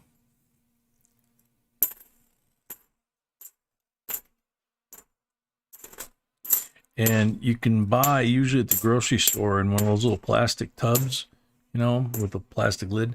You can usually buy crumbled goat cheese, and that's the easiest to use to make the fillet with the goat cheese with the vinaigrette, because you can take the crumbles and just kind of sprinkle them. And I coat the top of both, of however many steaks I've got. And if you're not sure about either one, you can always what I've done for some folks when I've made it is you can put the goat cheese on the cookie sheet next to the steak or on the steak. And same thing with the vinaigrette. When you plate it up, you can put the steak, the somewhat melted cheese, and then the vinaigrette. And people can put a little bit of cheese on a piece of meat, dip it in the vinaigrette, and see if they like it. The vinaigrette goes a long way. It's very strong. So what you don't want to do is treat it like it's steak sauce or ketchup, and just, little goes a long way.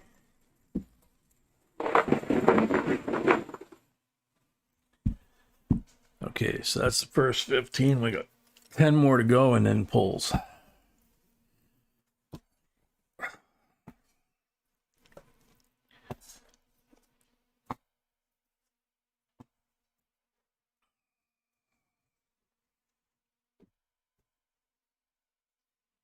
Two black mark rolls.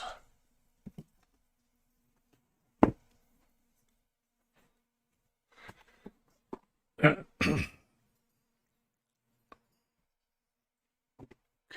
2 black mark rolls. So we got 68 and 69 for the 2 black mark rolls.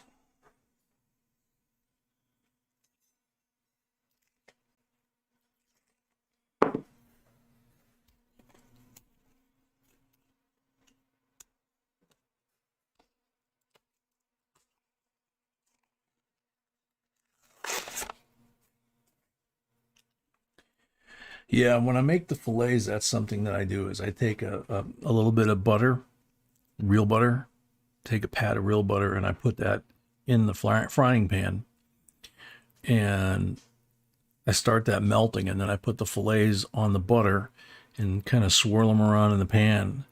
And then I do the fillets. I don't do them real thick. I do, about 1 inch. And depending on how you want your fillets, you can do about 2-3 minutes to the side. That'll pretty much get them to medium well. And then you put them on that cookie sheet, put the feta on, put them in the oven, 1 to 2 minutes. Now you got them between medium well and well. Or you can just cook them a little longer in the frying pan, like 4 to 5 minutes per side. Get them a little closer to well done. And very quick, simple, yummy dinner. 1991, a beauty. When I cook that, all I cook is the fillets. I don't make any side with it or anything. It's like, yeah, that's good for me. 71.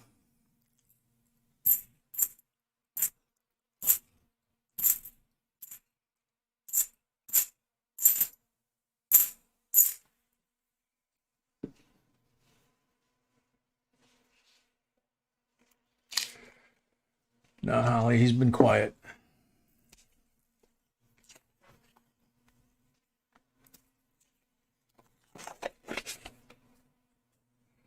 Bassman, this is box number 4 of the night.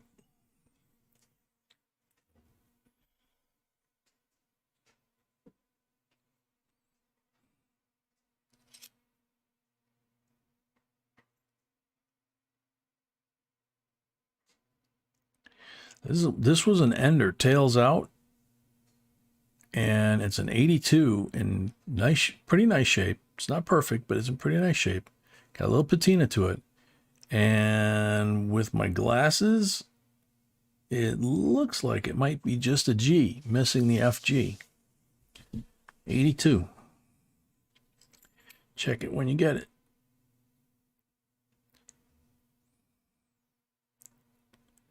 There's an 89 that looks like it brand new, except it's got some sort of discoloration there and on the backside. So not sure what that's about.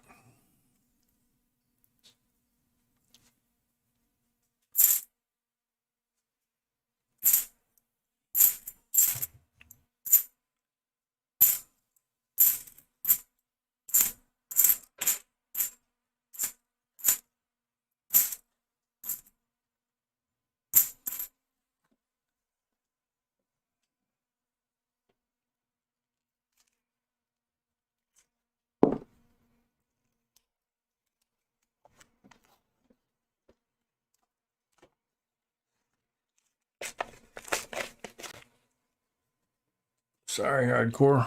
Welcome.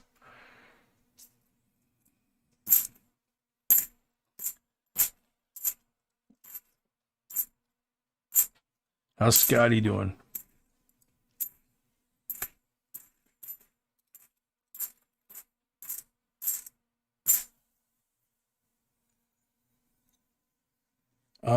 MLS, it's called balsamic vinaigrette.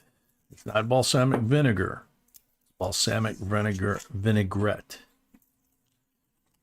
And you don't want to buy the cheapest one on the shelf. You want to buy something that's from a decent brand name, little bit more money, even though you only use an ounce or two, for the whole meal.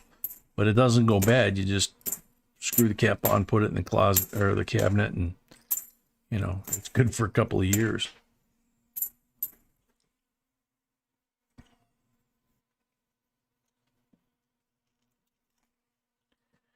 Did this box have silver, sweetie? I don't remember. No, so far,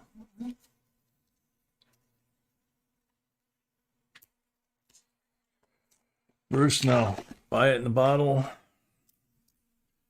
Buy a, I buy a, one of the higher end brands because I really do like it, you know.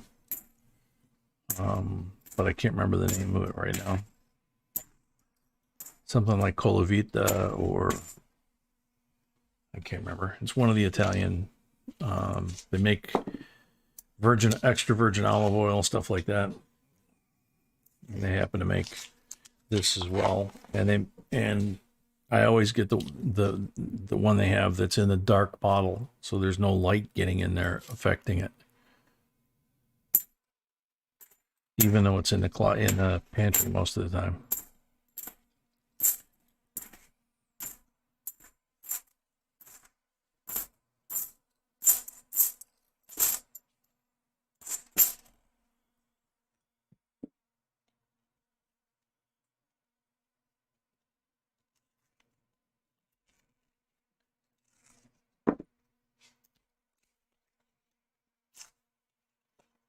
Still hurting, goes to get an ultrasound of the gallbladder on Monday. Hope it all works out.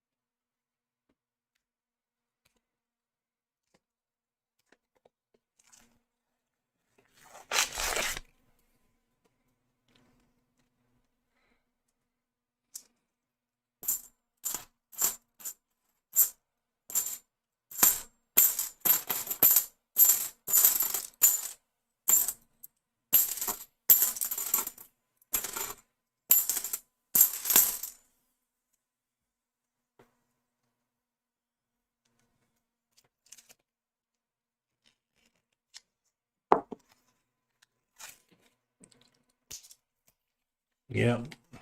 Imagine he's feeling about the same at this point too.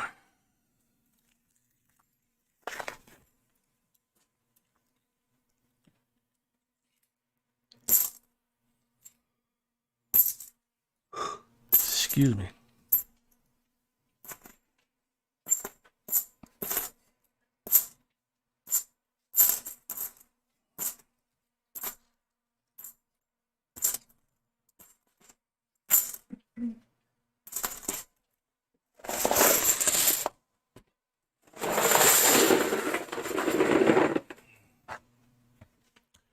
Okie dokie, 15 pulls coming.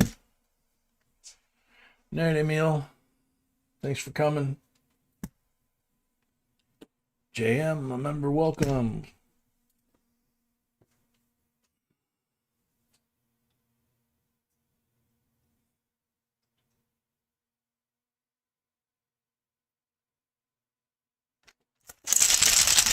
Good luck.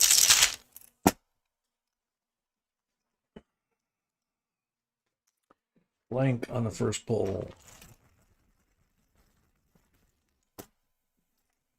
These are K. Jacksons.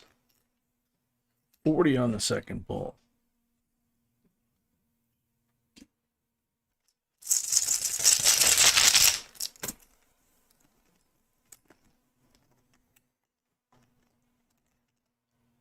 Blank on the third pull.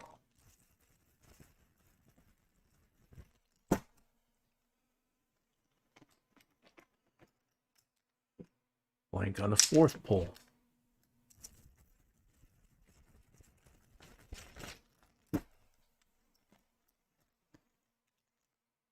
$40 on number 5.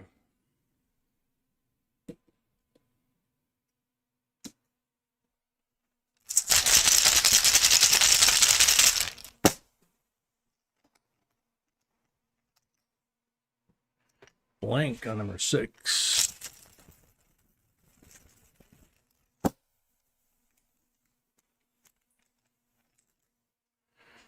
$40 on number 7.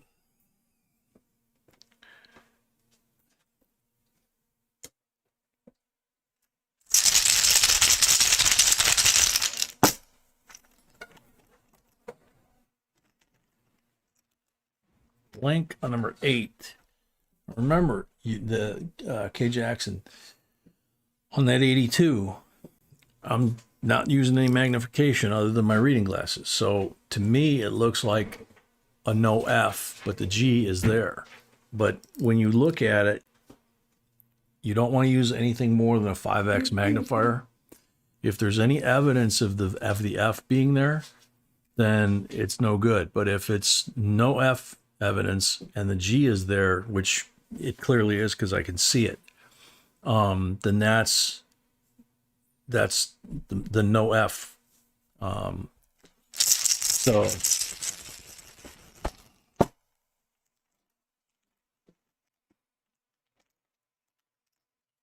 40% on number 9.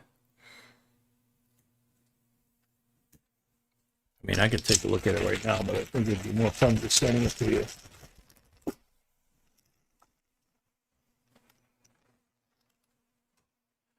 Number 10 blank.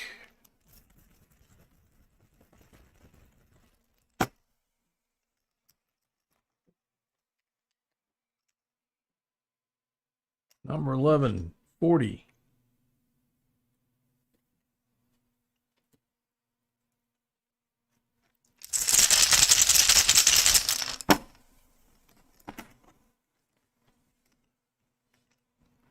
Number 12, 90.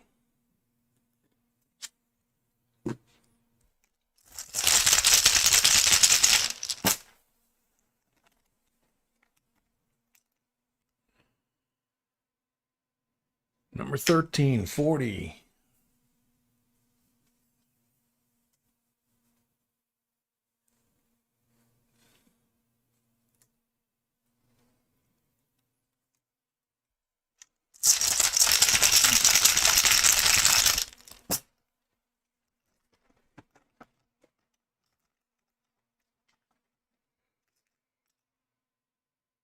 Number 14, 40.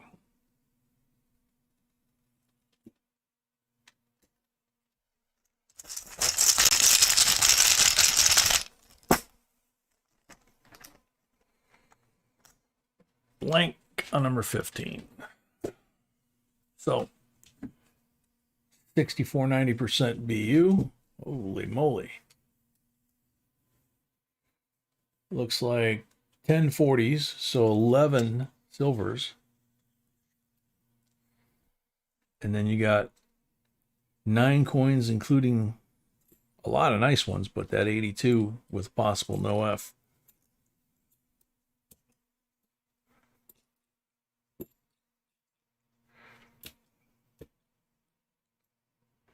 And you can see they're all in nice shape too.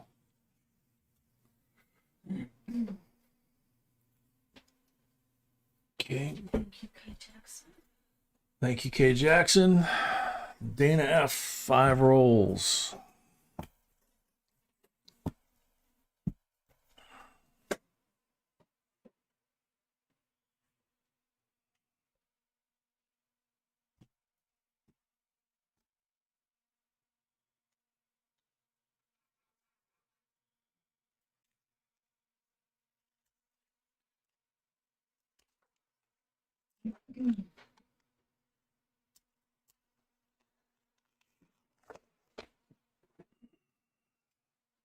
Good luck.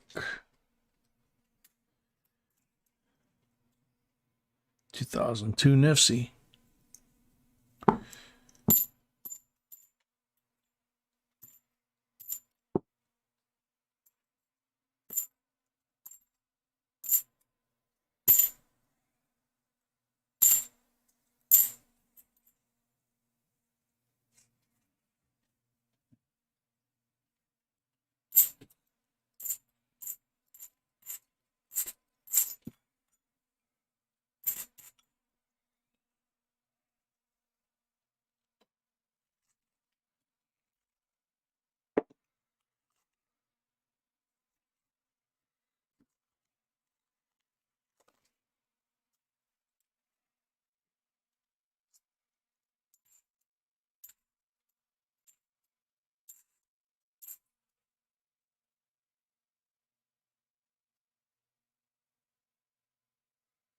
71.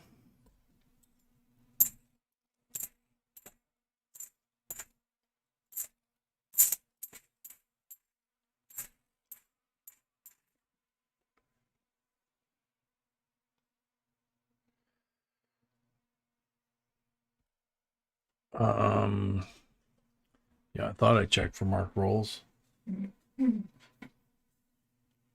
Did I not check for marked rolls, sweetheart? I don't think so. You don't think so? Well, How many rolls? One. it was 5 rolls total, and and I've done 2. Okay, what about it do you have? Huh? What is the one you have? These 3 do not have marked rolls. Okay. So, what do you get? okay. I don't know how many should be. Okay. Because K Jackson just had 2 black ones. The other had a red one.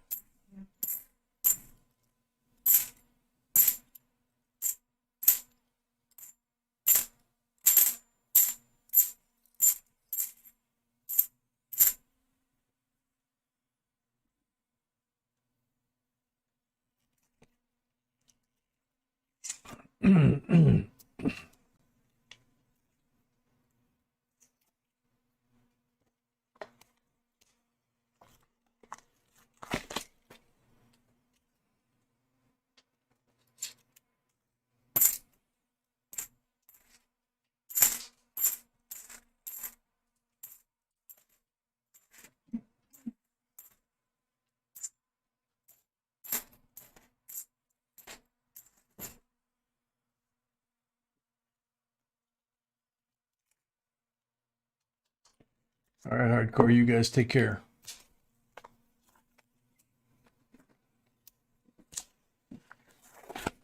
Yeah,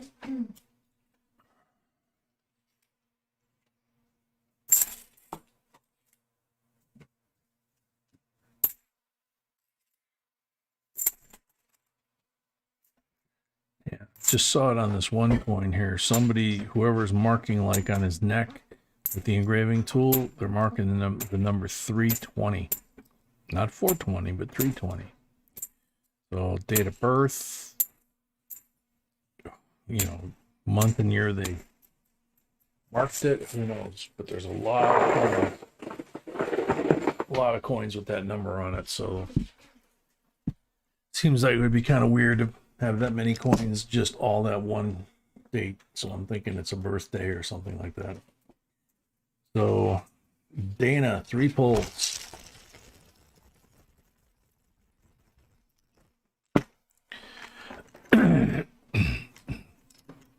Blank on the first pull.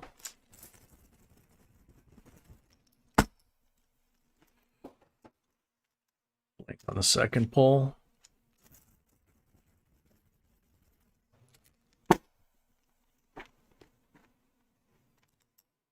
Blank on the third pull. Sorry. Sorry, Dana F. I got 2 nice coins for you here, 71 and 2002 Nifty, but I don't have any silver for you.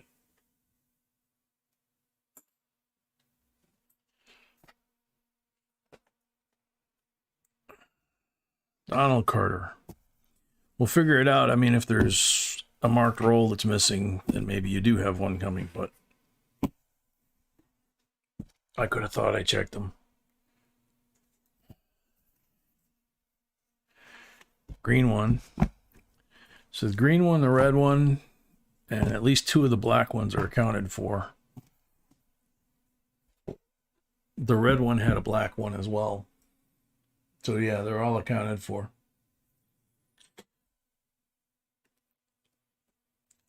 %, Benji for the green mark roll.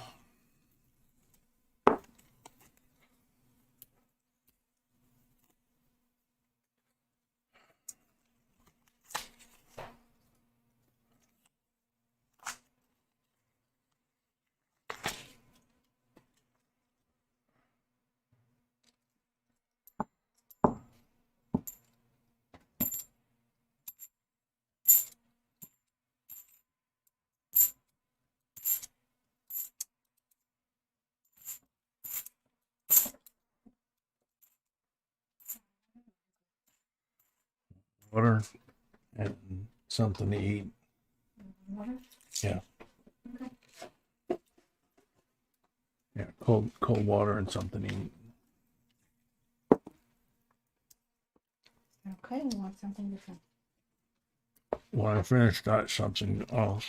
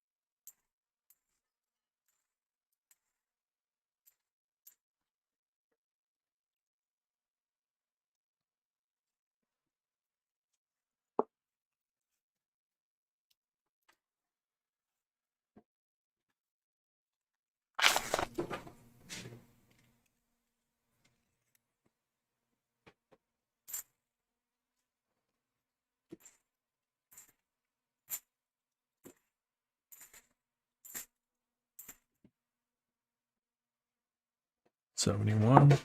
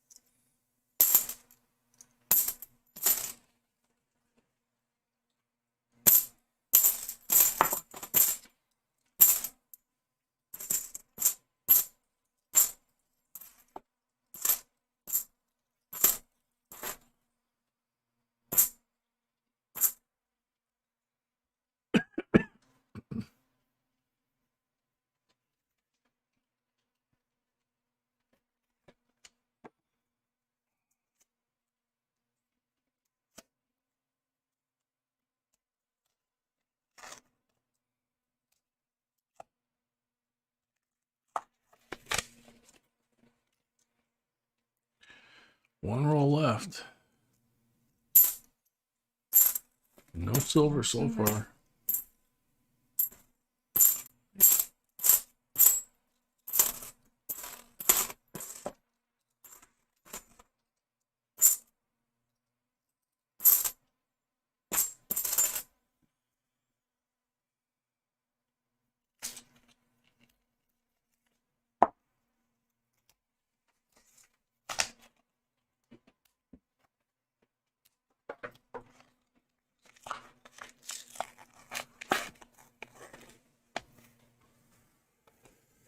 Nope.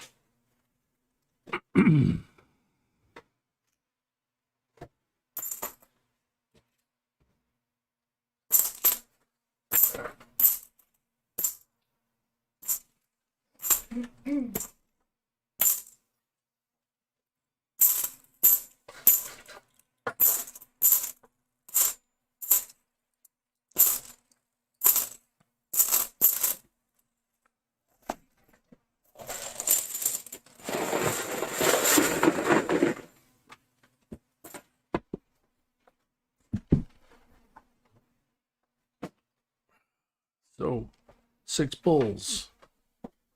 No silver. Strings over. 54 this time. Still a good run.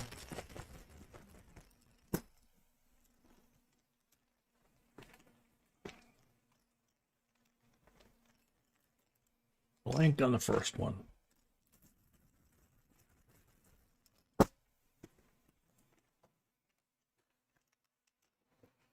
Blank on the second one.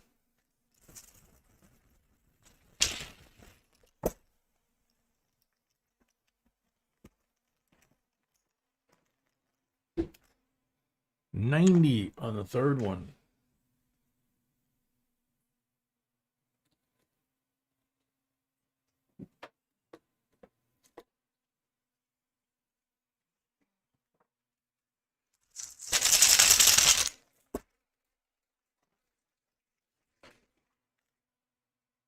Blank on number 4.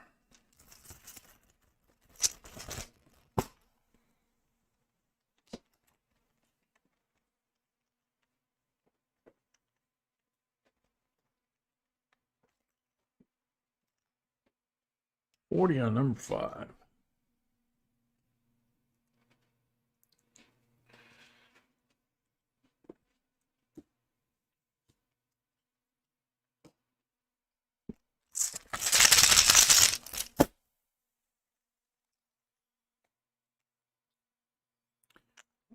Blank on number 6. Benji, 90%er, 64, 90%er, 69, 40%er, and 71 possible error coin. Thank you, Donald. So, once again, time for me to go wash my hands, come back, find out what box Michael's going to want for his mom. And then also the end of box giveaway for the box we just finished. Right?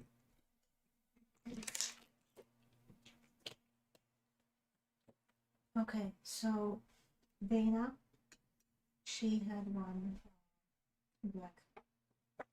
Because I see red, I see green, I see green. Dano had green, right? Yeah. He didn't have white and black. No. Okay, so one black is missing, so that goes to Dana. Okay. So Dana, you're going to get a 40%er. We're guessing possibly that you had a black mark roll. 30%, not 100%. Yeah, not 100%, but Yeah. when in doubt. So add a 40%er to your stuff.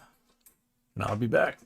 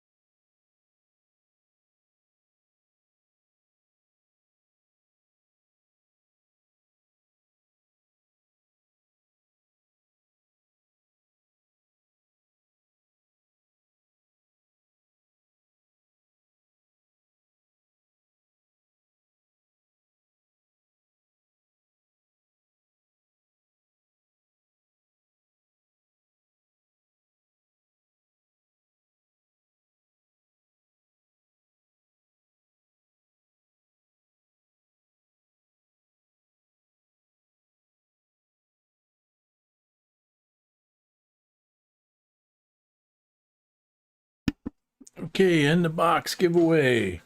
We saw one of these that we found in the box, in the rolls.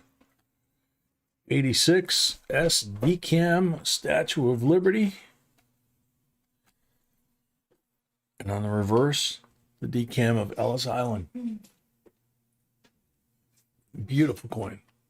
That was the coin we found in one of the boxes earlier. Whose? Oh, Seaweed's box, yeah. Maybe not as pretty, but still. Mm-hmm.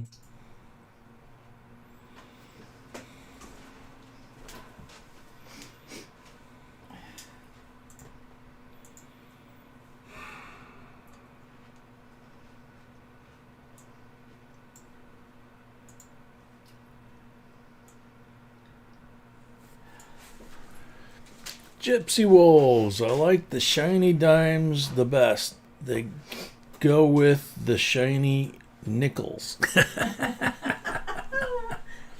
my goodness, that's a good one. It's a good one, Gypsy. And Gypsy, let's see.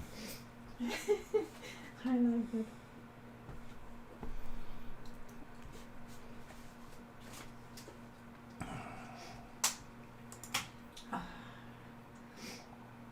Gypsy, 40 seconds left. Gypsy's here. Gypsy's here. There's Gypsy. So congratulations, Gypsy.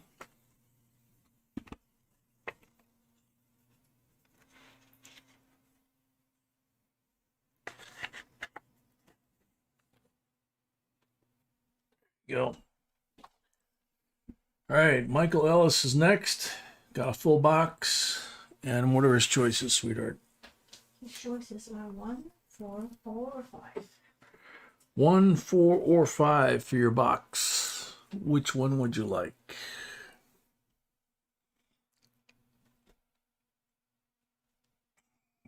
Jeff A., welcome.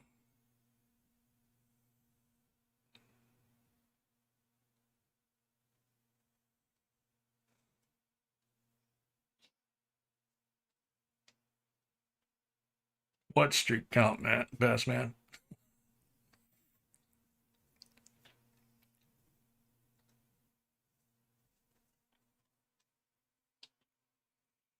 All right, K. Jackson, take care. Glad you had fun.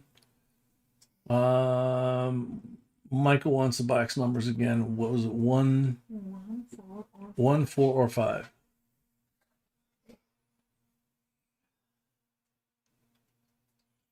Night, cool dude. Take care. Wednesday night, like it says on the screen, is members only, but Friday and Saturday are like this. They just start at different times. Yep, 1, 4, Yep, 5. 1, 4, or 5. Box number 5. Okay. Box number 5 it is.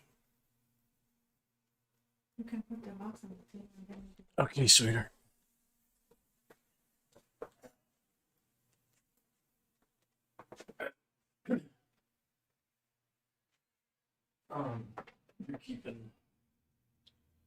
You're keeping a set of those, right? Yes. Okay.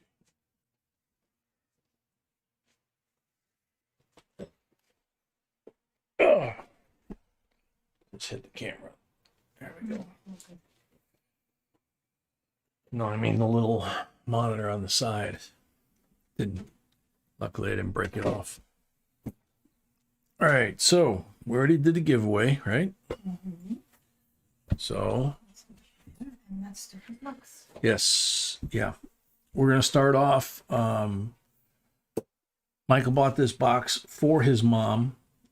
She just finished 5.5 weeks of chemo and radiation for cancer, and she's doing well. We'd like to say a prayer for his mom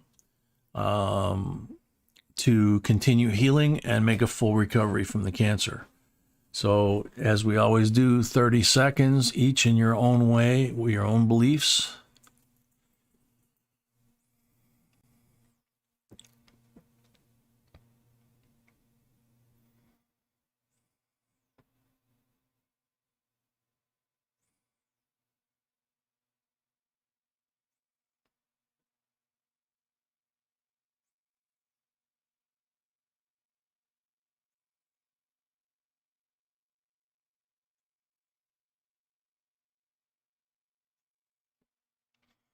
Amen.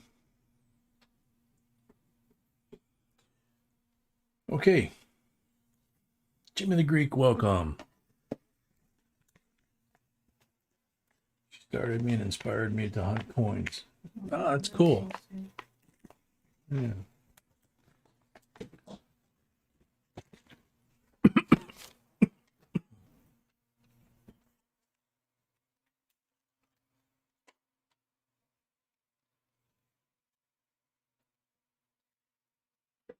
Come on. There we go. Okay, so 65 BU, 40%. That is an SMS, by the way. 66 BU, 40%er. 67 BU, 40%er. It's your 3 black mark rolls. 63 BU, 90% Benji. 62 BU, 90% Benji. 2 90s, 3 40s, and a full box.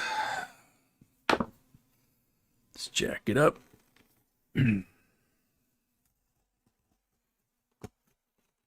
Break the seal.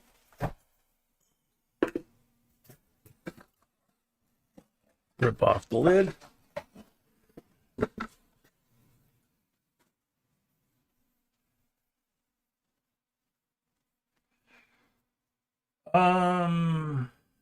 Yeah, I know what you're talking about. It's not Filipino, it's like Filippiano. Filippiano Barrio. Yeah, that's a good one too. Just like I say, I think that one is in a black bottle as well. Fred Freer, welcome.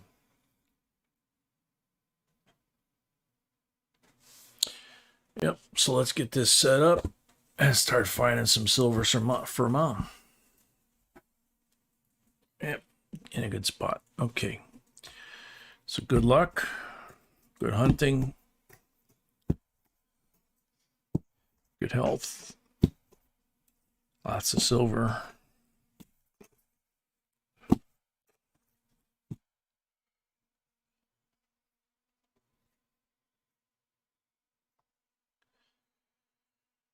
Okay, Bassman. Yeah, I noticed you've been having that on and off the last little bit. We're not really getting them. Filippo, that's what it is. Yeah.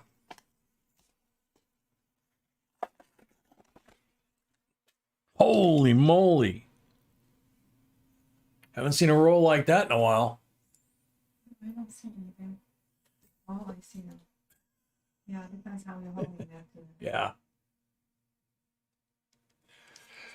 Let's see how many this is. 68, 40% Silva.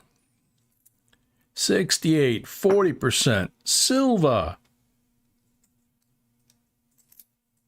68, 40% Silva. That one's a fake. 3 in 1 roll. I thought it was more than that. So I talk about that the way things play tricks on your eyes when you get a lot of shiny. 71. But for a first roll, that's an incredible roll. That was the very first roll. Yeah.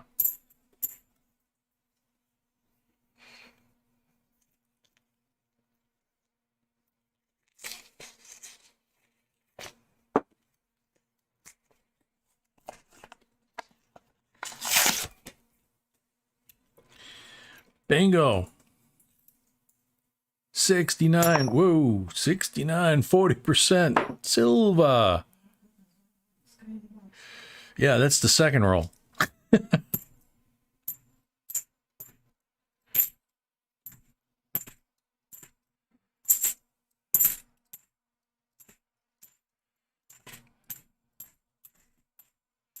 So in two rolls, he's 1 short of tying, or Mom's.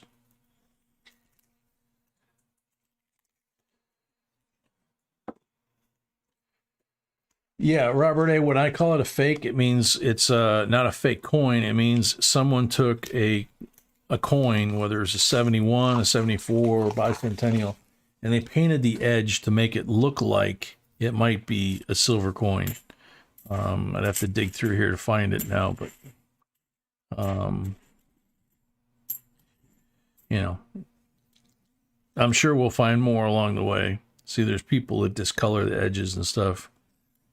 That's another bicentennial. They cover up the clad to try and make you do what I did, which is look. A lot of people play a lot of stupid games when it comes to money, damaging it, money, scoring with engraving tools or grinders or, you know, sandblasters or paint or, you know, all kinds of things. Mark Edwards, welcome.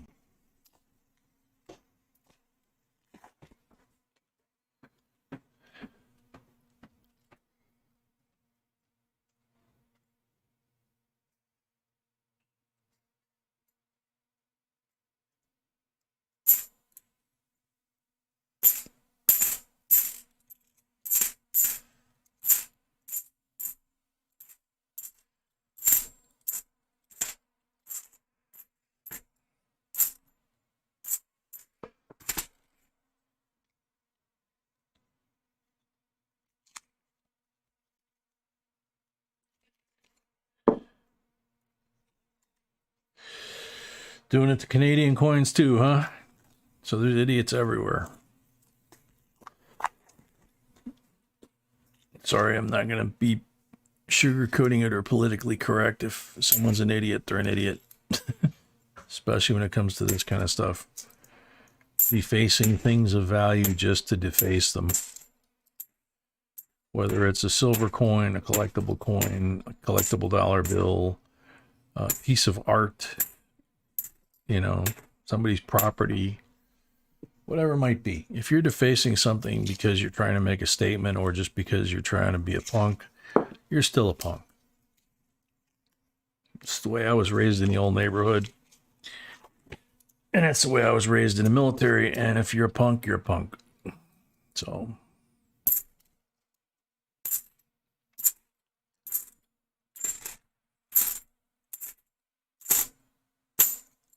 As my dad would say, you don't deserve any respect because you have no respect.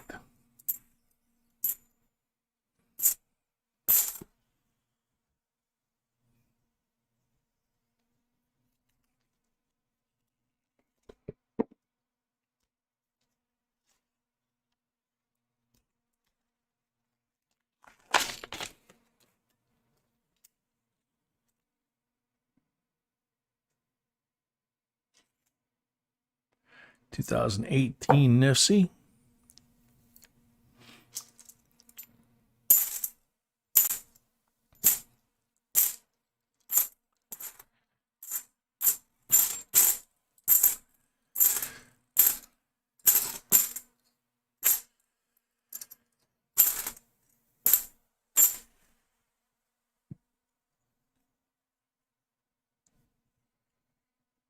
Exactly, Mark.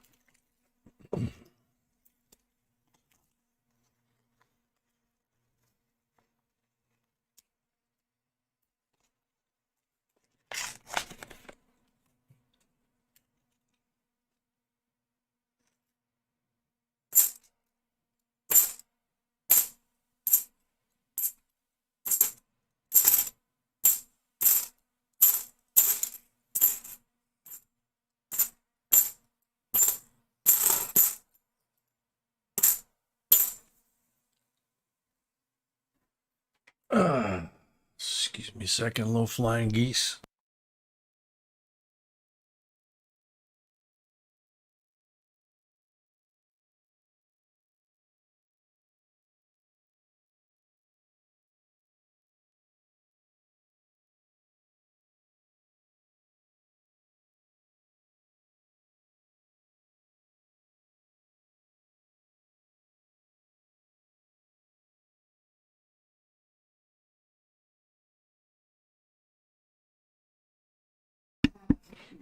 Okay.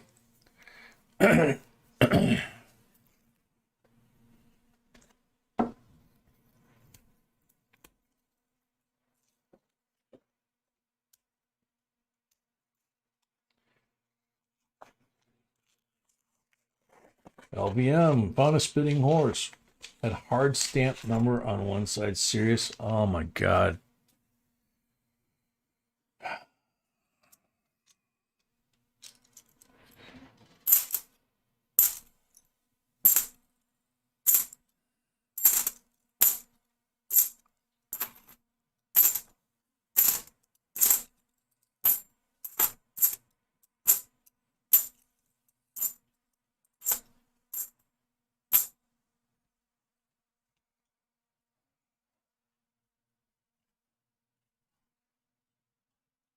Gold plated half on only one side. I'm not sure. We found some weird ones. I'm not sure. Hey, sweetie, do you remember if we ever found a gold plated half where it was gold plated only on one side? Okay. Yeah, it would tend to be spray paint, I would think, but you can tell the difference between spray paint and gold plated. 2018 Nifsy, another beauty.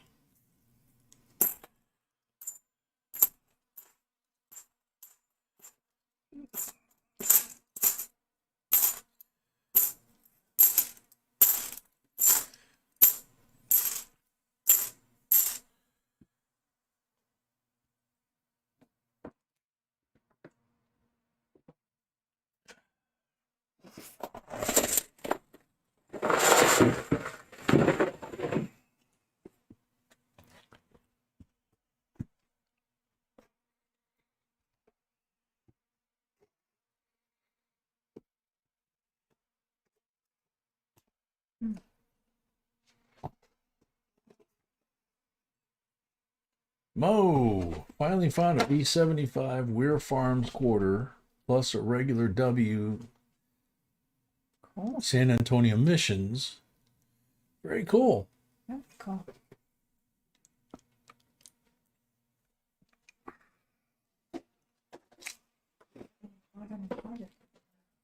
Mm-hmm. Yeah, they are getting harder and harder to find.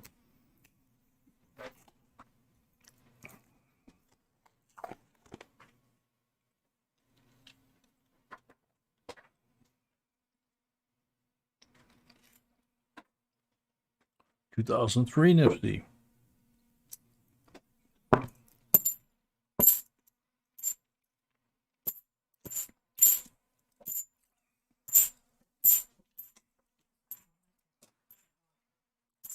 What?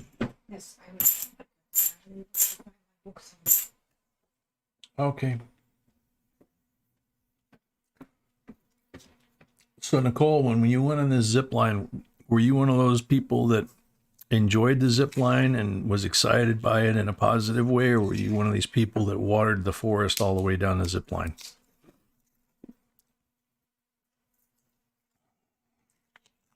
Thank you, Mo.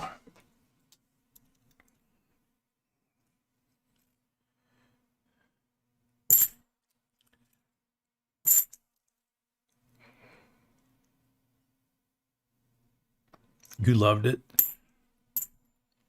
That's cool.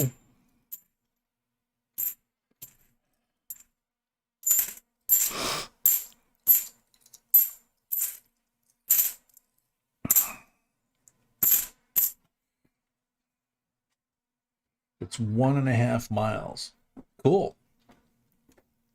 That is a nice long one. It's funny, growing up in the city, like I did, I developed a fear of edges, you know, like a cliff edge, right? Or like in case of the city, a porch. You know, you had a back porch and a railing. A friend of mine that lived on the 3rd floor, we all lived in this building that had built around, 1900. Whoever built the porch just nailed the 2x4 railings and that into the brick, using square nails. And my buddy up on the 3rd floor was leaning against the railing and yelling down at me on the 2nd floor. And the next thing I knew, the railing and him went flying by on the way down to the ground. Luckily, he landed on the little teeny tiny patch of grass we had in the backyard because everything else was concrete. But after that, and I realized, the railings were rickety, the stairs were rickety. So after that, I was really, spooked anytime I got near an edge. So like even if I went in a Sears Tower, glass windows, they're nice and thick and they're supposedly bolted and everything. I would approach really slow, like I was walking up, like this, and I would kind of lean forward and peek over the edge. But put me in an airplane doing aerobatics, no fear whatsoever. I was totally fine. But it's why they call them irrational fears. It's just something that happens to you at some point. You develop a fear, and I don't think I've ever really been able to overcome it. It's been a long time since I've been on anything, like an edge, like the Sears Tower example. But I don't like being on something that doesn't feel sturdy. And when I went to the Grand Canyon, I walked like right up to the edge where the stone wall was, and then just kind of peeked over, and then I hiked down the trail, and the Bright Angel Trail, it was just a little narrow path that you shared with the donkeys, and if you went off the gravel side, it was 1,000 feet straight down. Didn't bother me a bit. But yeah, Metal Dragon, exactly. It's like how did that work? I don't know.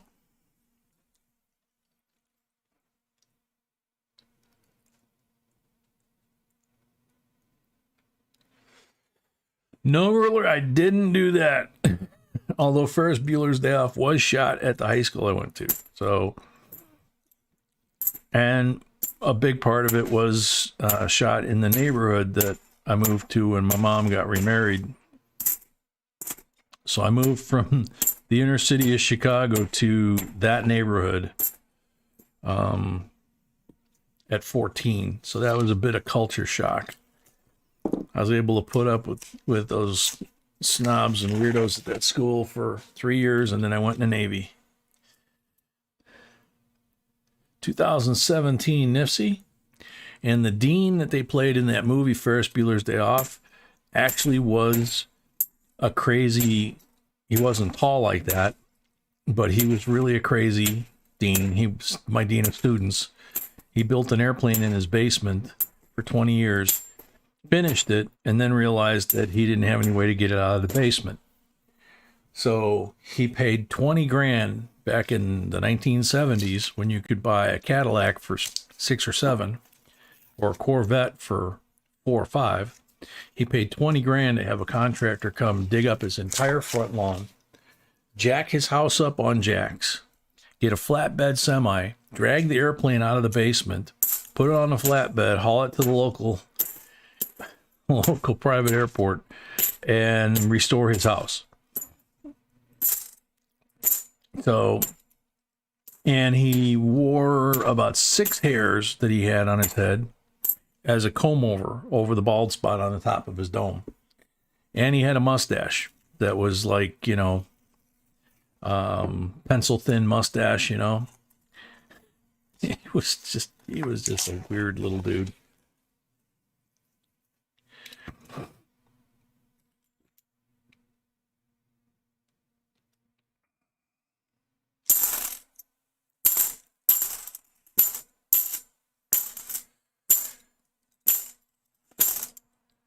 But the guy that created that movie, John Hughes, went to the same high school. So he was, I think, a year ahead of me. But he did Home Alone and 16 Candles and Breakfast Club and Ferris Bueller and God, I don't remember how many, but they were all about different things and different people in that general neighborhood. There's a couple of towns right there by that school. And my stepdad had a house there, and my mom and I moved in there, and so I got to know all those places, and then I saw all the movies, and it was like, hey, that's the drugstore in Highland Park, or the drugstore in Glencoe. Or Home Alone was about maybe 4 or 5 miles from my mom's house.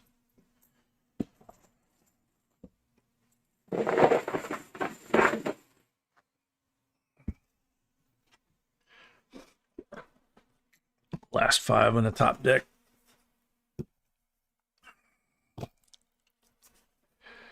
First 5 from the bottom deck. I started playing softball and baseball with the neighborhood kids near my mom's house. And I was 14. And, you know, they were 12, 13, 14, 15. And my mom actually got a visit from one of the moms in the neighborhood with a petition from the other moms in the neighborhood that my mother send me away to boarding school or something, move me out of the neighborhood because I was a bad influence to the kids by having them play sports in the street like we did in the city. It was dangerous and I was a bad example and they wanted me gone. It was pretty funny. My mom basically told them where they could hang it.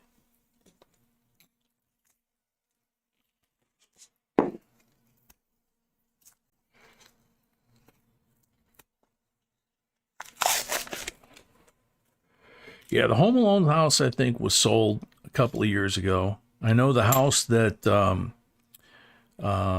in Ferris Bueller's Day Off, the glass house that had what's his name's dad's Ferrari in it, that house got sold with the Ferrari from the movie in that house.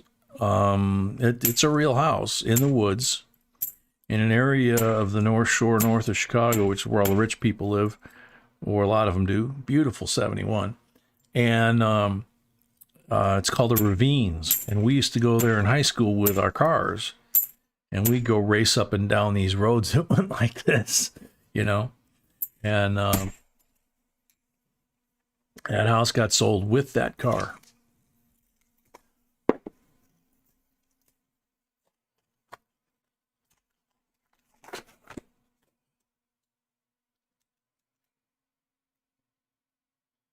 They had parking for 200 or 300 teachers at that school. There were 5,000 or 6,000 kids in that high school, and they had close to 5,000 parking spots in the student parking lot across the street from the school. So, and they were all brand new cars, except for mine and a couple of gearheads that had some old cars that were seriously hopped up. And I was driving a beater.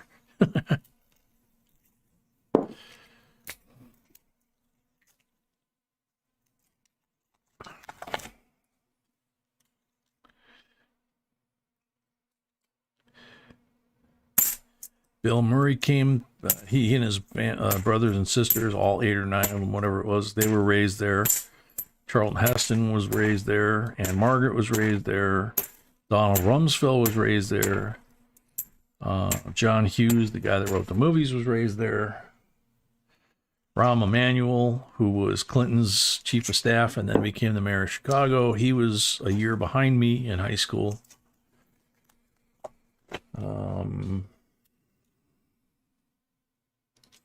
I can't remember her name. There was a cute little Jewish actress that went to my high school.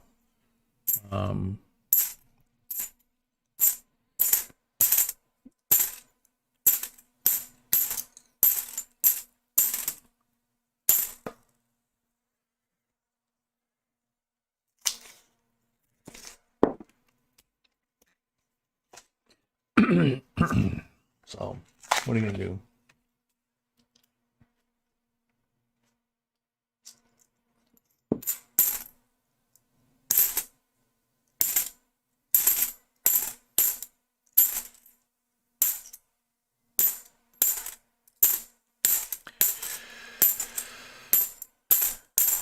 Well, things have certainly quieted down in this box. Morris, I know the ravines. It's been 30 years since I last visited Chicago. Yeah, they're still there. They've been there probably since the glaciers carved them up like that.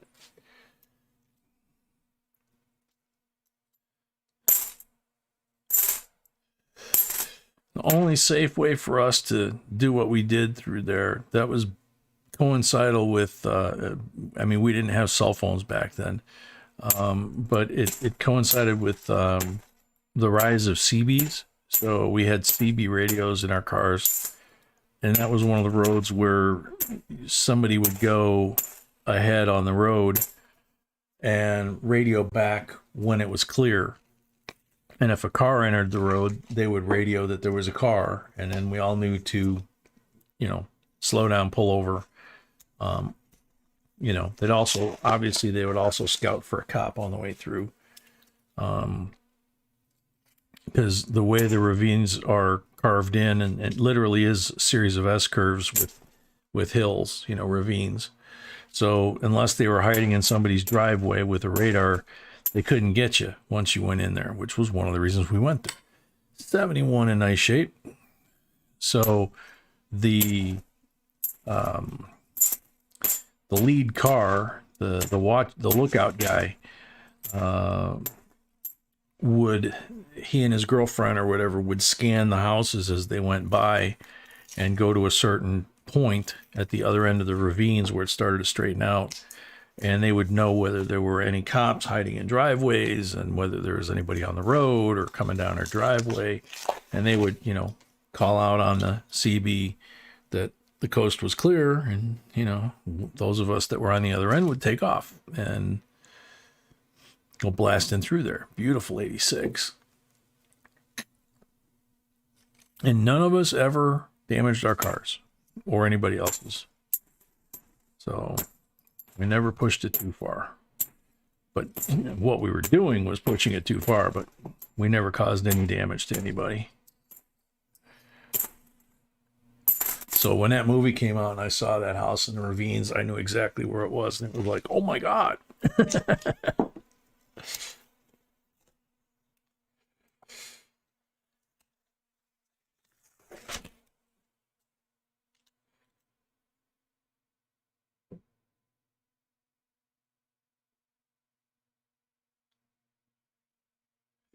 Yeah, ruler, that was not uncommon, and it's not uncommon today.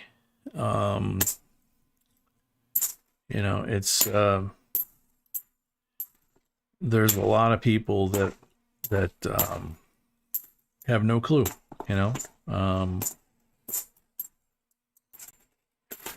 was a lot of old money in the area where people had started the companies themselves. Aon Insurance, W. Clement Stone, Mr. Nielsen, AC Nielsen, results, ratings on TV and stuff. I actually went to high school with his son, and we were in the same club at the school, and so wound up at his house one night, and he was just a normal dad. You couldn't tell the guy had bazillions of dollars, But the problem was that a lot of those guys that founded those companies in that area handed the money down to their kids without any real strings or concept of how hard it was to earn it in the first place. And so they were basically trust fund babies. They were spoiled little rich kids. Their wives were spoiled little rich kids. And they treated their own kids that way. And so I wanted nothing to do with those people, and got out of there when I was 17, went in the Navy, came home from the service, and wound up back at mom and dad's house for a little while I looked for a job. And lo and behold, all the girls that wanted nothing to do with me in high school, all of a sudden, I was really interesting because I was the only kid from our school that went in the military. So a lot of the girls that wouldn't say hello to me in high school wanted to go out. God, what a bunch of shallow people.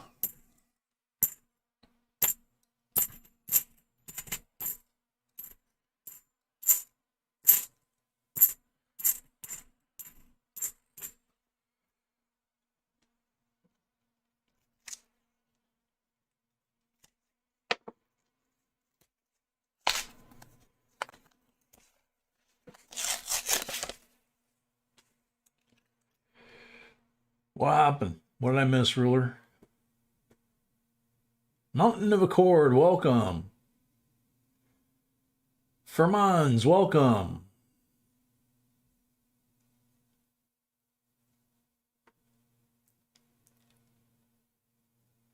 Fermans, when I'm doing the coins, I say this a lot during the stream. You didn't even stay in long enough, apparently, to catch it. Ruler tried to explain it to you. I'm facing this way doing the coins. I'm focused on the coins, even though I'm talking, but the stream is over there. So I can't see you or anyone else that pops in. Not trying to be stuck up or ignore anybody. Just trying to be entertaining, but also to focus on making sure that I don't miss something valuable to give to the people, you know. So apologize that I didn't, you know, swivel my head around in time to see your name flash by on the stream, but you know, try not to be so judgmental, dude. Cut the group a break, cut me a break, cut my wife a break, and hang around a little bit. You might actually have some fun.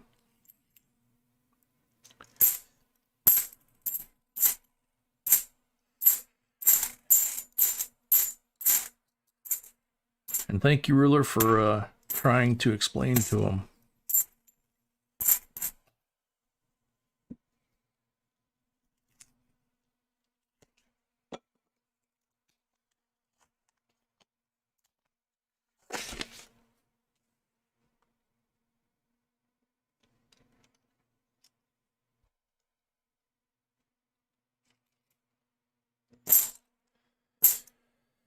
Man, we lit off the first two rolls. We're just like, boom. And we've got some other stuff on the table, but we haven't added any silver to it. So we're actually trailing by 1 for a tie, 2 for a lead. We've got 15 rolls left in the basement here.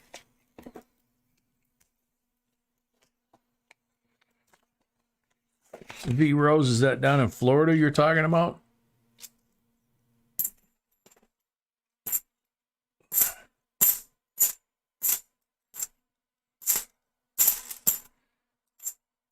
I know the invasive snakes down there are a huge problem.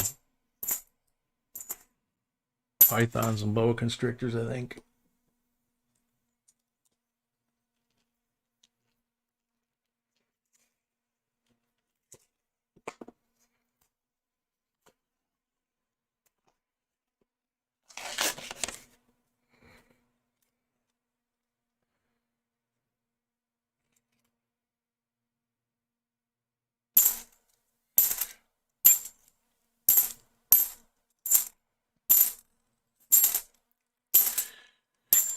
Considering the bounties that they're paying for those snakes, I could see going down there just to be a snake wrangler.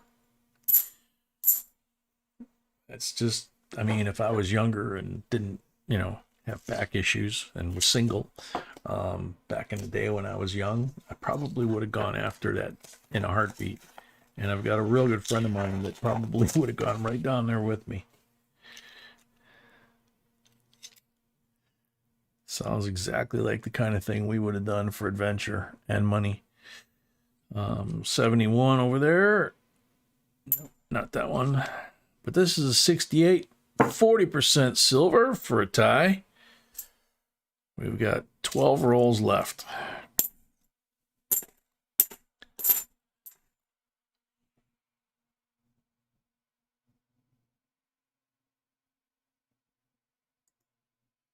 That was weird. First time tonight my stream went to commercial. On my laptop.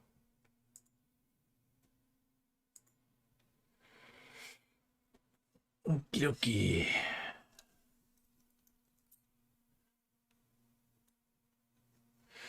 Yeah, V Rose, I've heard of that. I also had thought I heard that they pretty much made it like, you know, you could be a licensed snake wrangler and you could go out pretty much any time of year and they would pay you a bounty for that.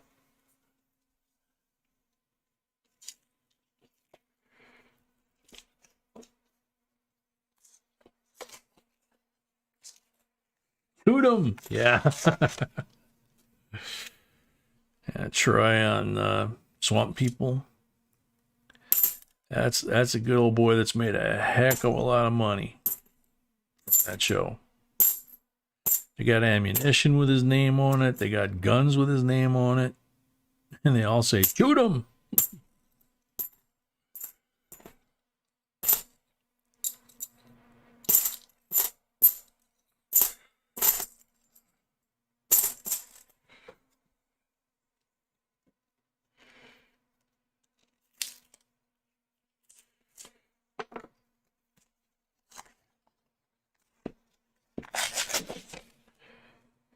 Metal Dragon, I'm with you on the spiders. No. Snakes? Yeah, it depends. Not big on copperheads or rattlesnakes, things like that. But something big like a python laying across the road? Yeah. Yeah, I could do that in a heartbeat.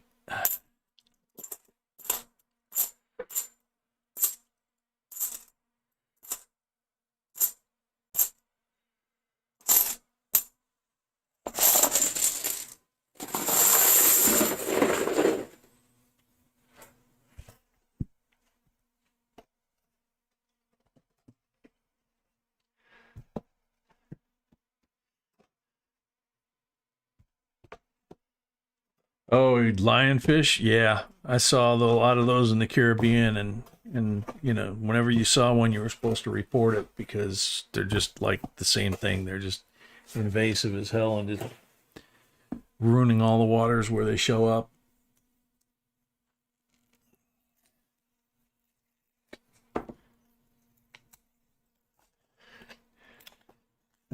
I had a friend of mine that grew up. He was born in Philly, grew up in Detroit, basically. Moved to Detroit when he was a little kid. And he bought his first house. He was like 24, 25, I think he said. And when he bought it, the people he bought it from hadn't really kept up with it. So the grass in the backyard was like a foot high. So he went out and got a lawnmower and he started cutting the grass. And this guy had like a totally irrational fear of snakes. I mean, even garter snakes. He was just any kind of snake. He just freaked. Couldn't handle it. So he had just moved in the house. He said he was out in the backyard, you know, in a pair of cutoffs, and he's mowing the grass. And as he's mowing the grass, this garter snake, you know, a little 2-3 foot, you know, garden snake, not going to hurt you. You could pick it up, you know. Doesn't even, I don't think it even has teeth to bite you. They eat bugs, you know. But he saw it. He freaked. He turned off the mower. He went back in the house, got his shotgun, came out in the backyard, found where the snake was, and started blasting away at the grass with the shotgun until it was empty. And when it was empty, he looked up, and his brand new neighbors, who he hadn't even met yet, were like hanging over the fence, looking at him, you know, asking if he was okay. And he said all he could do was point at the grass and go, "Snake," and then turn around, and went back in the house, got a beer, and sat down and calmed down. That story always cracked me up, man. It's like I could just picture this dude in the backyard blazing away at the grass with a shotgun, going, "Snake." Too funny. Yeah, the Jim Stafford song, that was a good one.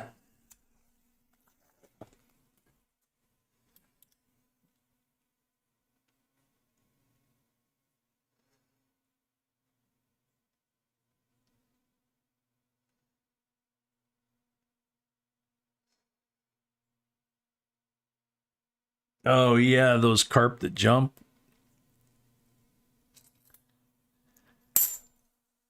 I think I saw that on Swamp People the one time where the girl was like in the front of the boat. The guy was driving the boat at the console, and the carp started jumping, and she caught about a 20-pounder right in the chops.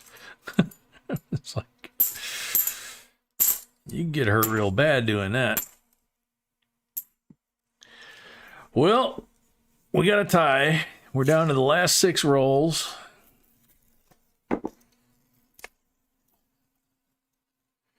Sandy, you got rattlesnakes? Yeah, we don't have them here in this area or in Chicago, but we do have them in Illinois, and we definitely have them up in. We have diamondbacks up in Wisconsin, up in the rocky places.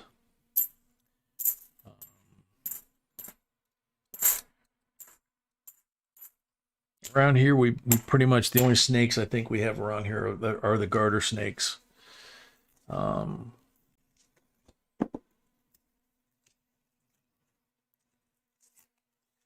But we do have some dangerous spiders around here.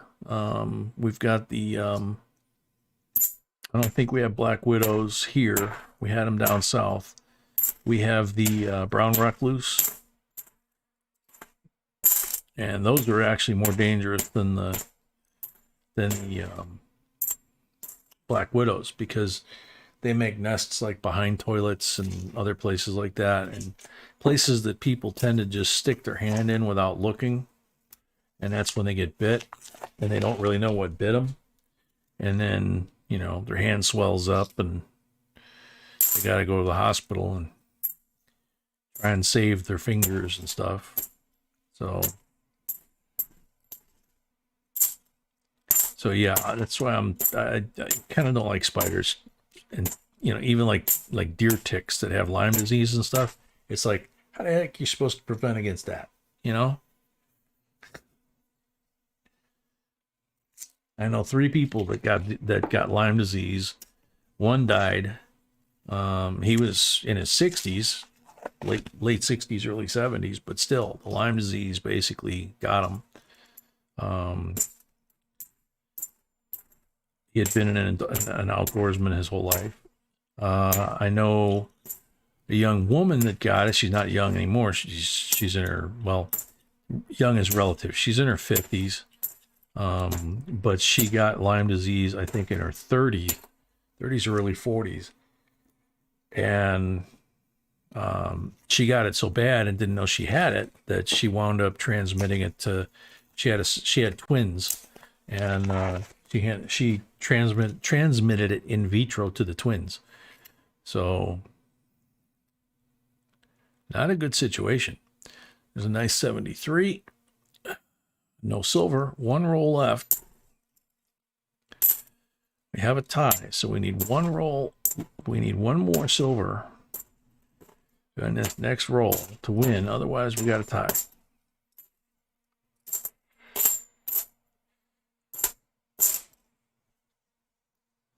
Scorpion hit you as a kid? Oof.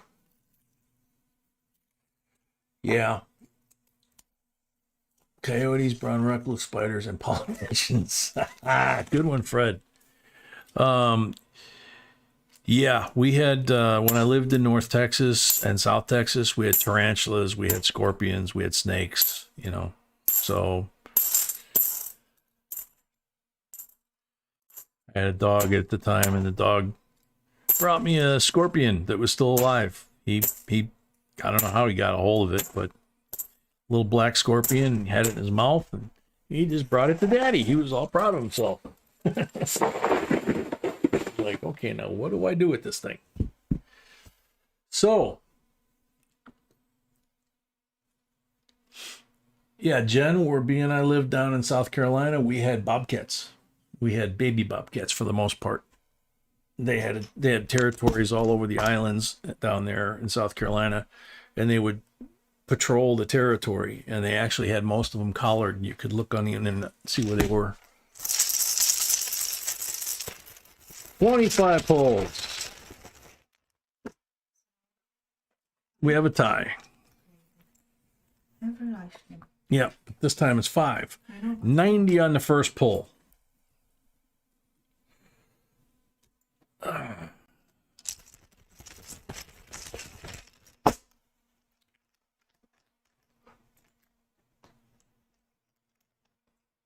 Blank on the second pull.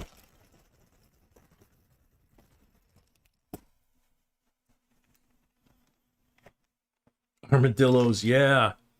Blank on the third pull. Possum on the half shell.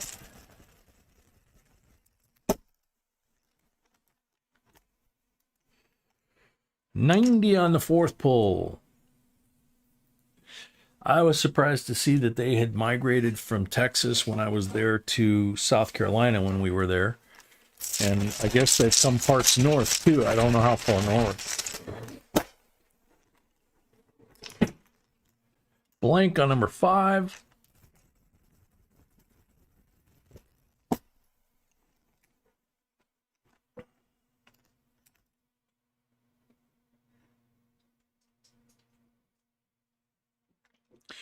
%er on number 6.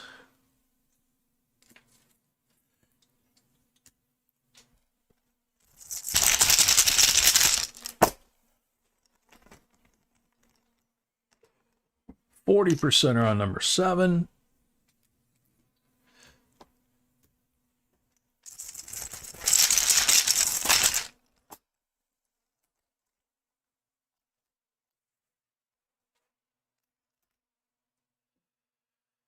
Blank on number 8. Jen, we call that North Central Texas when I lived down in South Texas. I lived south of Corpus when I was in the Navy. 40 on number 9. I was 20 miles from Mexico.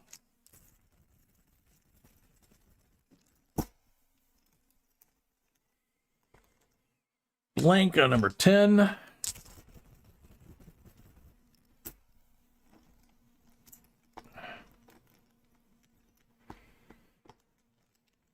$90 on number 11. See what I mean about those 90s?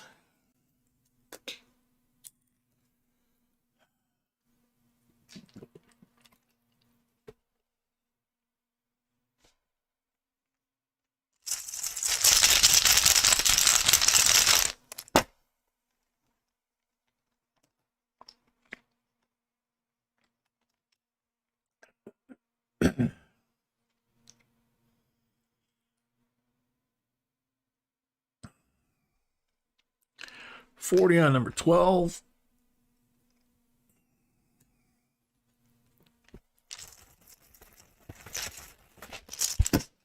I haven't been back to Corpus since 1979, I think. And it was beautiful back then.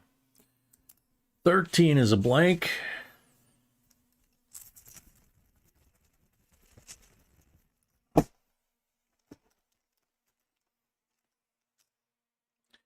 $40 on number 15.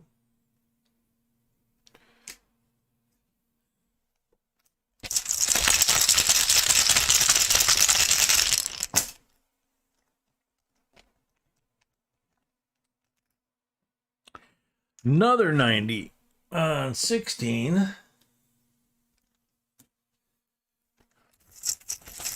Mom's cleaning up on the 90s here.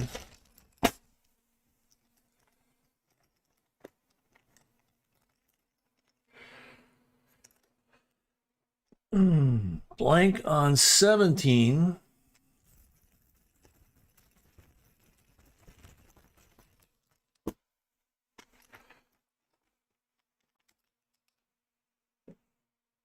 Blank on 18.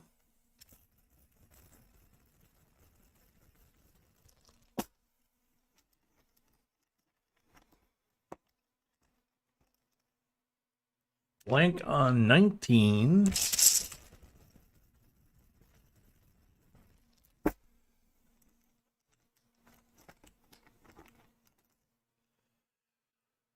$40 on 20. Now, I suspect I'm off by 1, but I'm not sure. So I'm going to see what everybody says when I get there.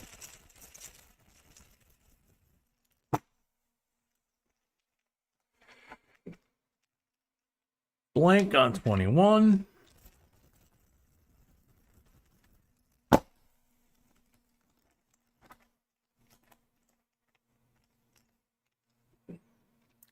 Blank on 22.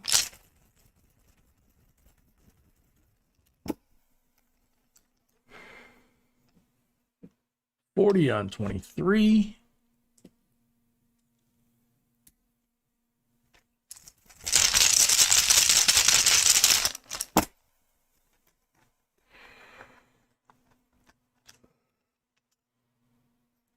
blank on 24.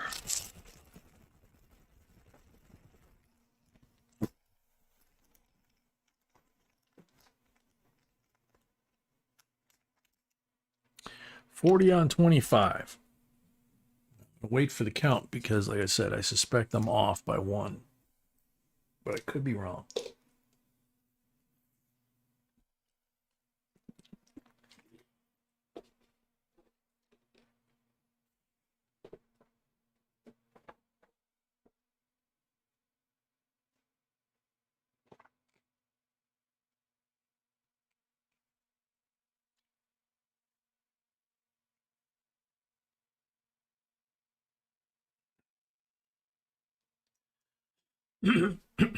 Kathy, welcome.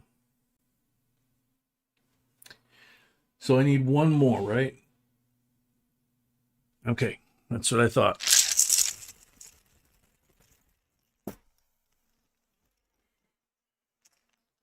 $90 on 25. Like I said, mom's cleaning up on the 90s.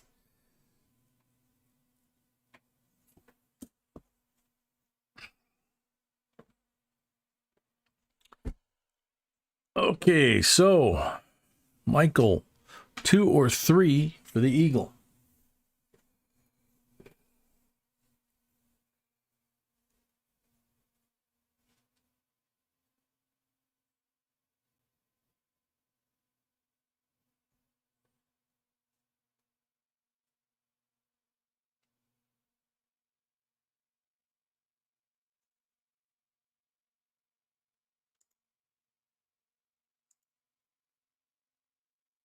I made my own once out of black thread. My stepsister was a really, you know what, and she was particularly being nasty one day, and she was dating my best friend from high school and really kind of rubbing it in my face. So she came in and she stormed up in her bedroom one day, and I went and took some black sewing thread and I wadded it up in a knot on the bottom, you know, so it was all like, looked like a little spider. And then I took the black thread, plastic thread, and a piece of Scotch tape. Number 2. And I figured out about how tall she was compared to me. And I put the knot just inside of the latch of her door in the hallway, right about where I figured her chin or her nose was. Then I called my best friend, told him what I was doing. 2017 Eagle early release MS70. Needless to say, when she opened that door, she let out with a scream. 63 BU Benji, 62 BU Benji. There's 4 64 90s here. That's what I mean about pulling these things. So we put 2 down here. So that's 5. We need to borrow 3 40s to go with these 2 to make 10.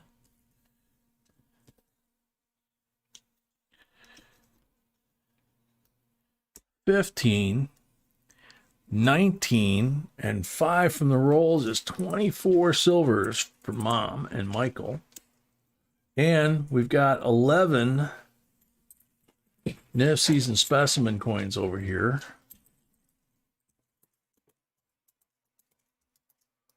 And I see B's got Highbreaker software all set up already.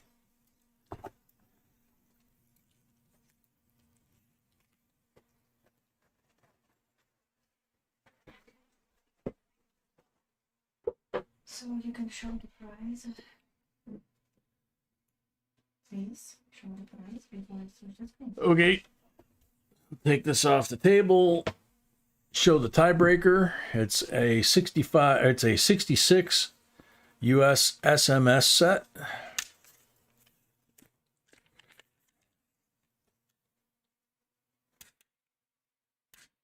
In the original mint packaging.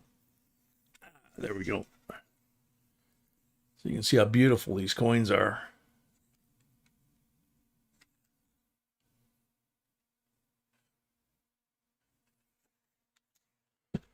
So that goes to the winner of the box battle as determined by the computer. Mark Edwards, welcome. Good luck.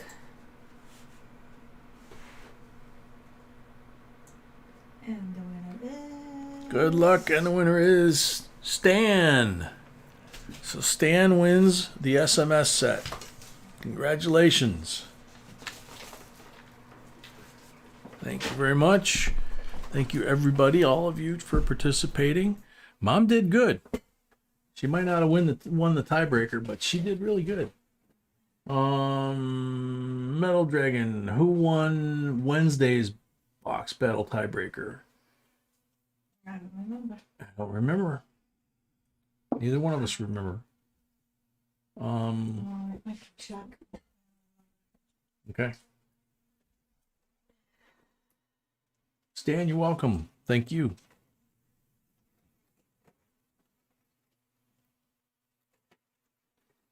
He's checking. Nathan. Hmm? Nathan. Oh, Nathan. Okay. Yep, Nathan won. All right. Time to go wash my hands and do the usual, and we'll be back with the next box.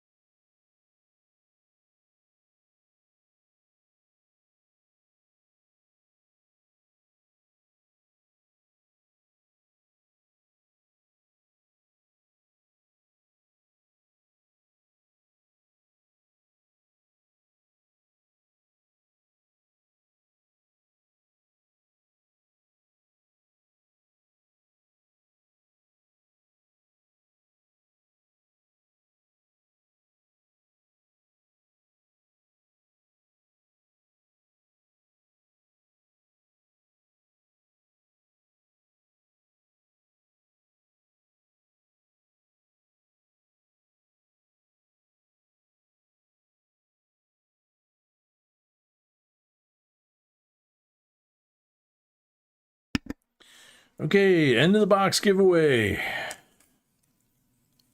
Standing Liberty Copper. Fugio Copper. And one of those 86 S-Proof Decam Ellis Island Liberty coins in an airtight. Good luck, everybody. Night, Nicole. Oh, I'm gonna need something from you. 163 comments.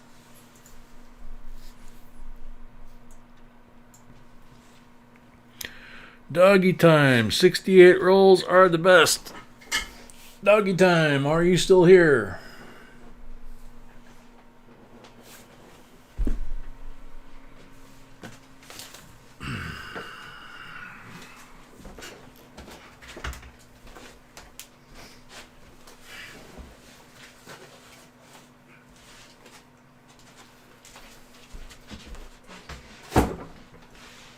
Seconds left for doggy time.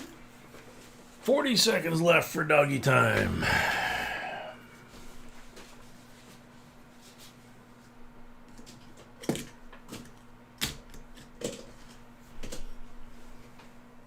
$20 seconds left for doggy time.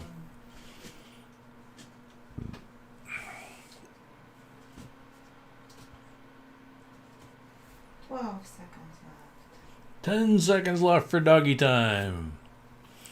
Yeah, that's what I thought, Ruler. No seconds left. Time's up. Next up, good luck.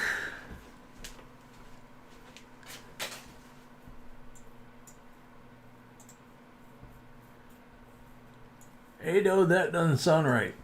There were no W Mint Mercury dimes in 1941 that I know of. Okay. Wheat Penny Hunter. I really like the dimes the best. Wheat Penny Hunter, are you still here? We also like them the best.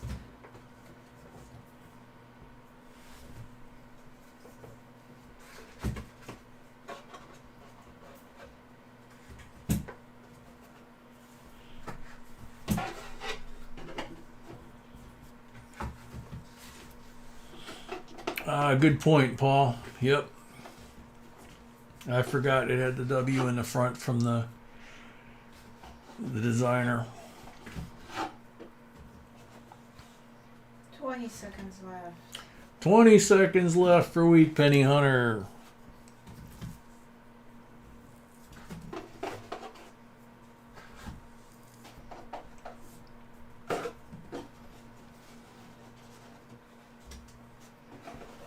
Seconds left.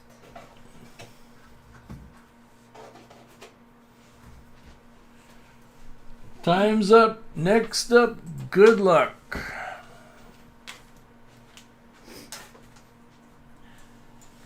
This is number 3. Oh, sorry. Texas Joe. BU. I think he's saying the BU halves. BU 69ers for me. Hoping Mrs. B is feeling well. Texas Joe, thank you very much. You're on the timer.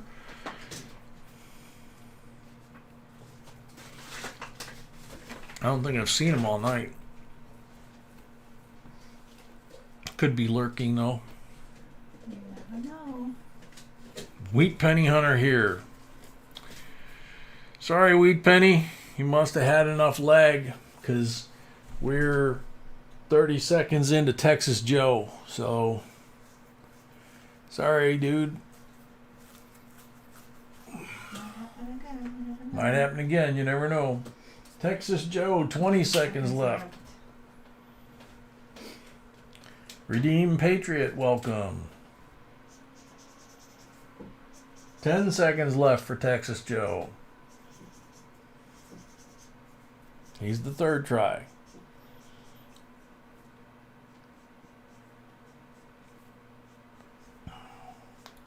Time's No up. seconds. Next up, good luck.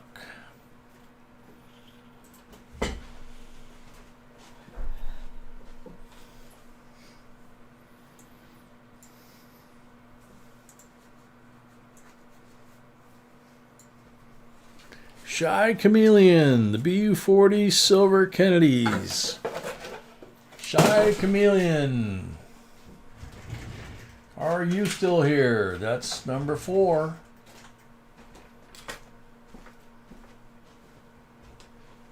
Exactamundo, real ruler.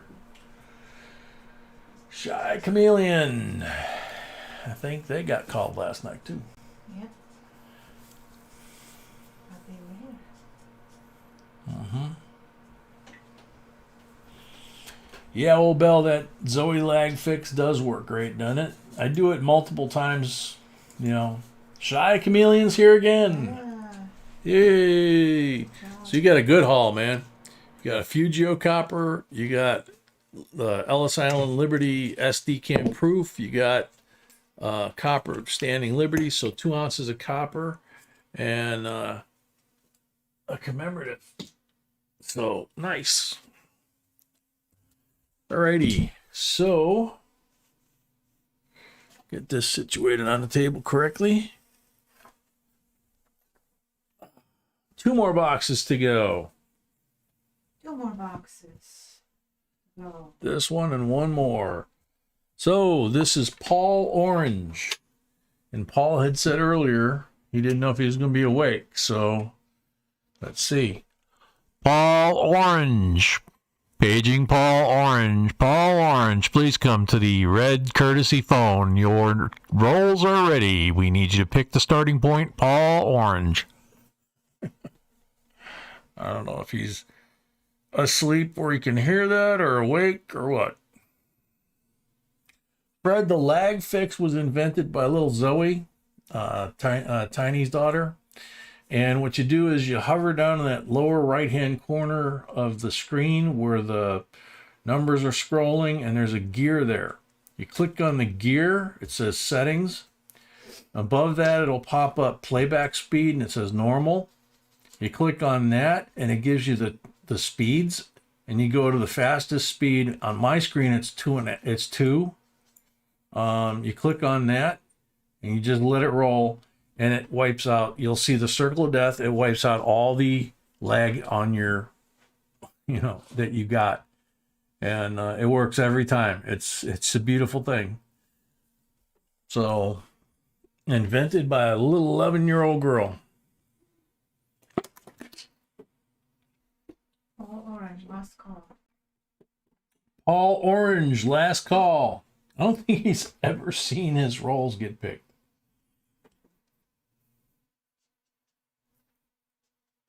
What about who's next?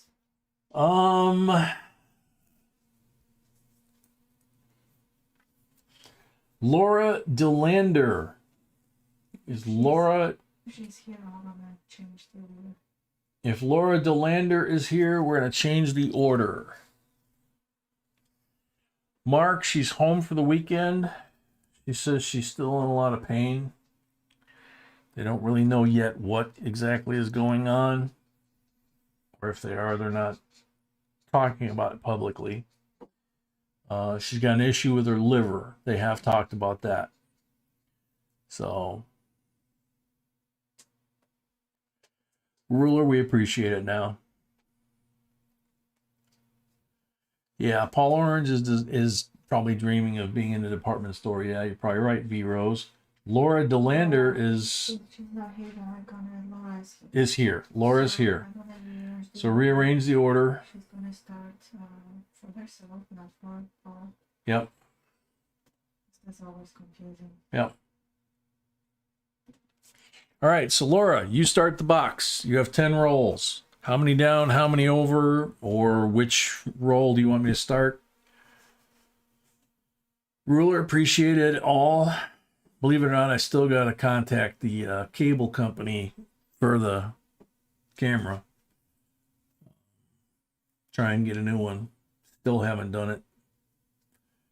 Metal Dragon, we have 2 boxes left. We had been oversold, and then we had another person that said that we didn't see their payment, so we wound up with 2 more full boxes instead of this being the last box, which is okay. You know, it's only 12. If everybody's awake, we have a chance of getting through this and out of here by 2:30. So Pat Scott, welcome. Second row from the top. That's what you want, Laura? Where my finger is?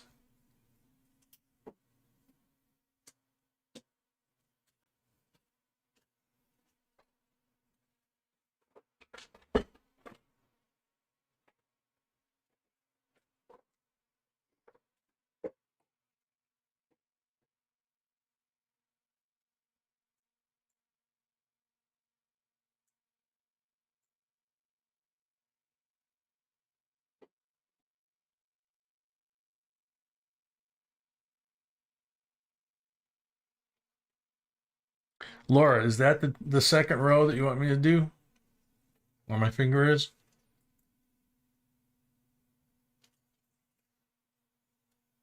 Yeah. Okay, cool. All right, good luck.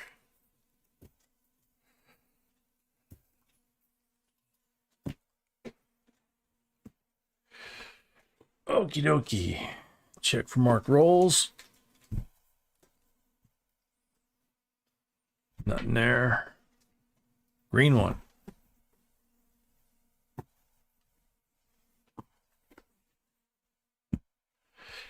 Green marked roll.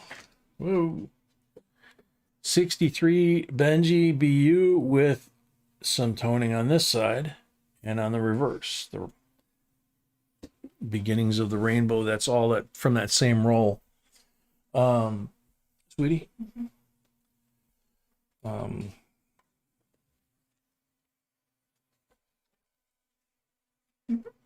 Yeah. Alrighty, so let's do this. That's the last first time, I think.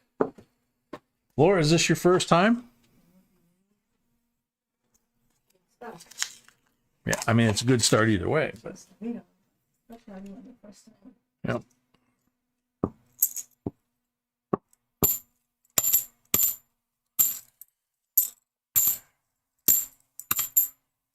We have 0 boxes in the streak. Streak has been broken. Gotta establish a new one. No, I have one. Oh, we have one? I'm sorry. We have 1 in the new streak. Okay.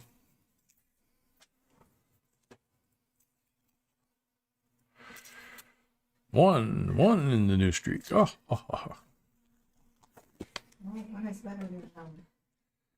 Yep. I know.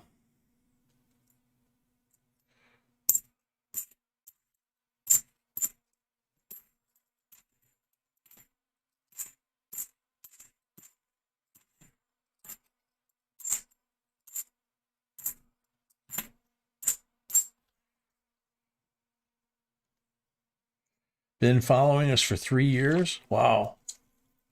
Thank you very much. We appreciate that.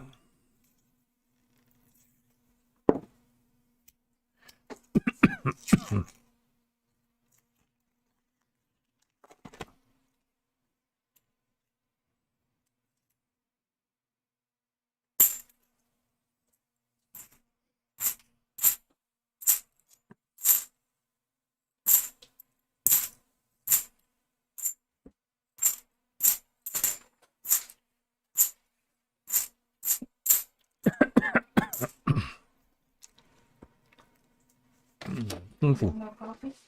Mm-mm. Can I pour it? Mm-hmm.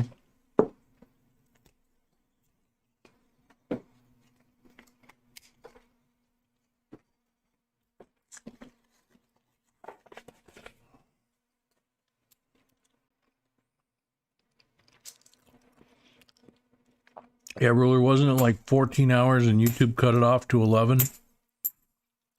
And Tiny went through like 18, was it Rainbow?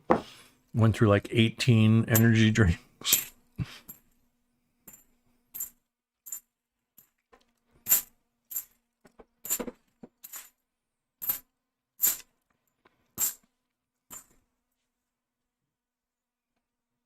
was like a 14-way box battle.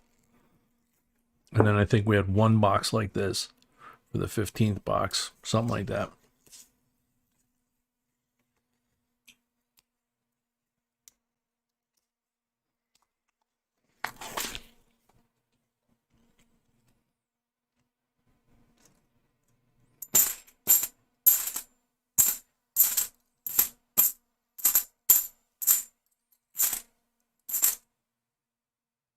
Beautiful 71.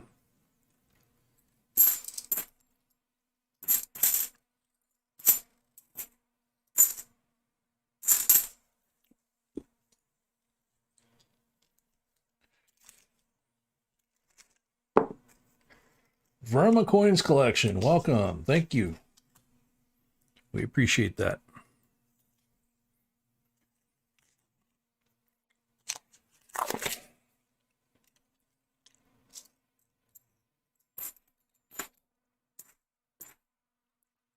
Another beautiful 71. Wow.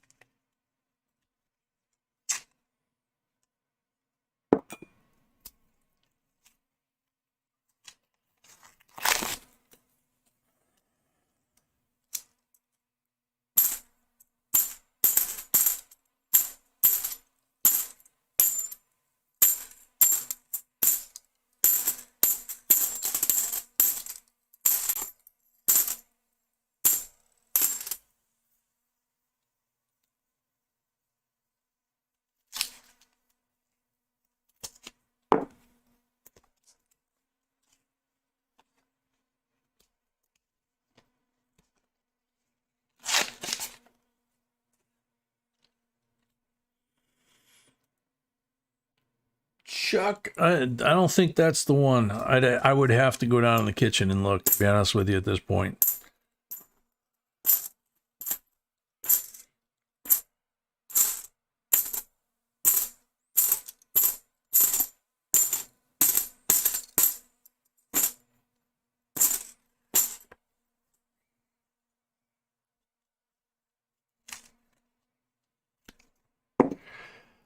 Shivan, it was a long night.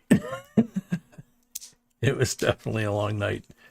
We had done it 2 years in a row before that. This was our third year. But I think the first year was like 8.5 hours. The second year it was multiple nights. So it was like 9 hours and 45 minutes, you know, that kind of thing. And then this year, the way the holiday fell, it was just one night, and it was like Ruler said, it was like 14 hours nonstop.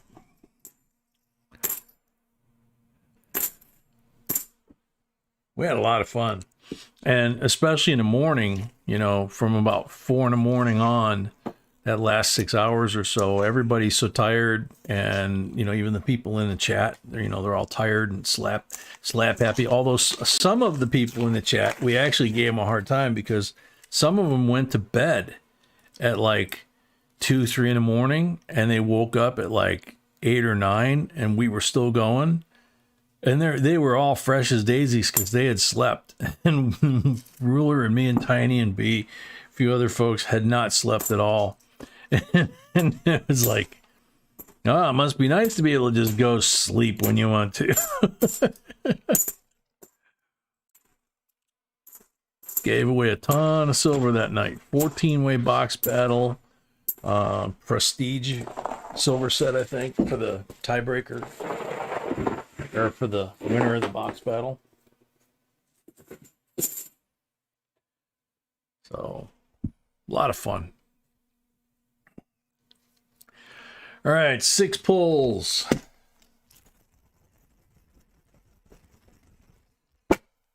Yeah, Ruler, I think we all might be too now. We got a good record out there. I don't know if we're gonna do that again. Blank on the first pull.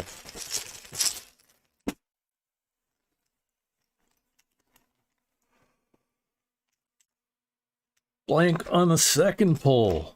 Come on.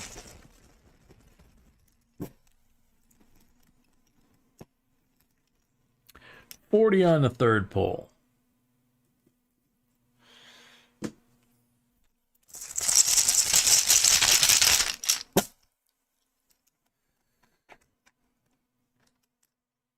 $90 on the third pull. Jeez.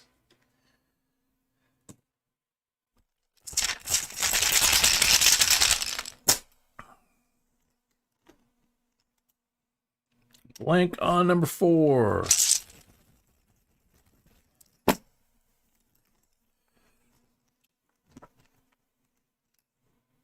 Blank on number 5.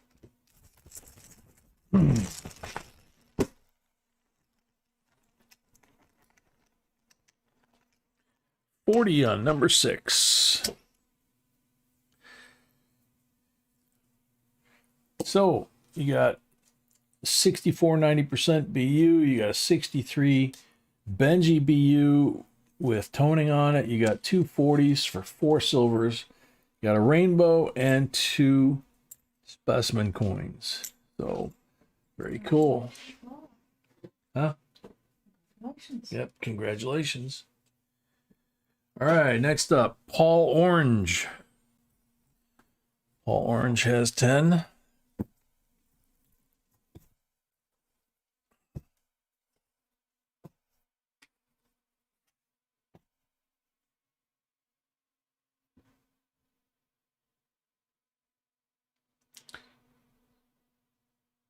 So is the count off?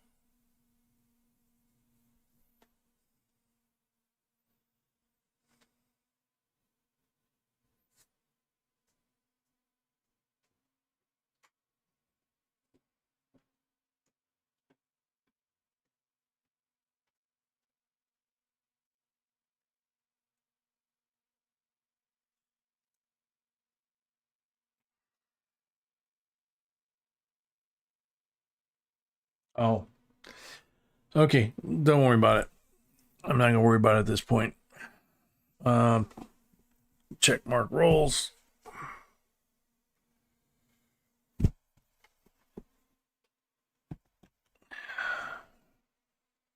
Black marked roll. 40% silver for the black mark roll for Paul Orange. Good luck, Paul.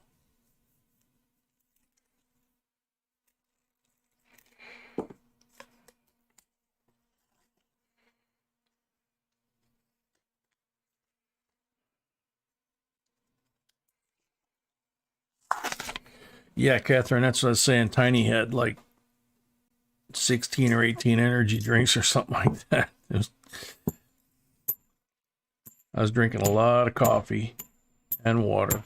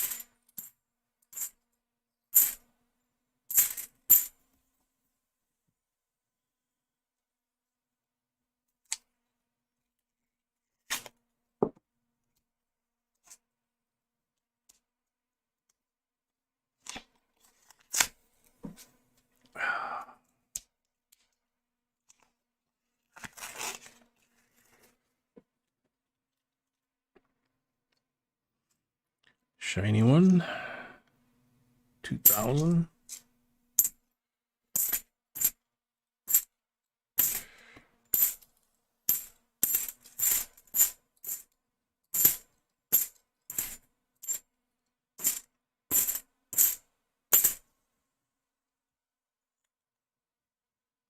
Night, Charles.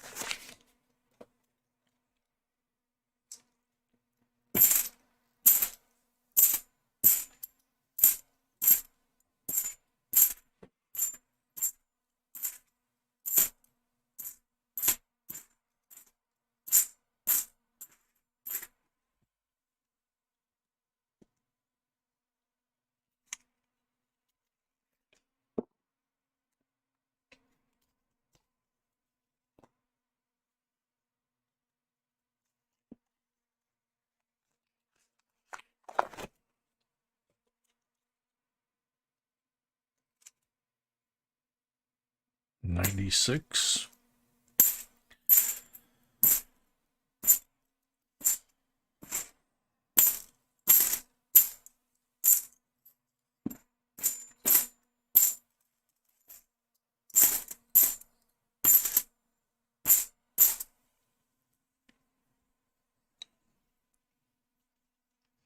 Imelda, yeah, you start the next box after this one. This is all one person here, and then you start the next box.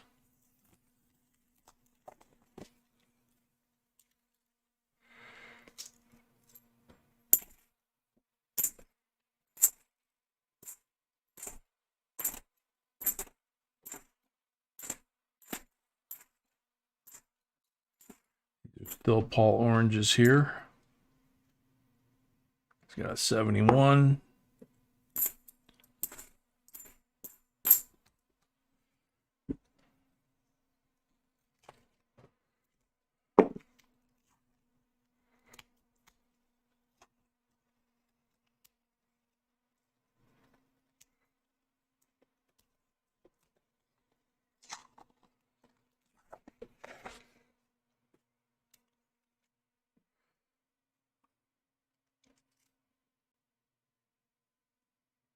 Very nice 77.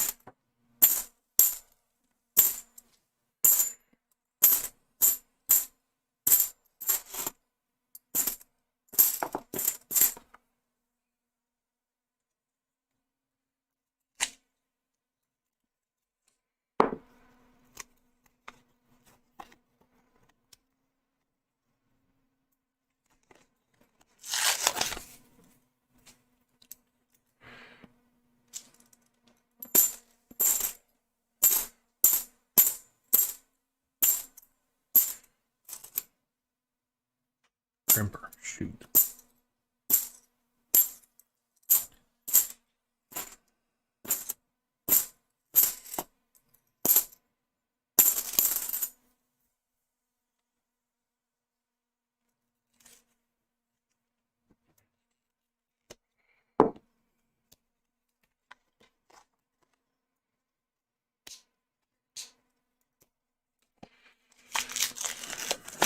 Last roll for Paul.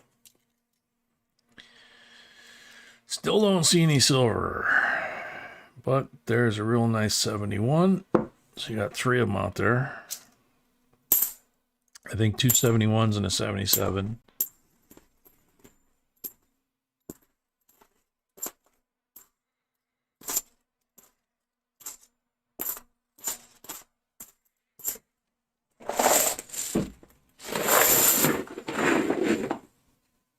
Okay.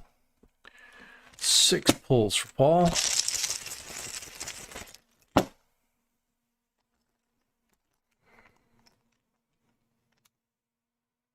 %40 on the first pull.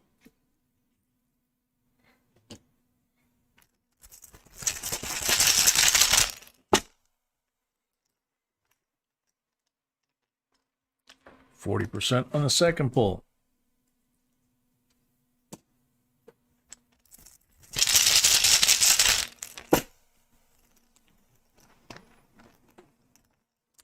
Blank on the third pull.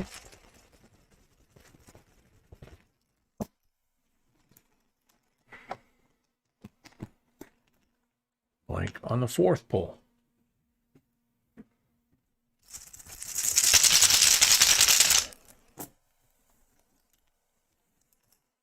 $40 on the fifth pull.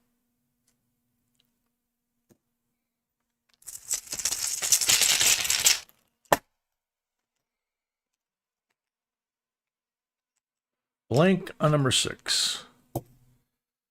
So Paul got 4 40s and 2 71s and a 77, if I remember correctly here.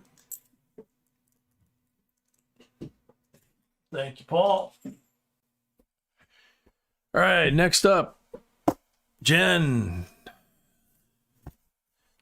birthday rolls. So we got 30 rolls. We're going to do 15 at a time. So 2 batches of 15 instead of 15 and 10 like we do when we have half a box. Just be easier that way, I think. And we'll do all the pulls all at the end. Red one. Black one.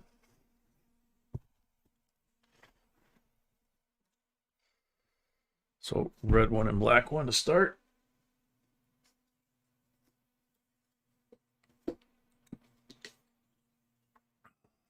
$67 for the black one for the 40%, 64 for the red one. Alrighty. Good luck.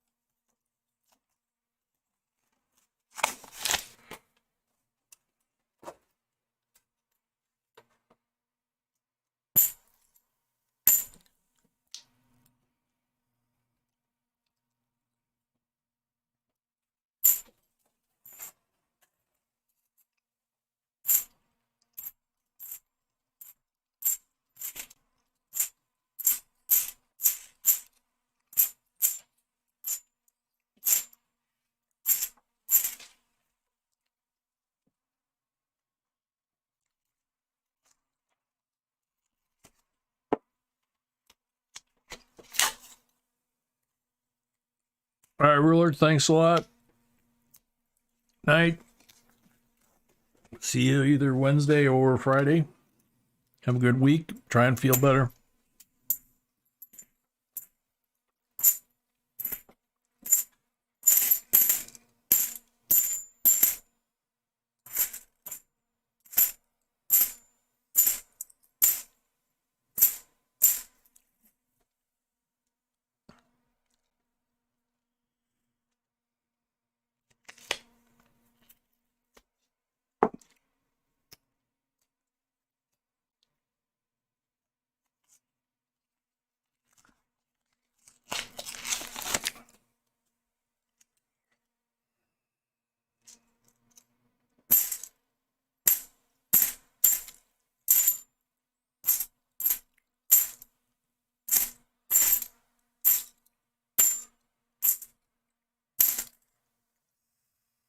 Nice 71.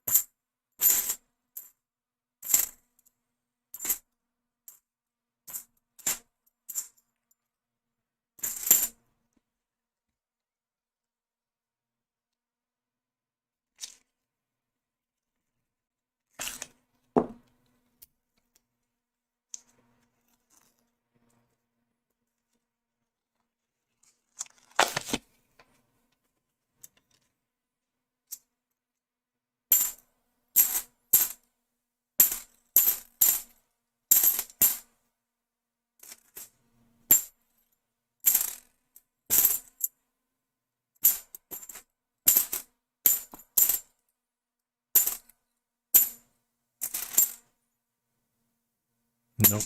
Too many nicks on the face.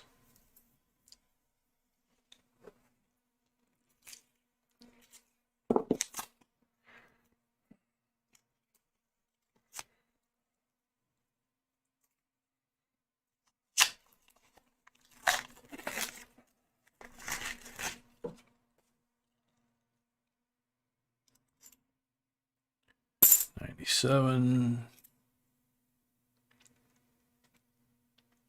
Nice 71.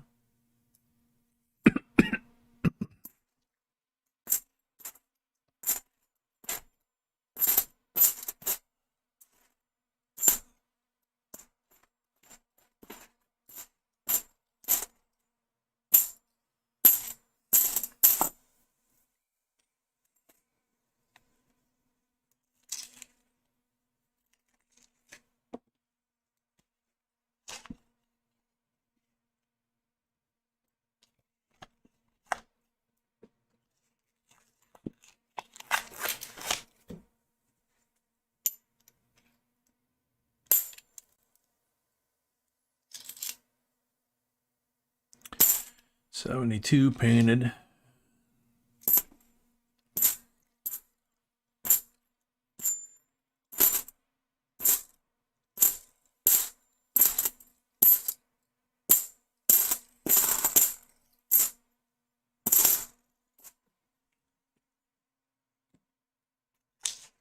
Hey, Greg, welcome.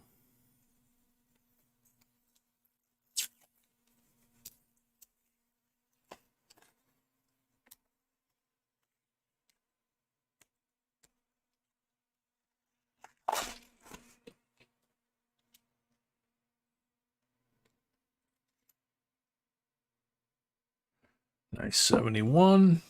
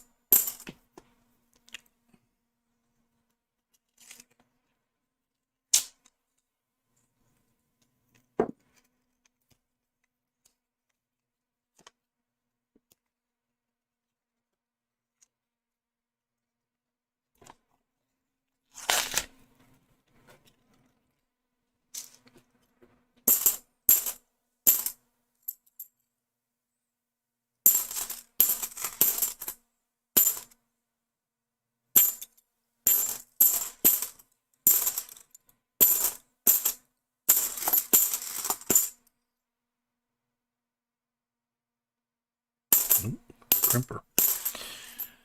Good old crimper.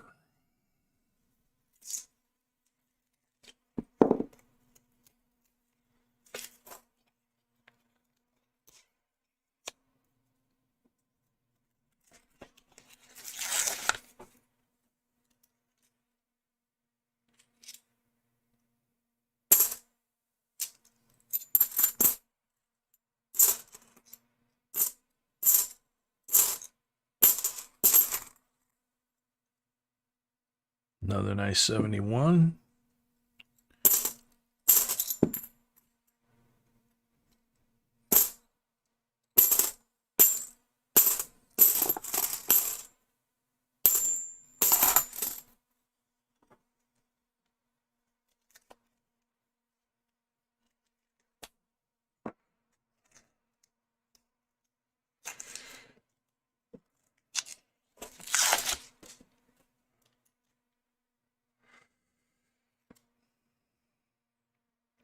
God, 81. The crimper got about 3 times.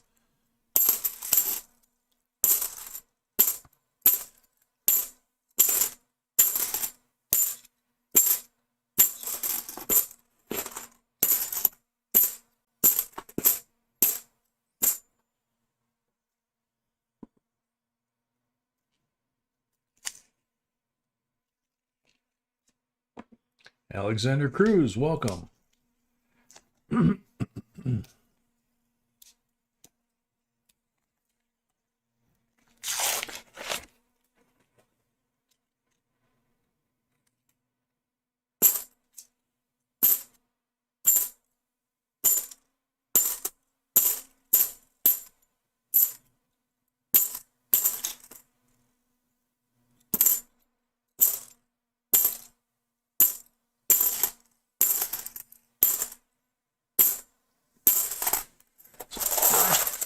First half gone.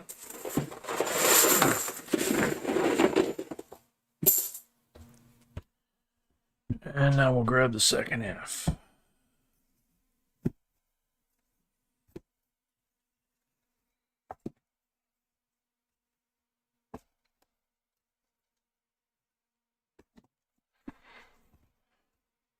It's only 1040 there. It's 1240 here and 140 on the East Coast. Into that box.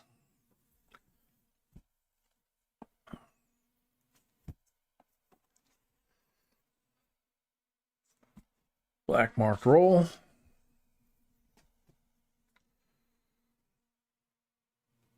One black marked roll.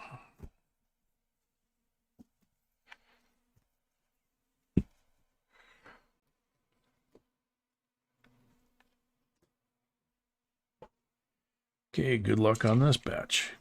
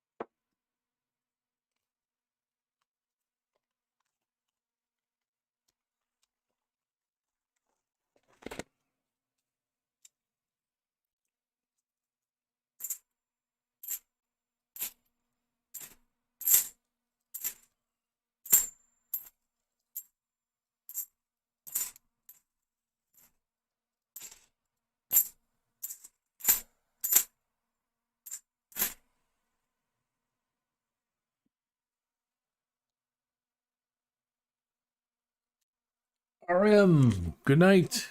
Thank you for being here. Hopefully see you Wednesday or Friday. Have a safe week.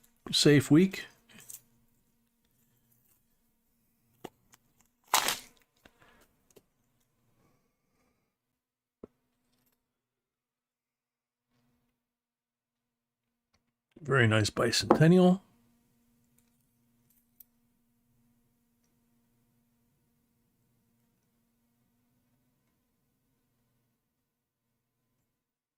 That one's got damage.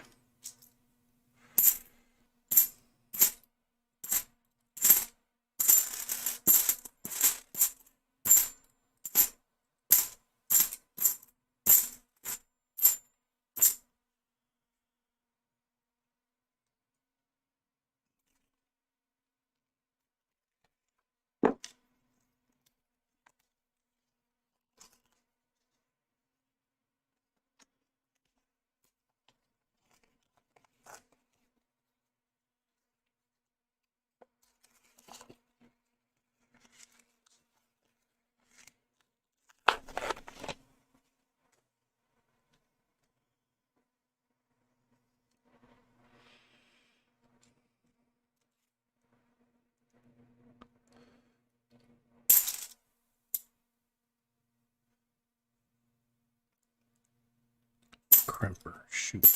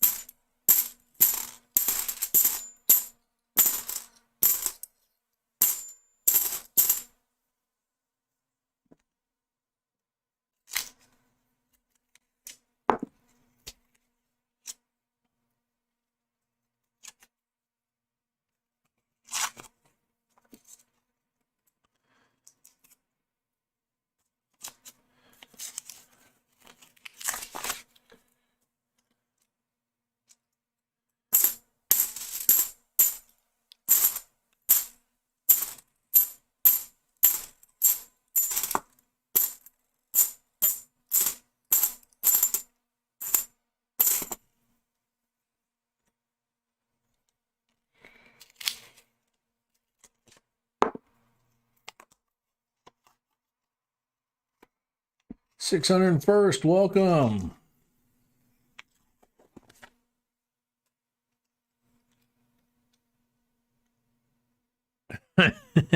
$601st, got to complete the mission, right?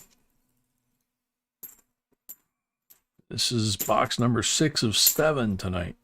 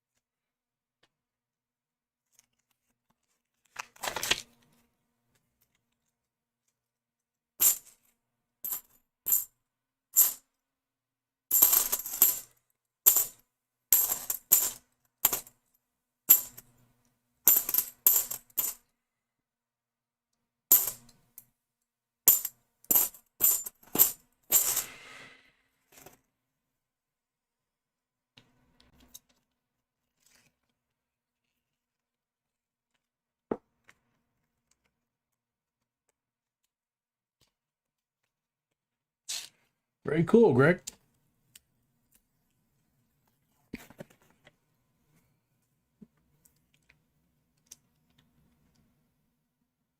So how much did that thing cost, Greg? And did you get it off our website, or did you find that on Amazon, or?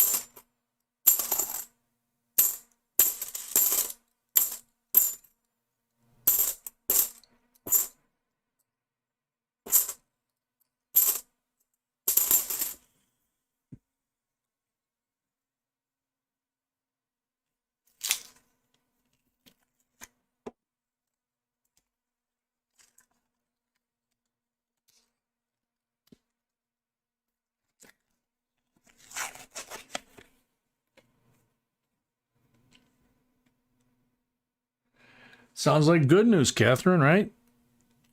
His numbers are starting to get better, and the cough's going to just take a while to heal. I know I've had that. Another nice bicentennial.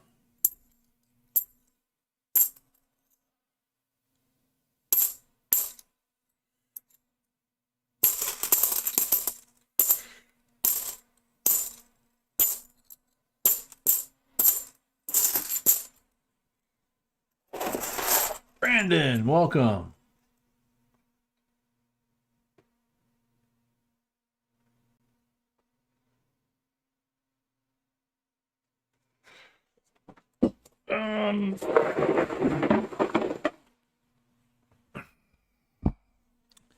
Actually, Mrs. B is the expert on that.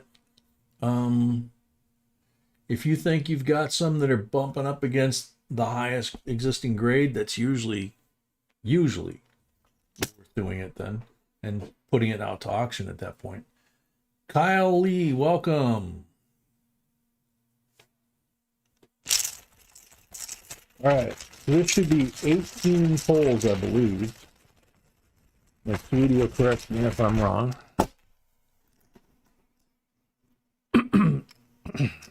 Blank on number 1.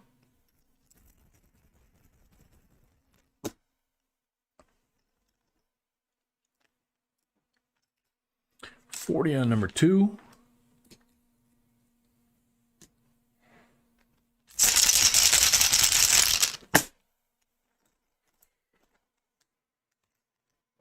$40 on number 3.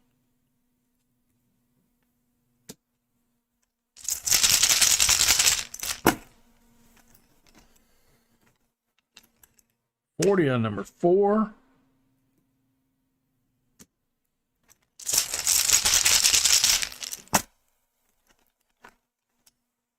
Blank on number 5.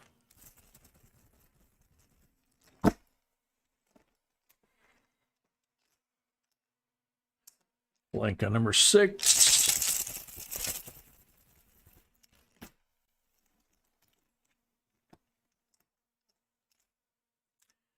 Blank on number 7.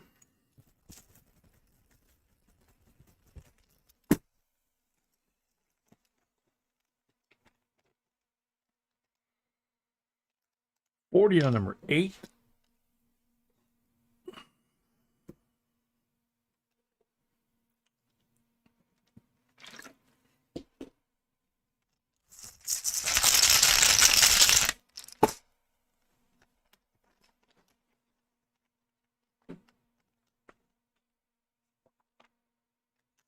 Blank on number 9.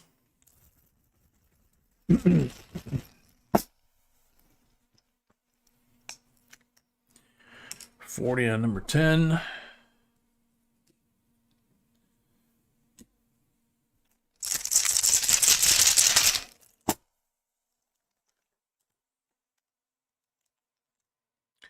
Blank on number 11.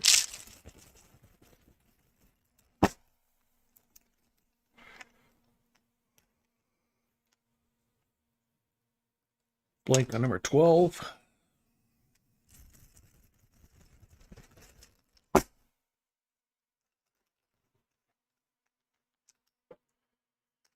Blank on number 13.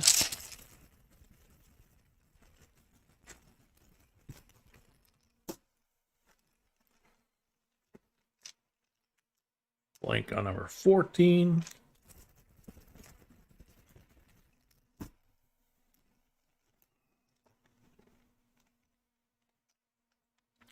$40 on number 15.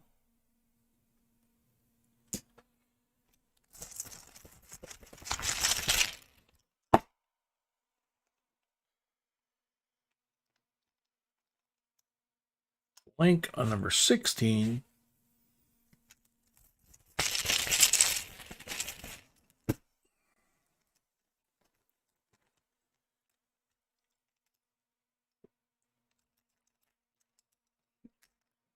$90 on number 17.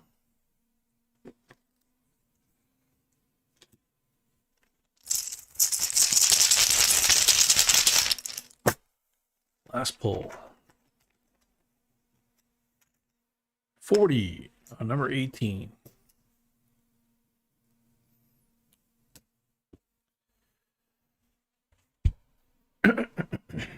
So 264 BU Kennedys, 90 percenters. You got 9 40s, so 11 silvers and 6 Nissies and specimen coins.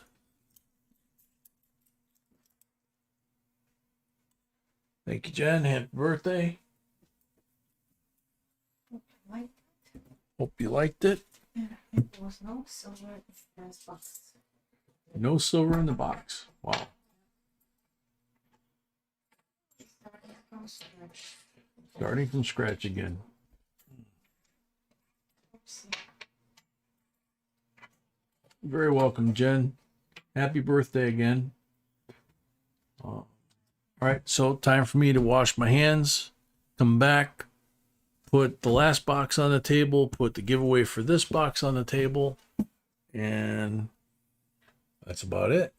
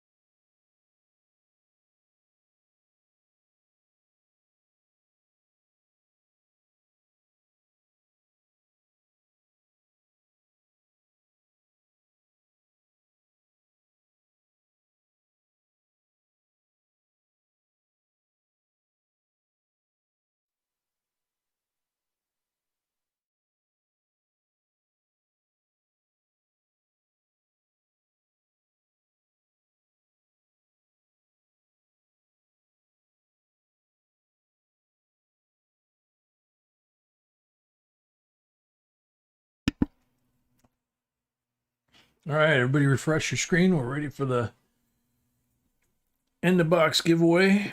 And we have one more box to go. Giveaway for the end of the box is a 1957A silver certificate, blue seal, blue numbers, in crisp condition. Go. Good luck, everybody.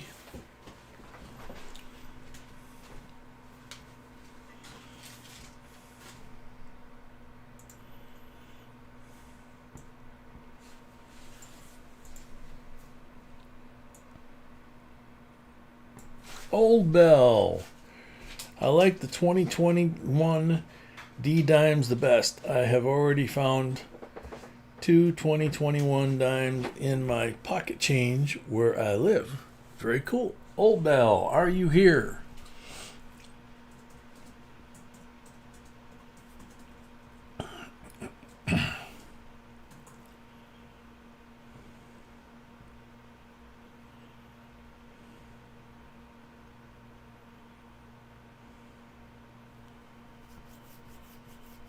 Old Bell's here.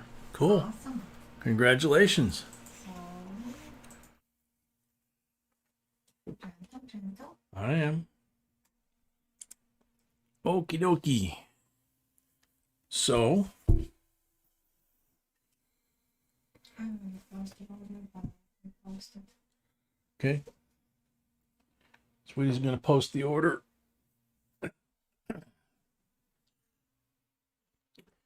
So Imelda has Imelda Garcia Moreno, huh? 30 rolls. Mhm. So where would you like to start, Imelda? Which one of these rows? Yeah, didn't need the timer roll, Bill. Thank you.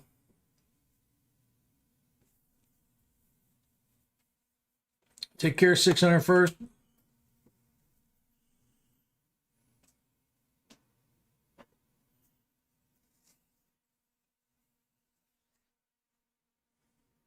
Bottom. Sounds good.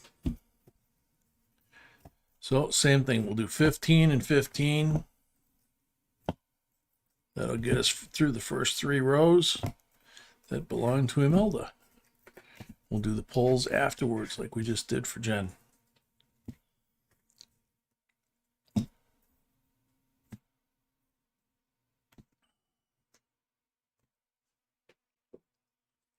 Check for marked rolls.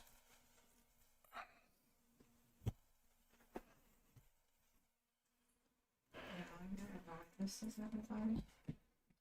1 black marked roll. Final reminder basically of addresses, everybody, because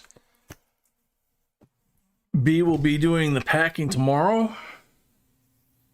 So if you could get her your address tomorrow, if you haven't already sent it, if you have something coming from us.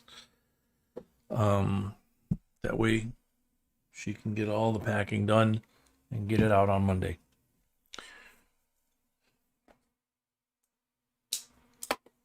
Night, Catherine.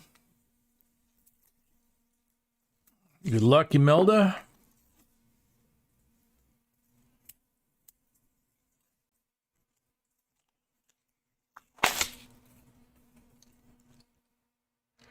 Couple shiny ones here. Nope. Nope.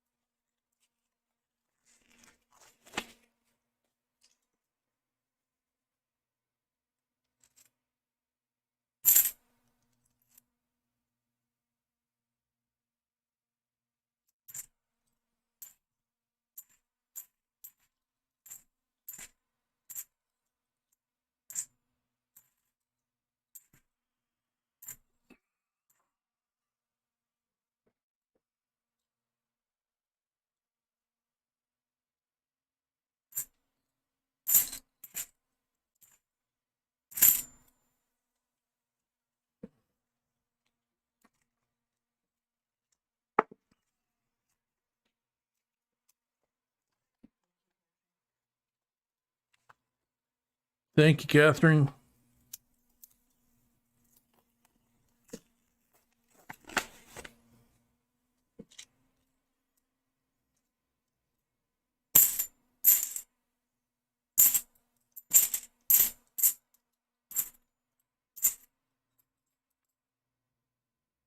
That's a pretty 96.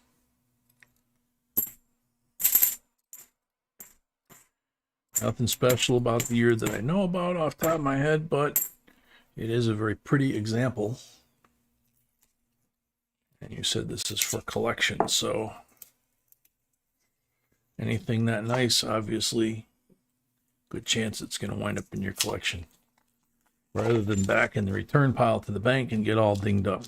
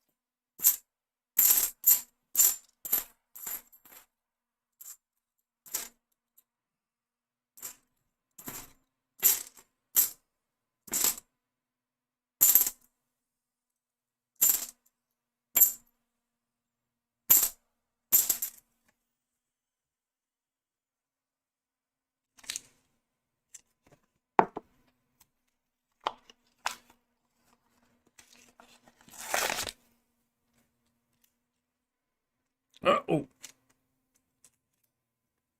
67, 40% silver. I just dropped one. Don't know what it is, other than it's a $50. But that's there was no silver. That's there. silver. That's fine. Ah. I didn't see what it was, honey. Nope.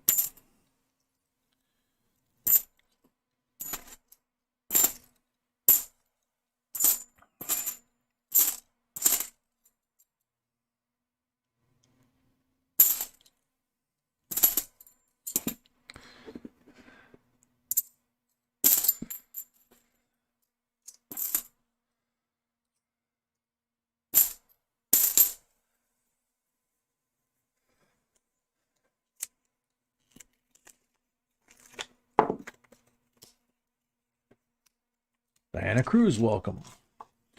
Yeah, a lot of them will, and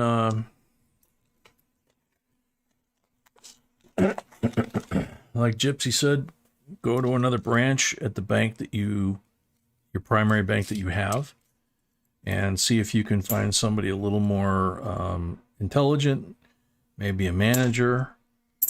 Tell them that you want to order, X number of boxes, whether you're going to order it every week. Promise them that you're not going to bring them back to their branch and stick them with them. And then find another bank or try another bank, maybe not the one you do business with.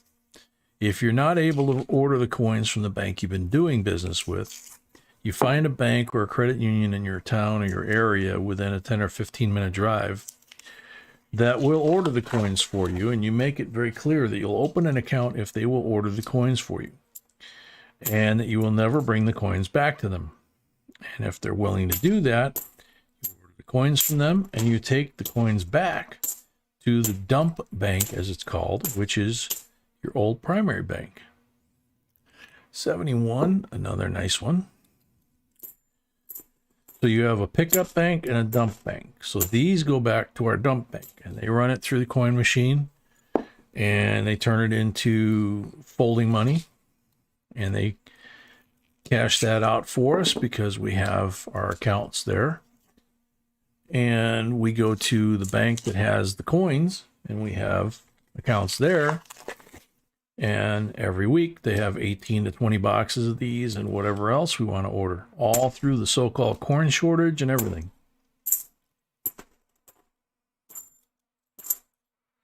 So that's what you do, is you find a bank that's friendly. You keep going until you find a bank that's friendly enough to order you the boxes. And, you know, start off easy on them. Say, hey, you know, can I order a box of quarters and a box of halves, or maybe a box of halves and a box or two of pennies, something like that. You know, and again, promise them you'll not bring the coins back to them. You can always go to Coinstar if you don't have a choice. And we have videos on how to go to Coinstar and not incur any fees, you know, not pay them the 11% service charge. So be creative, you know.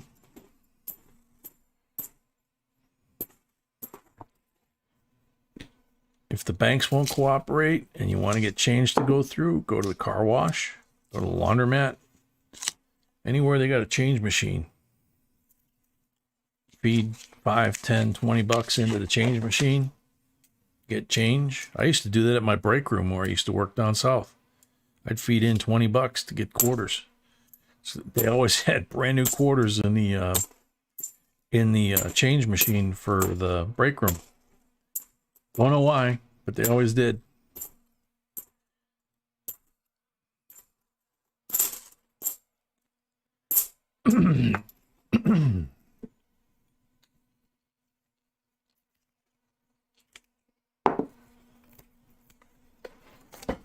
Exactly, Boris. Explain to him that if we go to a cashless society, like Boris is saying, if we don't have to have this change anymore, there's a beautiful 98. If we don't have to have this change anymore, and if the banks aren't going to provide us with this change anymore, then, you know, the government wants to go to electronic banking more and more. And when the ATMs came out, a lot of tellers screamed and yelled. I know, because I worked for the company that invented the ATMs. And the bank tellers were screaming and yelling that it was going to cost them jobs. And they threatened to strike and everything else. And there's some reduction in tellers, but not that much. The ATMs are mostly a convenience for after hours for a lot of folks. But there's some relief from the tellers' volume, if you will, or the need for as many tellers, because people go to the ATM even during the day. So you just kind of have that conversation with them and explain to them or ask them a question and say, if you guys don't order me coins and you stop ordering coins for customers and you stop ordering dollar bills and $2 bills and $5 bills, things like that, what exactly are people going to need you for as a bank? Because the government wants us to go to electronic banking. There's a lot of electronic banks on the internet now already. So I could put my money, if all I can do is deposit my money and pay my bills, I could very easily go to Ally, A-L-L-Y. That's the GM finance arm. There's lots and lots of banks online. They give you a lot of interest and perks and things like that that you don't get from banks anymore. So if we all move there, then the banks are pretty much out of business. That's why Bank of America, Chase, you go to open an account at Chase, B tried it when we moved back home. They gave her the third degree. They wanted to know all her personal information, all my personal information. They asked for social security numbers, investment account numbers, all kinds of stuff. And then they said, well, we don't open a checking account for you, but we would love to invest your money. And that's what they want to do. They want to be your investment bank. And all the banks are doing that. The little ones, the regional ones, small town bankers, that's where the money is. Because they know that they're going to be out of business. So these are the second 15. And this time around, you got a black and a red. So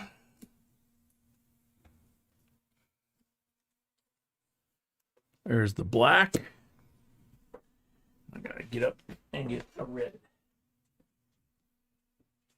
Oh.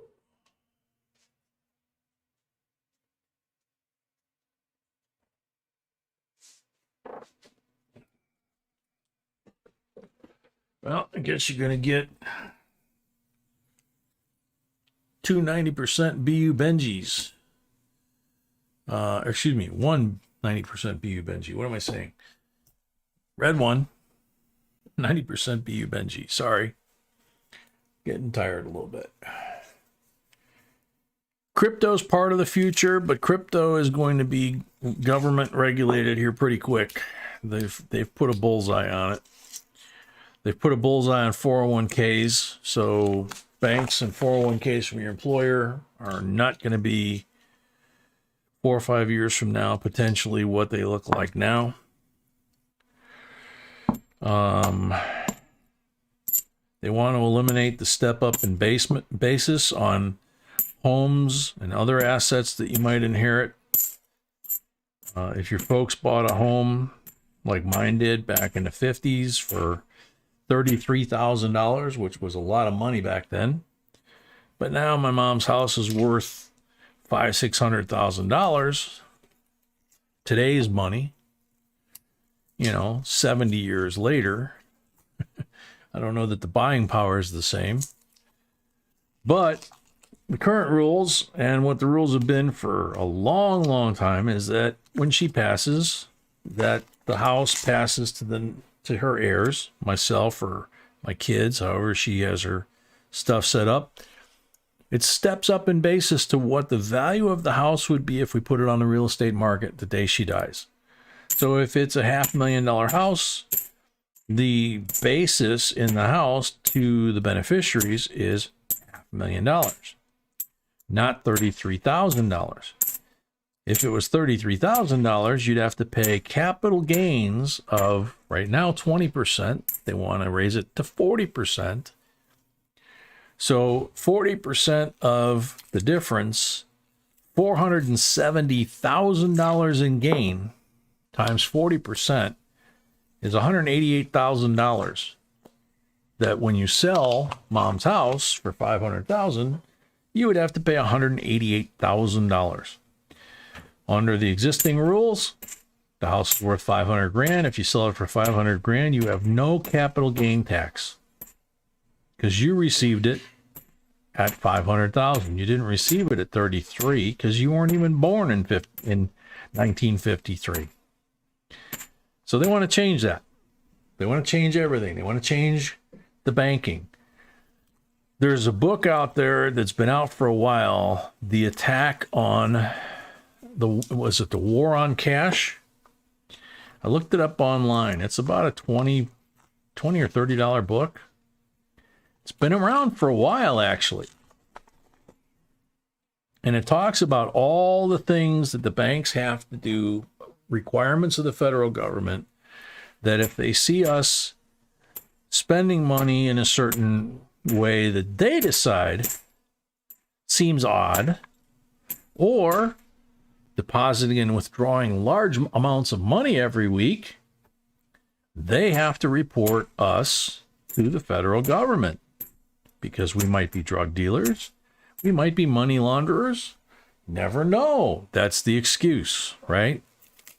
So what they do is they monitor everything you do. Same thing with a credit card. There's a record of every single purchase you make. That's why we always say when you go to buy coins, pay cash. When you go to a coin shop or a coin show to buy silver or gold bullion or collectible coins, pay cash. You pay cash, they can't figure out who you are, what you bought, or where you put it. You pay with a credit card, they know exactly what you bought. Over time, they know exactly how much you got. And they can easily show up at your house, just like they did in 1933, make the gold and silver illegal, and you're the bad guy, just like they intend to do with guns. So the government is coming for us all. And there are quite a few books out there like that, The War on Cash. And The War on Cash, if you are not aware of any of these things that the federal government currently requires, let alone what it talks about that they're trying to require, that'll scare the bejeebers out of you, okay? Now, I grew up in a family where mom was a bank teller for 40 years. I worked in banks in high school and after I got out of the service. You know, I've been around finance pretty much my whole life, and I know about a lot of these things.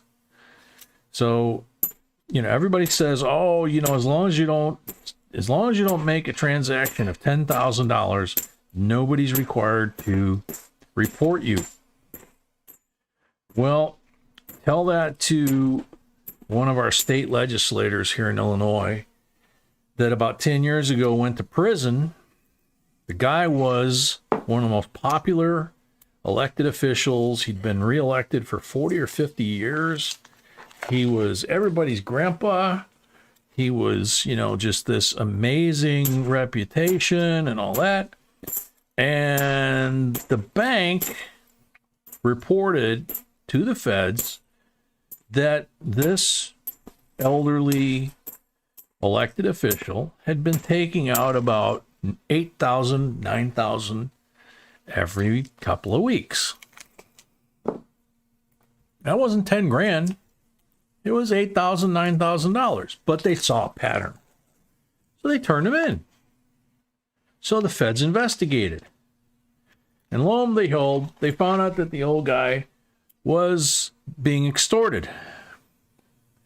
He had someone that was blackmailing him. And the investigation, being that he was a public official, got leaked to the newspapers. And it turns out that somebody that he coached in high school wrestling class back 50 years ago or something claimed that he did something that he couldn't even remember the details or whatever. The guy was never charged with it. But his career was over, his reputation was ruined, and the IRS prosecuted him for using his own money in a totally legal way. And this is the kind of stuff that they got in mind for a lot of us. So we got to be careful. It's one of the reasons why we always emphasize security here, personal security, which is, who am I? I'm Jay. You know? Yeah, V-Rose, you can be reported for anything. If the teller gets PO'd at you, the teller can drop a report. It's so easy, it's not funny, okay? It's easier for them to drop a report on you. Yeah, suspicious activity report. That report is easier to generate than it is for you to get 10 grand out of the bank or cash in a bunch of these coins in a coin machine, okay? And if you use Coinstar and you put your personal information in there, they can track that too. If you use credit cards for anything, groceries, why do you think when you walk in a store, your cell phone all of a sudden sends you a text message or an email saying, hey, by the way, Jiffy peanut butter is on sale at your local Jewel grocery store? You know, or you walk into Walmart and it says, hey, blue jeans are on sale, because they're tracking everything you do. Google actually reads and screens keywords in your emails and puts them out there to third-party advertisers to build a file on you. And the things you like, the things you do. There's a new app on my phone. I didn't put it on there, but every time I come home and park the car, my phone notifies me that it's got a record of where my car is now. My car's safe. Yeah, I know. I just parked it. Parked it at my house. But it's keeping track of that. Isn't that interesting? And they want to go to facial recognition and thumbprint fingerprint to eliminate all the passwords that we have to use. Right. Has nothing to do with being able to track us. Has nothing to do with cameras that are everywhere being able to use the facial recognition like you see on TV all the time. That technology's out there.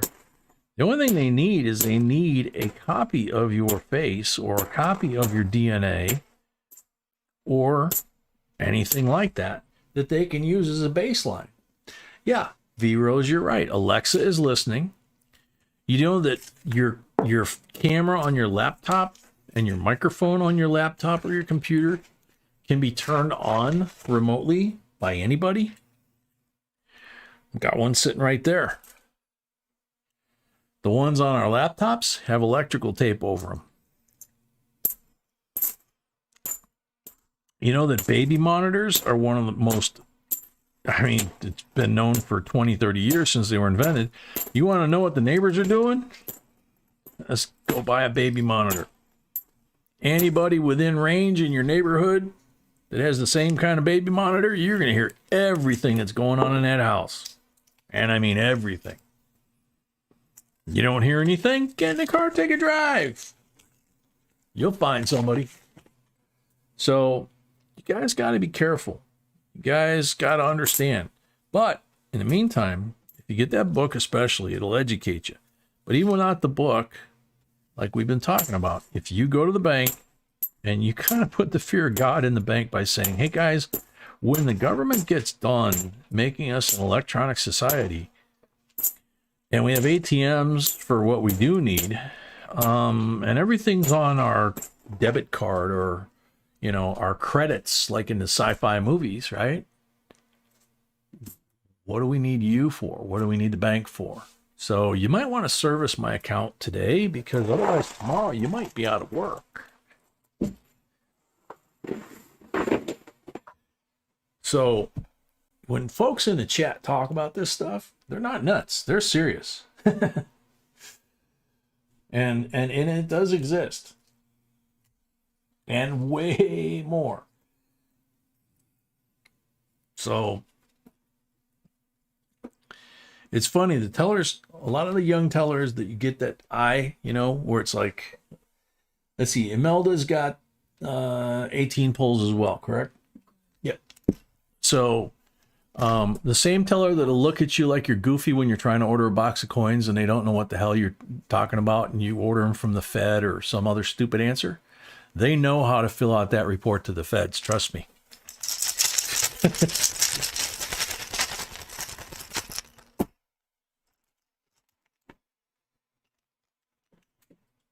$40 on the first pull.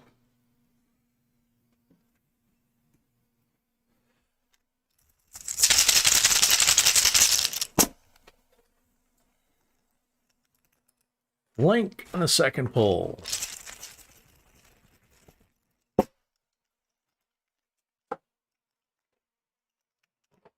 Blank on the third pull.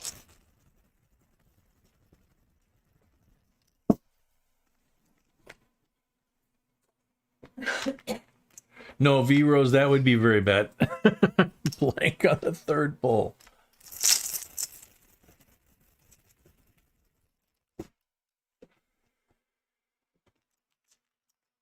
Blank on number 4. Here we go again.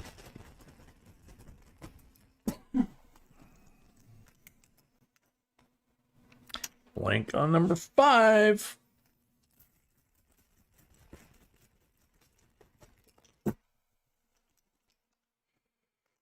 Angels don't fall. Welcome. Blank on number 6.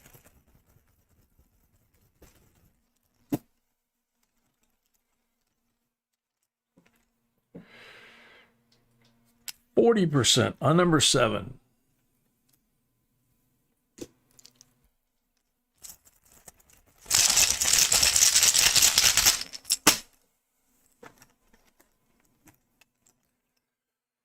%40 on number 8.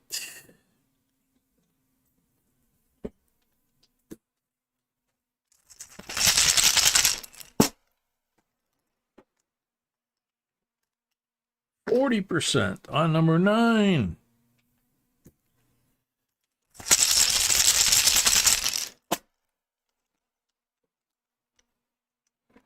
I'm off. Okay, well, we'll get caught up here. 40% on number 10. I don't want to ruin the rhythm here and get blanks again.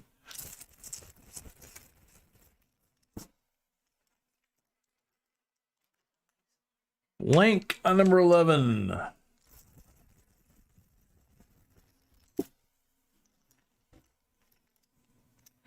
%40 on number 12.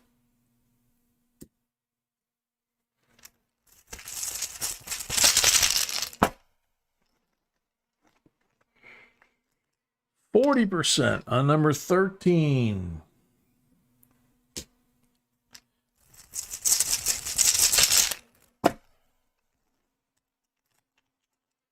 %40 on number 14.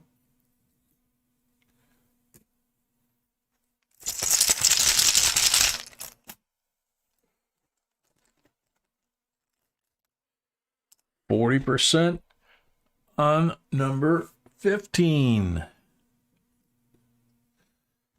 No, that's what they want you to think, Heather.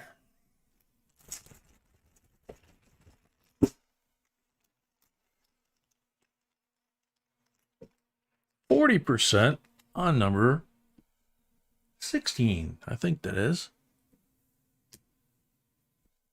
I'm going to do one more and then I'm going to find out.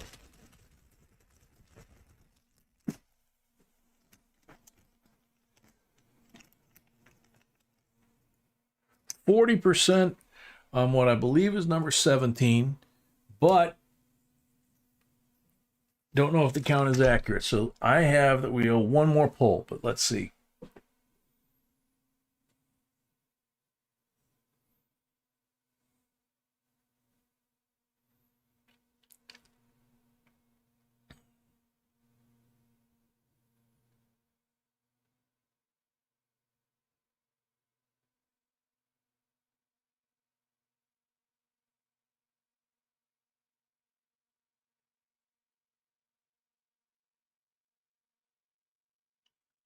So I've pulled 18. Okay. Cool. 63 BU Benji, 90%er. Wow. 5, 10, 13, 14, and 1 from the roll. 15 silvers and 4 specimen coins. Not too shabby. Okay, so there you go, Imelda. Thank you very much.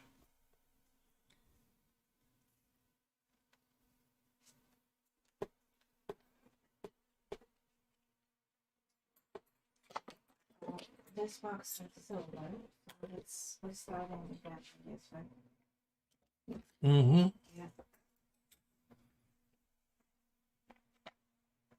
Rest of the box is Nick Egan. So we do 10 and 10, and then we do all the pulls. Good luck, Nick.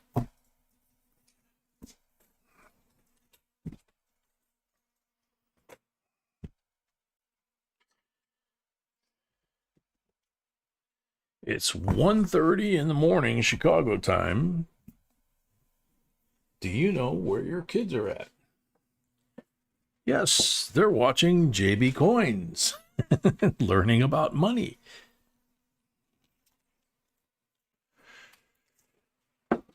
Give me.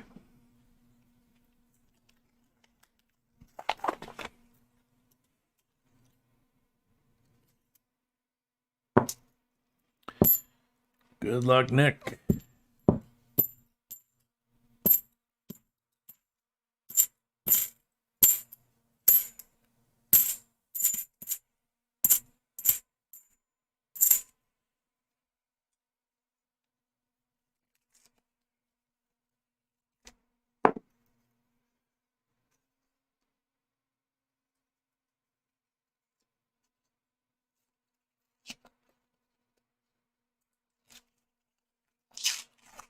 Ernest Edwards, a new member. Yay! Thank you very much.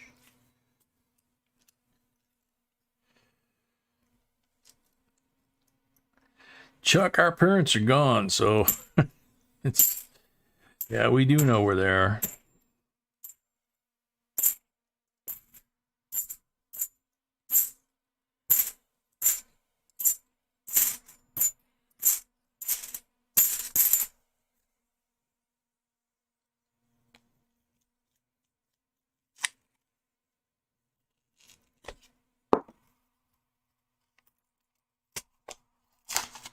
Wow, very cool. If that bill is not really damaged, if it's salvageable, you might want to check. PCGS has a division called PGS, I believe it is, for paper money restoration. You could get an estimate from them of what they think that bill would be worth at auction and what it would take to restore it, if it could be restored. You know, if it in fact does have damage, or whether they would recommend just grading it the way it is. Don't try and do anything yourself. Biggest mistake a lot of people make is they try and iron the creases out of bills and stuff, and that shows up.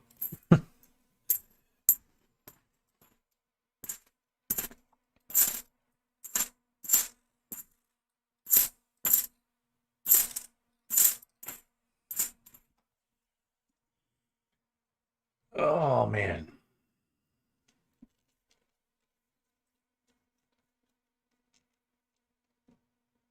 Ouch.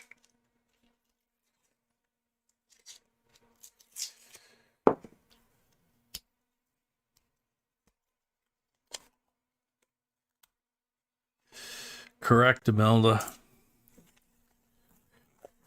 There are actually YouTube videos that show you, even if you don't have a GPS in your car, you know, navigation screen, there's a GPS unit mounted in the dash of just about every car.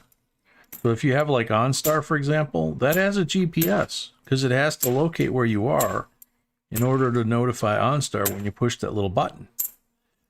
So there's actually YouTube videos that show you, if you don't want them to be able to track your vehicle, it shows you how to access the transponder GPS units that are mounted in the dashboards and remove them without damaging the electronics in your car.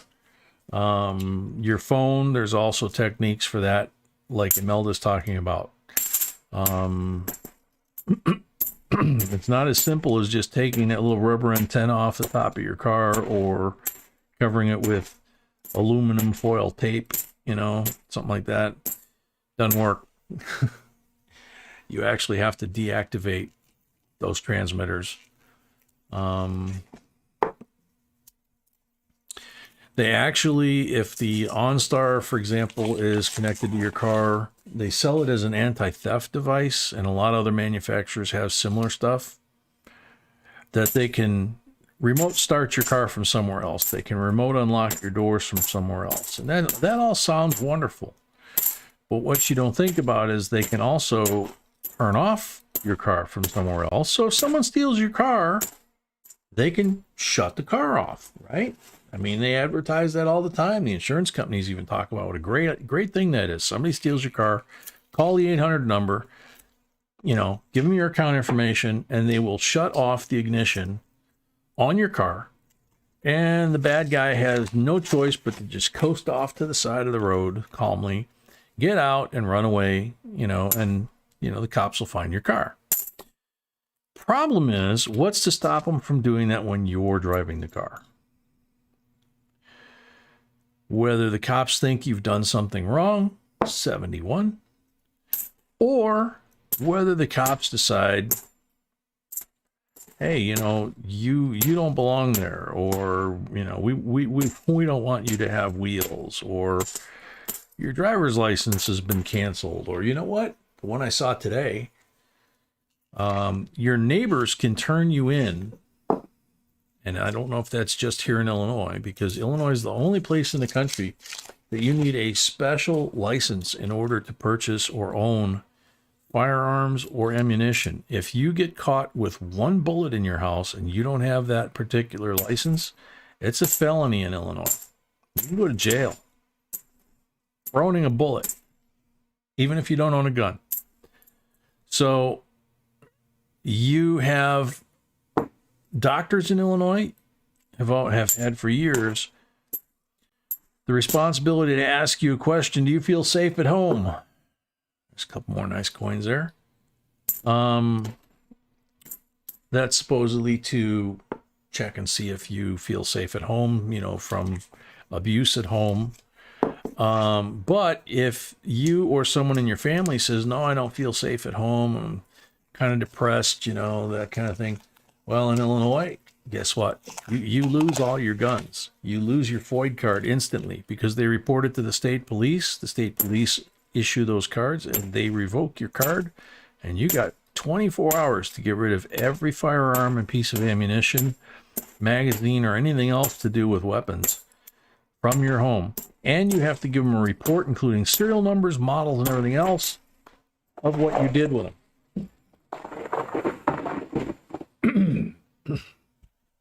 And once you do that and you comply with the law, try getting them back, even if you move out of state. That's how bad this state is. California's trying, other states are trying, the government's trying, the president's trying. So whether you believe in guns or not, or gun rights or not, you got to understand, when they take that one, it's just a matter of time, just like all this woke cancel culture stuff. Yeah. Yep, you're right. I shouldn't be talking politics. Apologize. Green mark roll. Benji.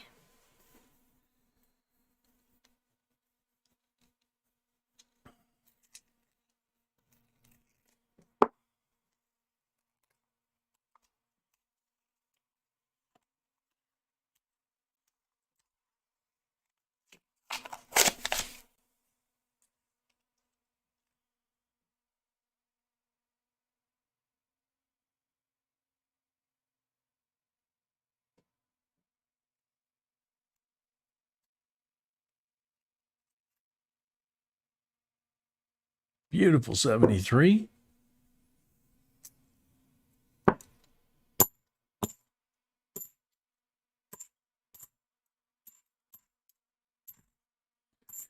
Sorry, guys, I don't usually go on a rant about that, especially since, like B pointed out, politics is one of the taboos on the channel that we don't talk about normally. That and cursing.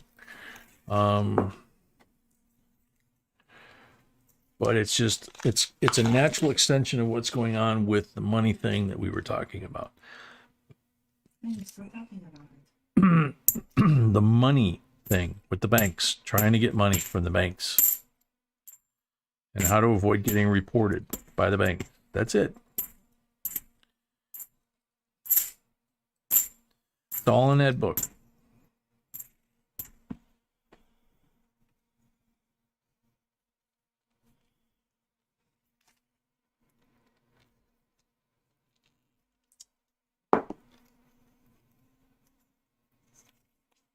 He's not JB, he's just Jay. Yeah, Brandon, I'm just Jay. B is the beautiful woman to my left that puts up with me. I am just your host, your narrator, and the hairy arm that does this. Everything else is my beautiful bride, and she's B. I'm Jay. J and B is both of us.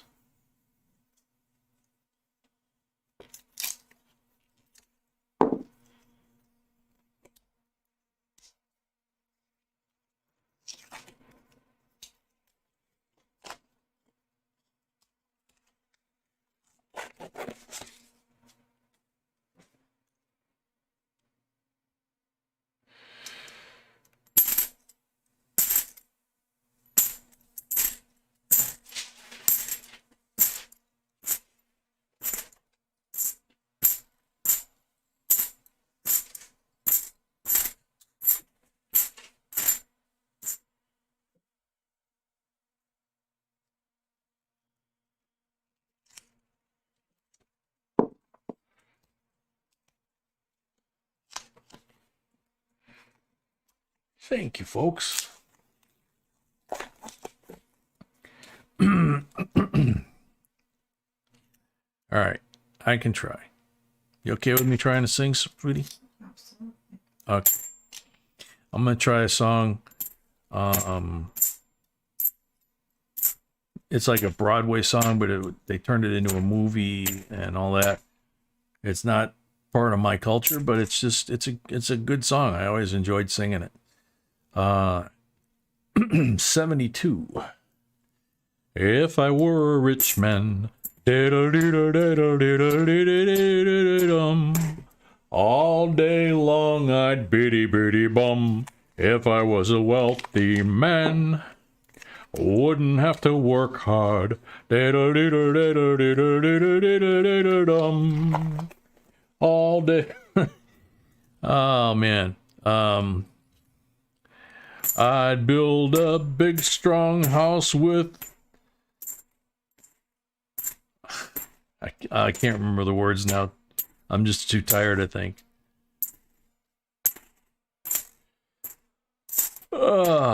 Sorry. Oh, that's what it is. I'd build a big strong staircase just going up and one even longer going down and one more going nowhere just for show. It's just one of those fun songs to sing, you know, because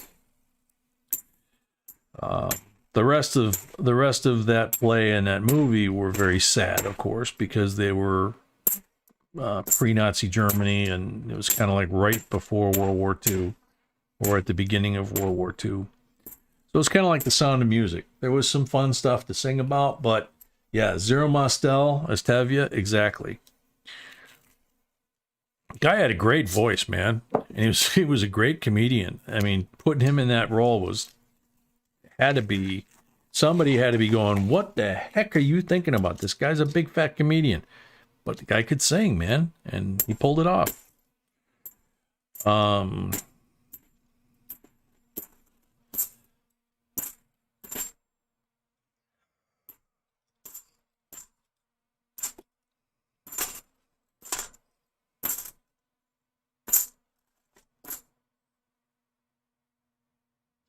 Nope, too many scratches.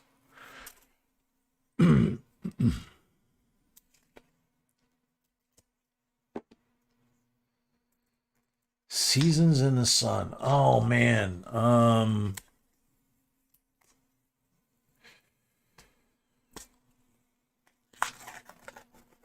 Yeah, and that's the thing. It's like, no, we got enough sad songs. It's like the one I sang last night was pretty much a sad song.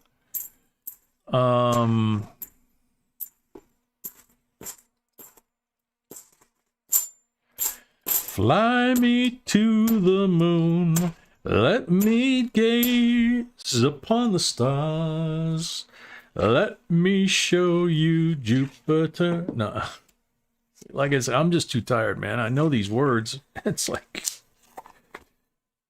let me know what spring is like on Jupiter and Mars.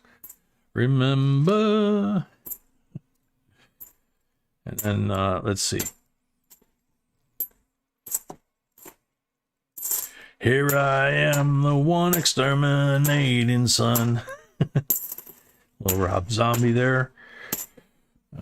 Just to let everybody know that I'm not 103 years old and just sing Sinatra tunes or Broadway tunes or whatever. So, we got 20 pulls for next. Right? No, 12. Yeah, Space Cowboys had that song in it, but that was a very old Sinatra tune. Very good Sinatra tune. So 12 pulls. Blank on the first pull.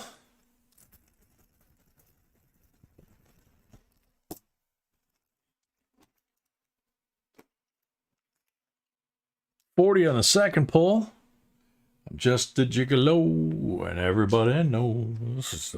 Everybody knows the part I'm playing. Pay for every dance, selling each romance. Ah, what are they saying? But youth will pass away, and there will come a day.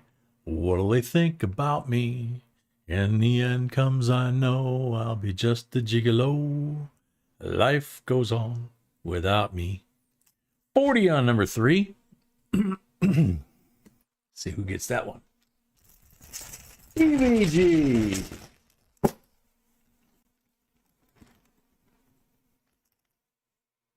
Dick Severn, welcome.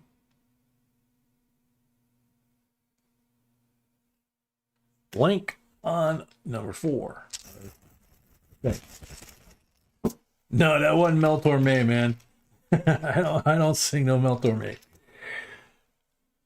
40 on number 4.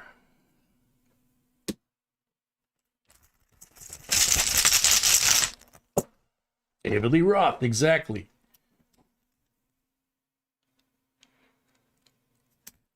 Blank on number 5.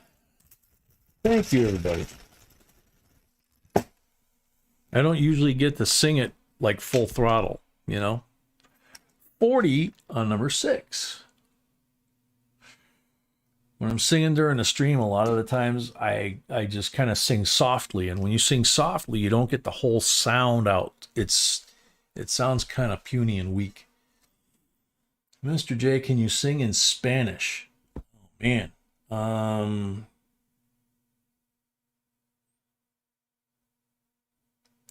To all the girls I've loved before. That was Julio and Willie, right? Let's see. Number 8. 40. I don't know if I know any Andrew Lloyd Webber, dude.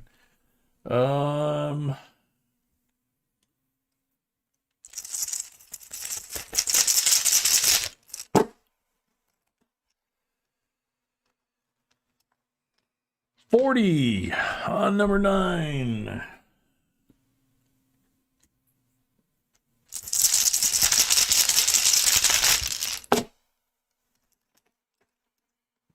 Okay.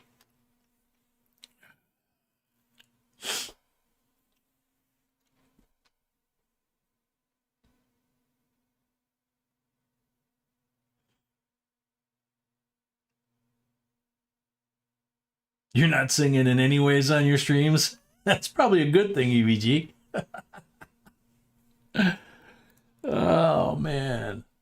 All aboard! I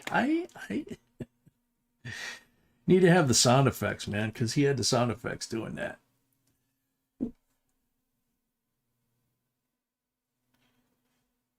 Oh, really? Just a Gigolo was originally Mel Torme? I didn't know that. Oh, well, the Velvet Fog, what can you do? All right, so where am I at? That was number 9. I got 12 pulls total.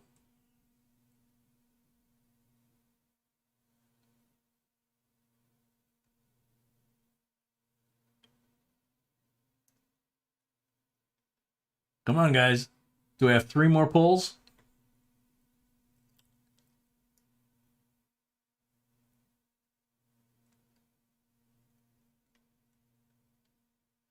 Jedi don't know any of... Well, I know one from Jesus Christ Superstar, the theme song, but I don't really know it.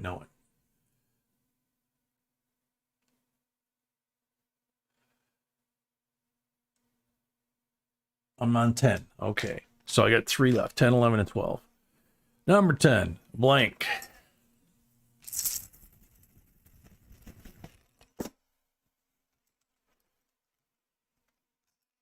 Number 11, a blank.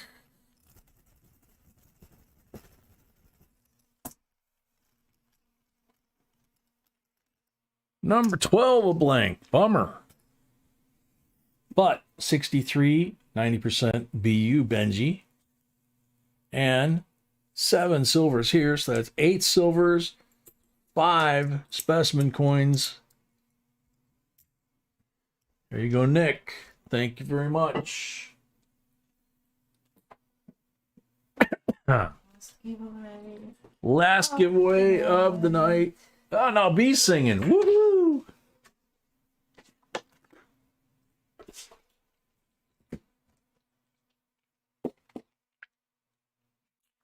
All right, last giveaway of the night here in the box. It is a mini Silver Eagle, basically. Quarter troy ounce. So 1/4 size. Nice and thick. Beautiful details. 0.999 silver. Good luck, everybody. Low flying geese alert.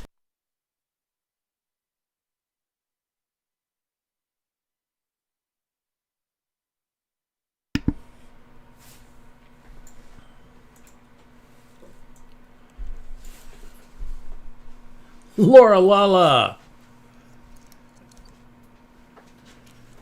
In the bed, unfortunately. The 68s are my favorite.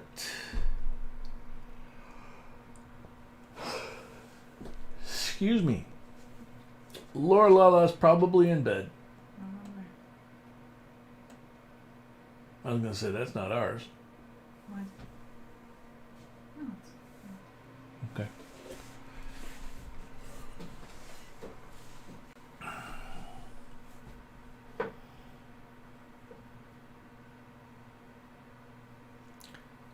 Laura Lala, just in case. I think they're long since asleep.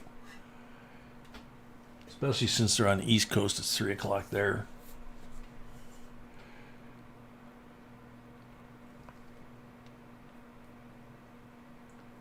Ouch. Ouch. 9 seconds.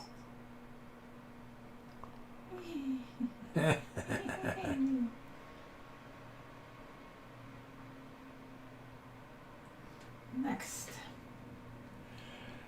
Time's up. Next up, good luck.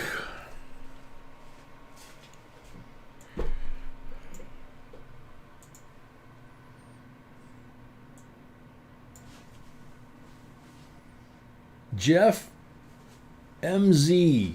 Love them 68s. Jeff MZ.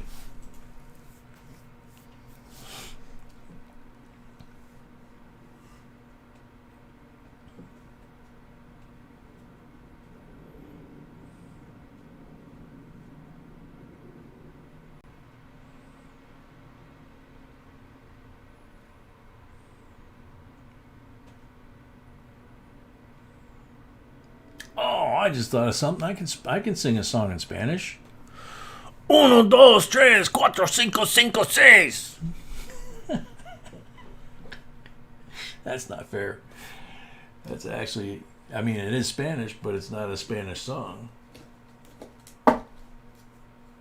I used to know Spanish songs when I was a kid, but it's been so long. 10 seconds left. 10 seconds left for Jeff MZ. Tony MTZ, welcome. New Miss Canada with Bruce, 303. You're still Next. here, man. Time's up. Next up, good luck.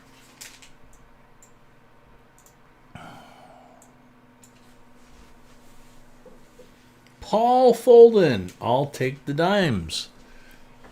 Paul Folden, you're on the timer.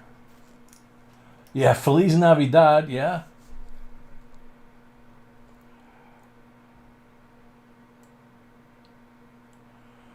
Yeah, I can do that one. What the hell? Feliz Navidad. Feliz Navidad. Feliz Navidad. Prospero año y felicidad. I think that's about the only part of it that's in Spanish anyway.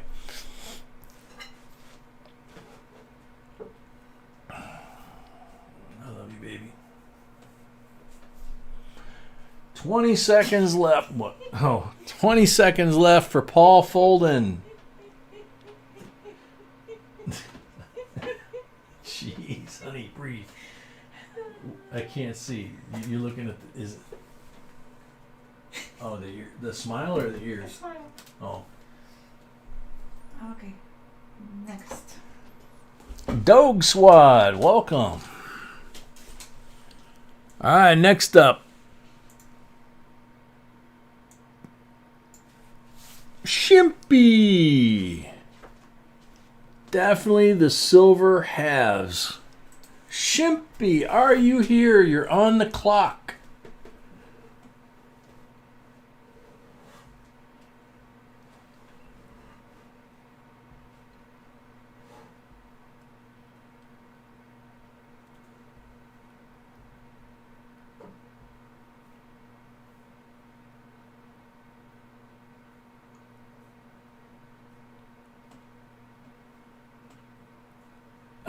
Scott got it. Yep.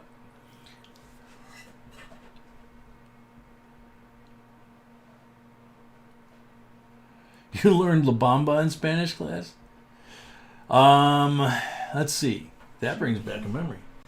15 seconds for Shimpy.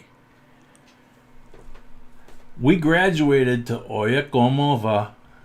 Pelito, bueno, vamos a. Será. That was 50 years ago, man. Oh, man. All right. Next up. Time's up. Good luck. Sorry, Shimpy.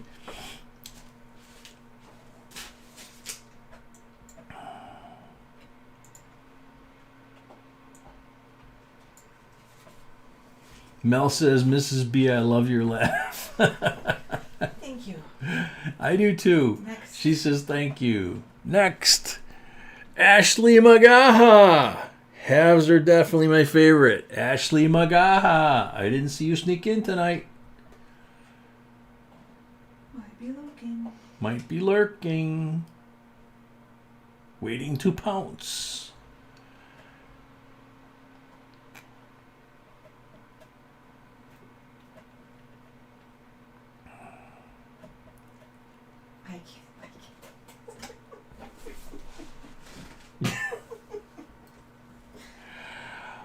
Well, I thought this was Italian.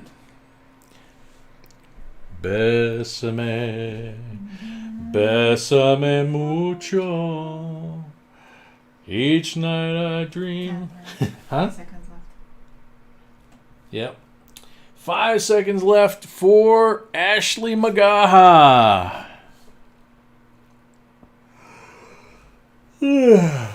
Excuse me. Time's up. Next up, good luck.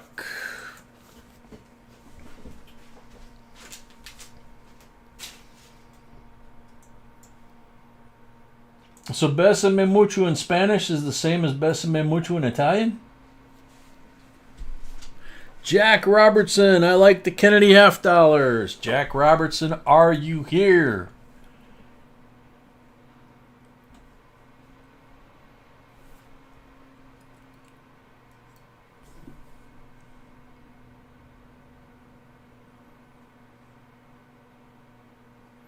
Oh God, Cheech.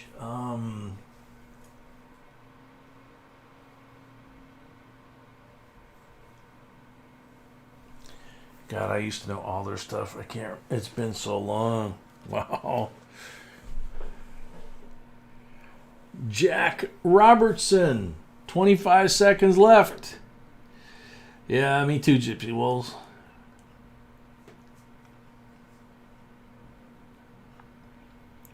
Very interesting. Besame mucho is the same in Spanish and Italian.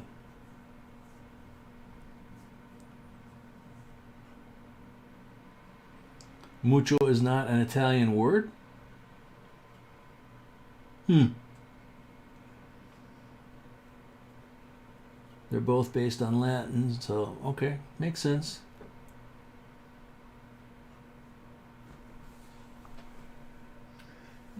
Next up. Time's up. Good luck. Dave's not here, man. Dog Squad by Dog Coin. Then you'll win. Richard Ferris. The 68s are my favorites. Richard Ferris, are you still here?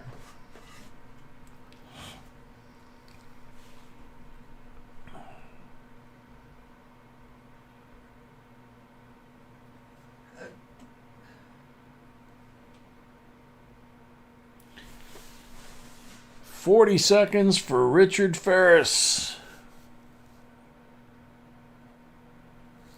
What that? Look like dog.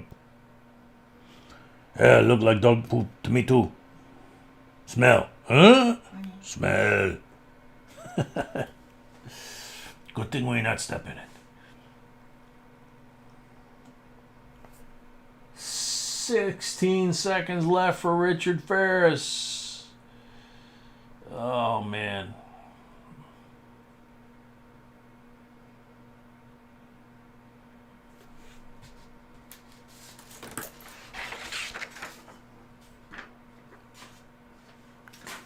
Next up, time's up. Good luck.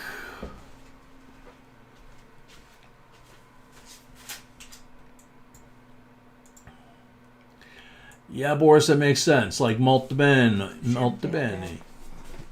Shimpy again. Oh boy. Oh boy. Oh well. Shimpy again. We know Shimpy's not here, but we gotta wait.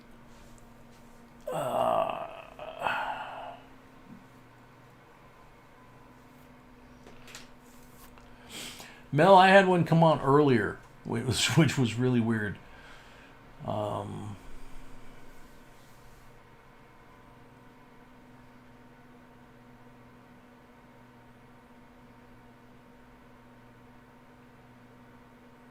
Oh my God, yeah.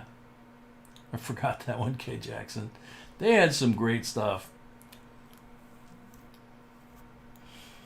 Yeah, Scott, that was off of Cheech and Chong. That was one of their songs, actually, I think. Yeah, it was. 10 seconds left for Shimpy.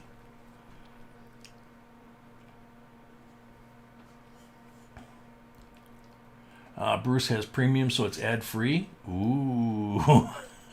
Next. Next up, time's up. Good luck. Excuse me. Kimberly Beam. I would be partial to the rolls of dimes. I would love to come across 2021 through rolls of any kind. Kimberly Beam.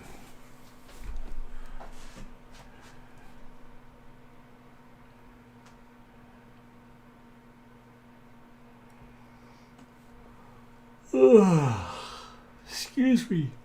Jedi Jim, I agree with you.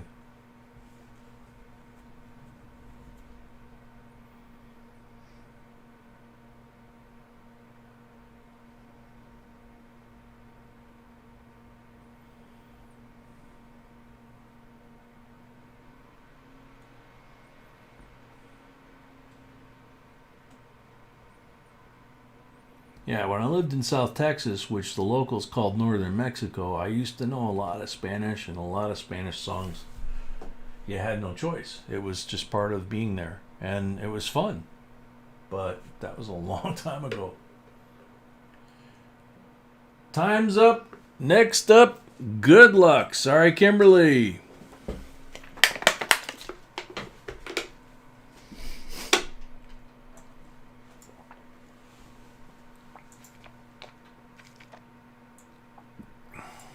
CJ Nick. I have to go with the 2021 dimes. Good choice. Good choice. CJ Nick.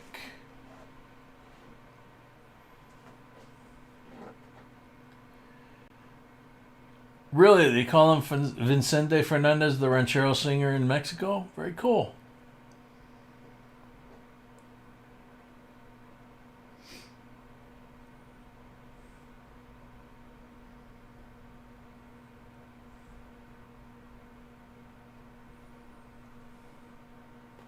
$30 seconds left for CJ Nick. K. Jackson, I would be guessing it's Cheech that's doing that because I believe he's the one that's into art, and Chong is advertising heavily his CBD products and stuff that he's selling, which kind of makes sense. I don't know.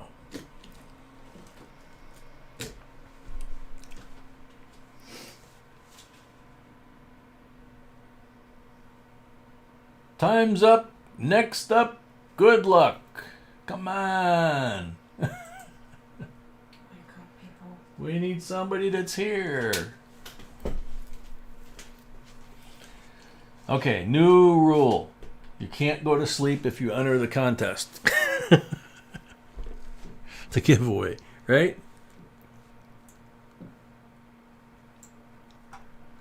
You'll take one for the team. There you go. Nicole Cruz. She also said good night.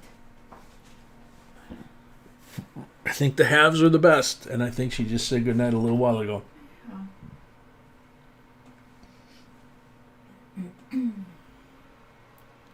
Cheech and Kukunacha hand in glove.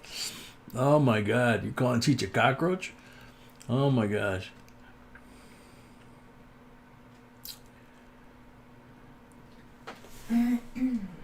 $30 seconds left for Nicole Cruz.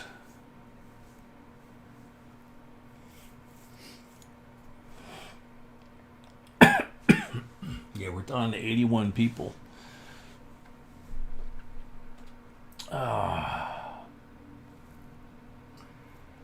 Sorry, folks. We've tried to find a better comment picker this time of night, you know, that picks from people that are actually in the stream, but have not been able to find one that works. Even Real Whirler hasn't been able to find this one. Next up, time's up. Good luck.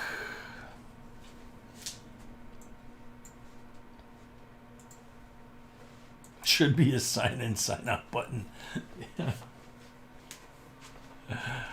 Oh man, Richard Ferris. Didn't we just have him? I think so. Oh man, Richard Ferris back on the clock.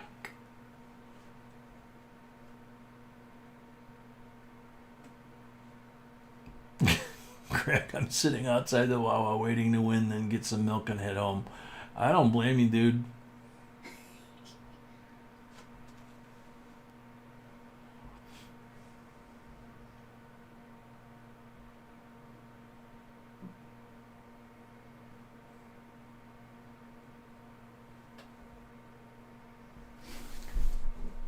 $20 seconds left.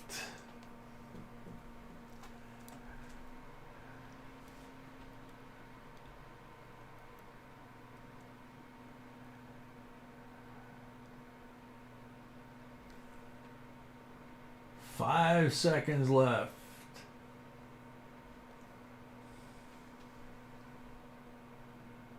Richie Rich, welcome. Next up, time's up. Good luck. You better be here.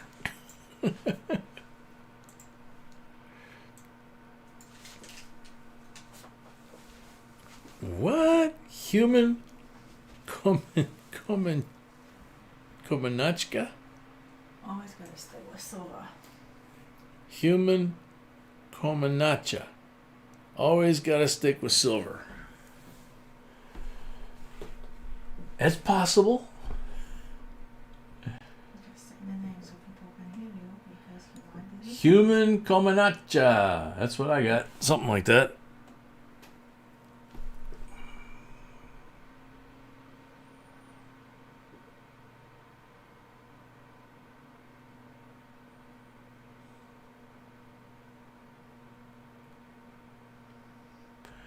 Yeah, man, we don't. I mean, it doesn't even.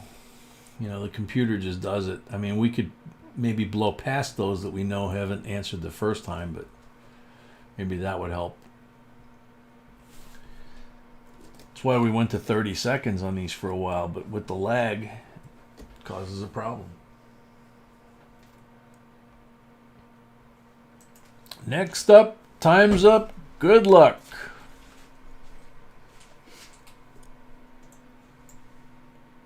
Oh, is that what that's supposed to be? Human coming at you? Thanks, Heather. I didn't catch that. Old Bill thinks it's fun. Butterbeans, love $50. Butterbeans, come on, you gotta be here. I have to be here.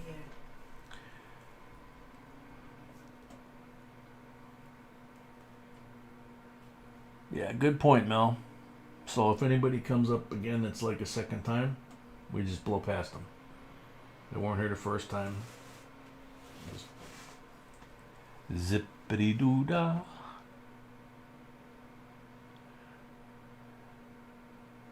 The suspense is keeping you awake. Oh man. 20 seconds left for butter beans.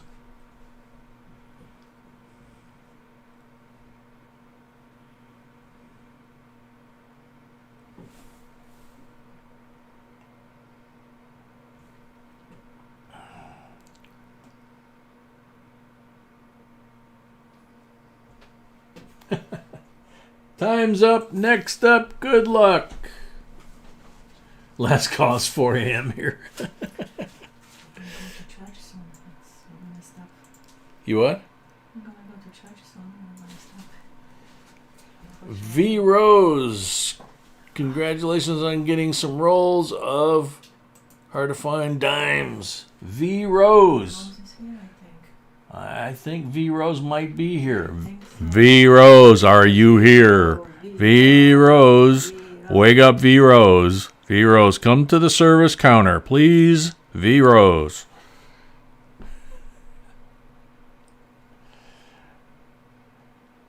Unless they have tremendous lag. I think so because they just commanded. Yes, last call. Thank you, Gypsy.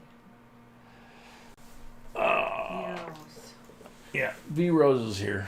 Yeah, but I don't see it. It just scrolled off top of my screen. She didn't say if she's here. That's true. No, just said she's here. Now she's here. Yay! Thank you. We greatly appreciate it. Beautiful silver coming your way. Yep, beautiful silver coming your way. Well deserved. Well deserved. Much anticipated. Even more so appreciated. And yeah, even more appreciated than usual.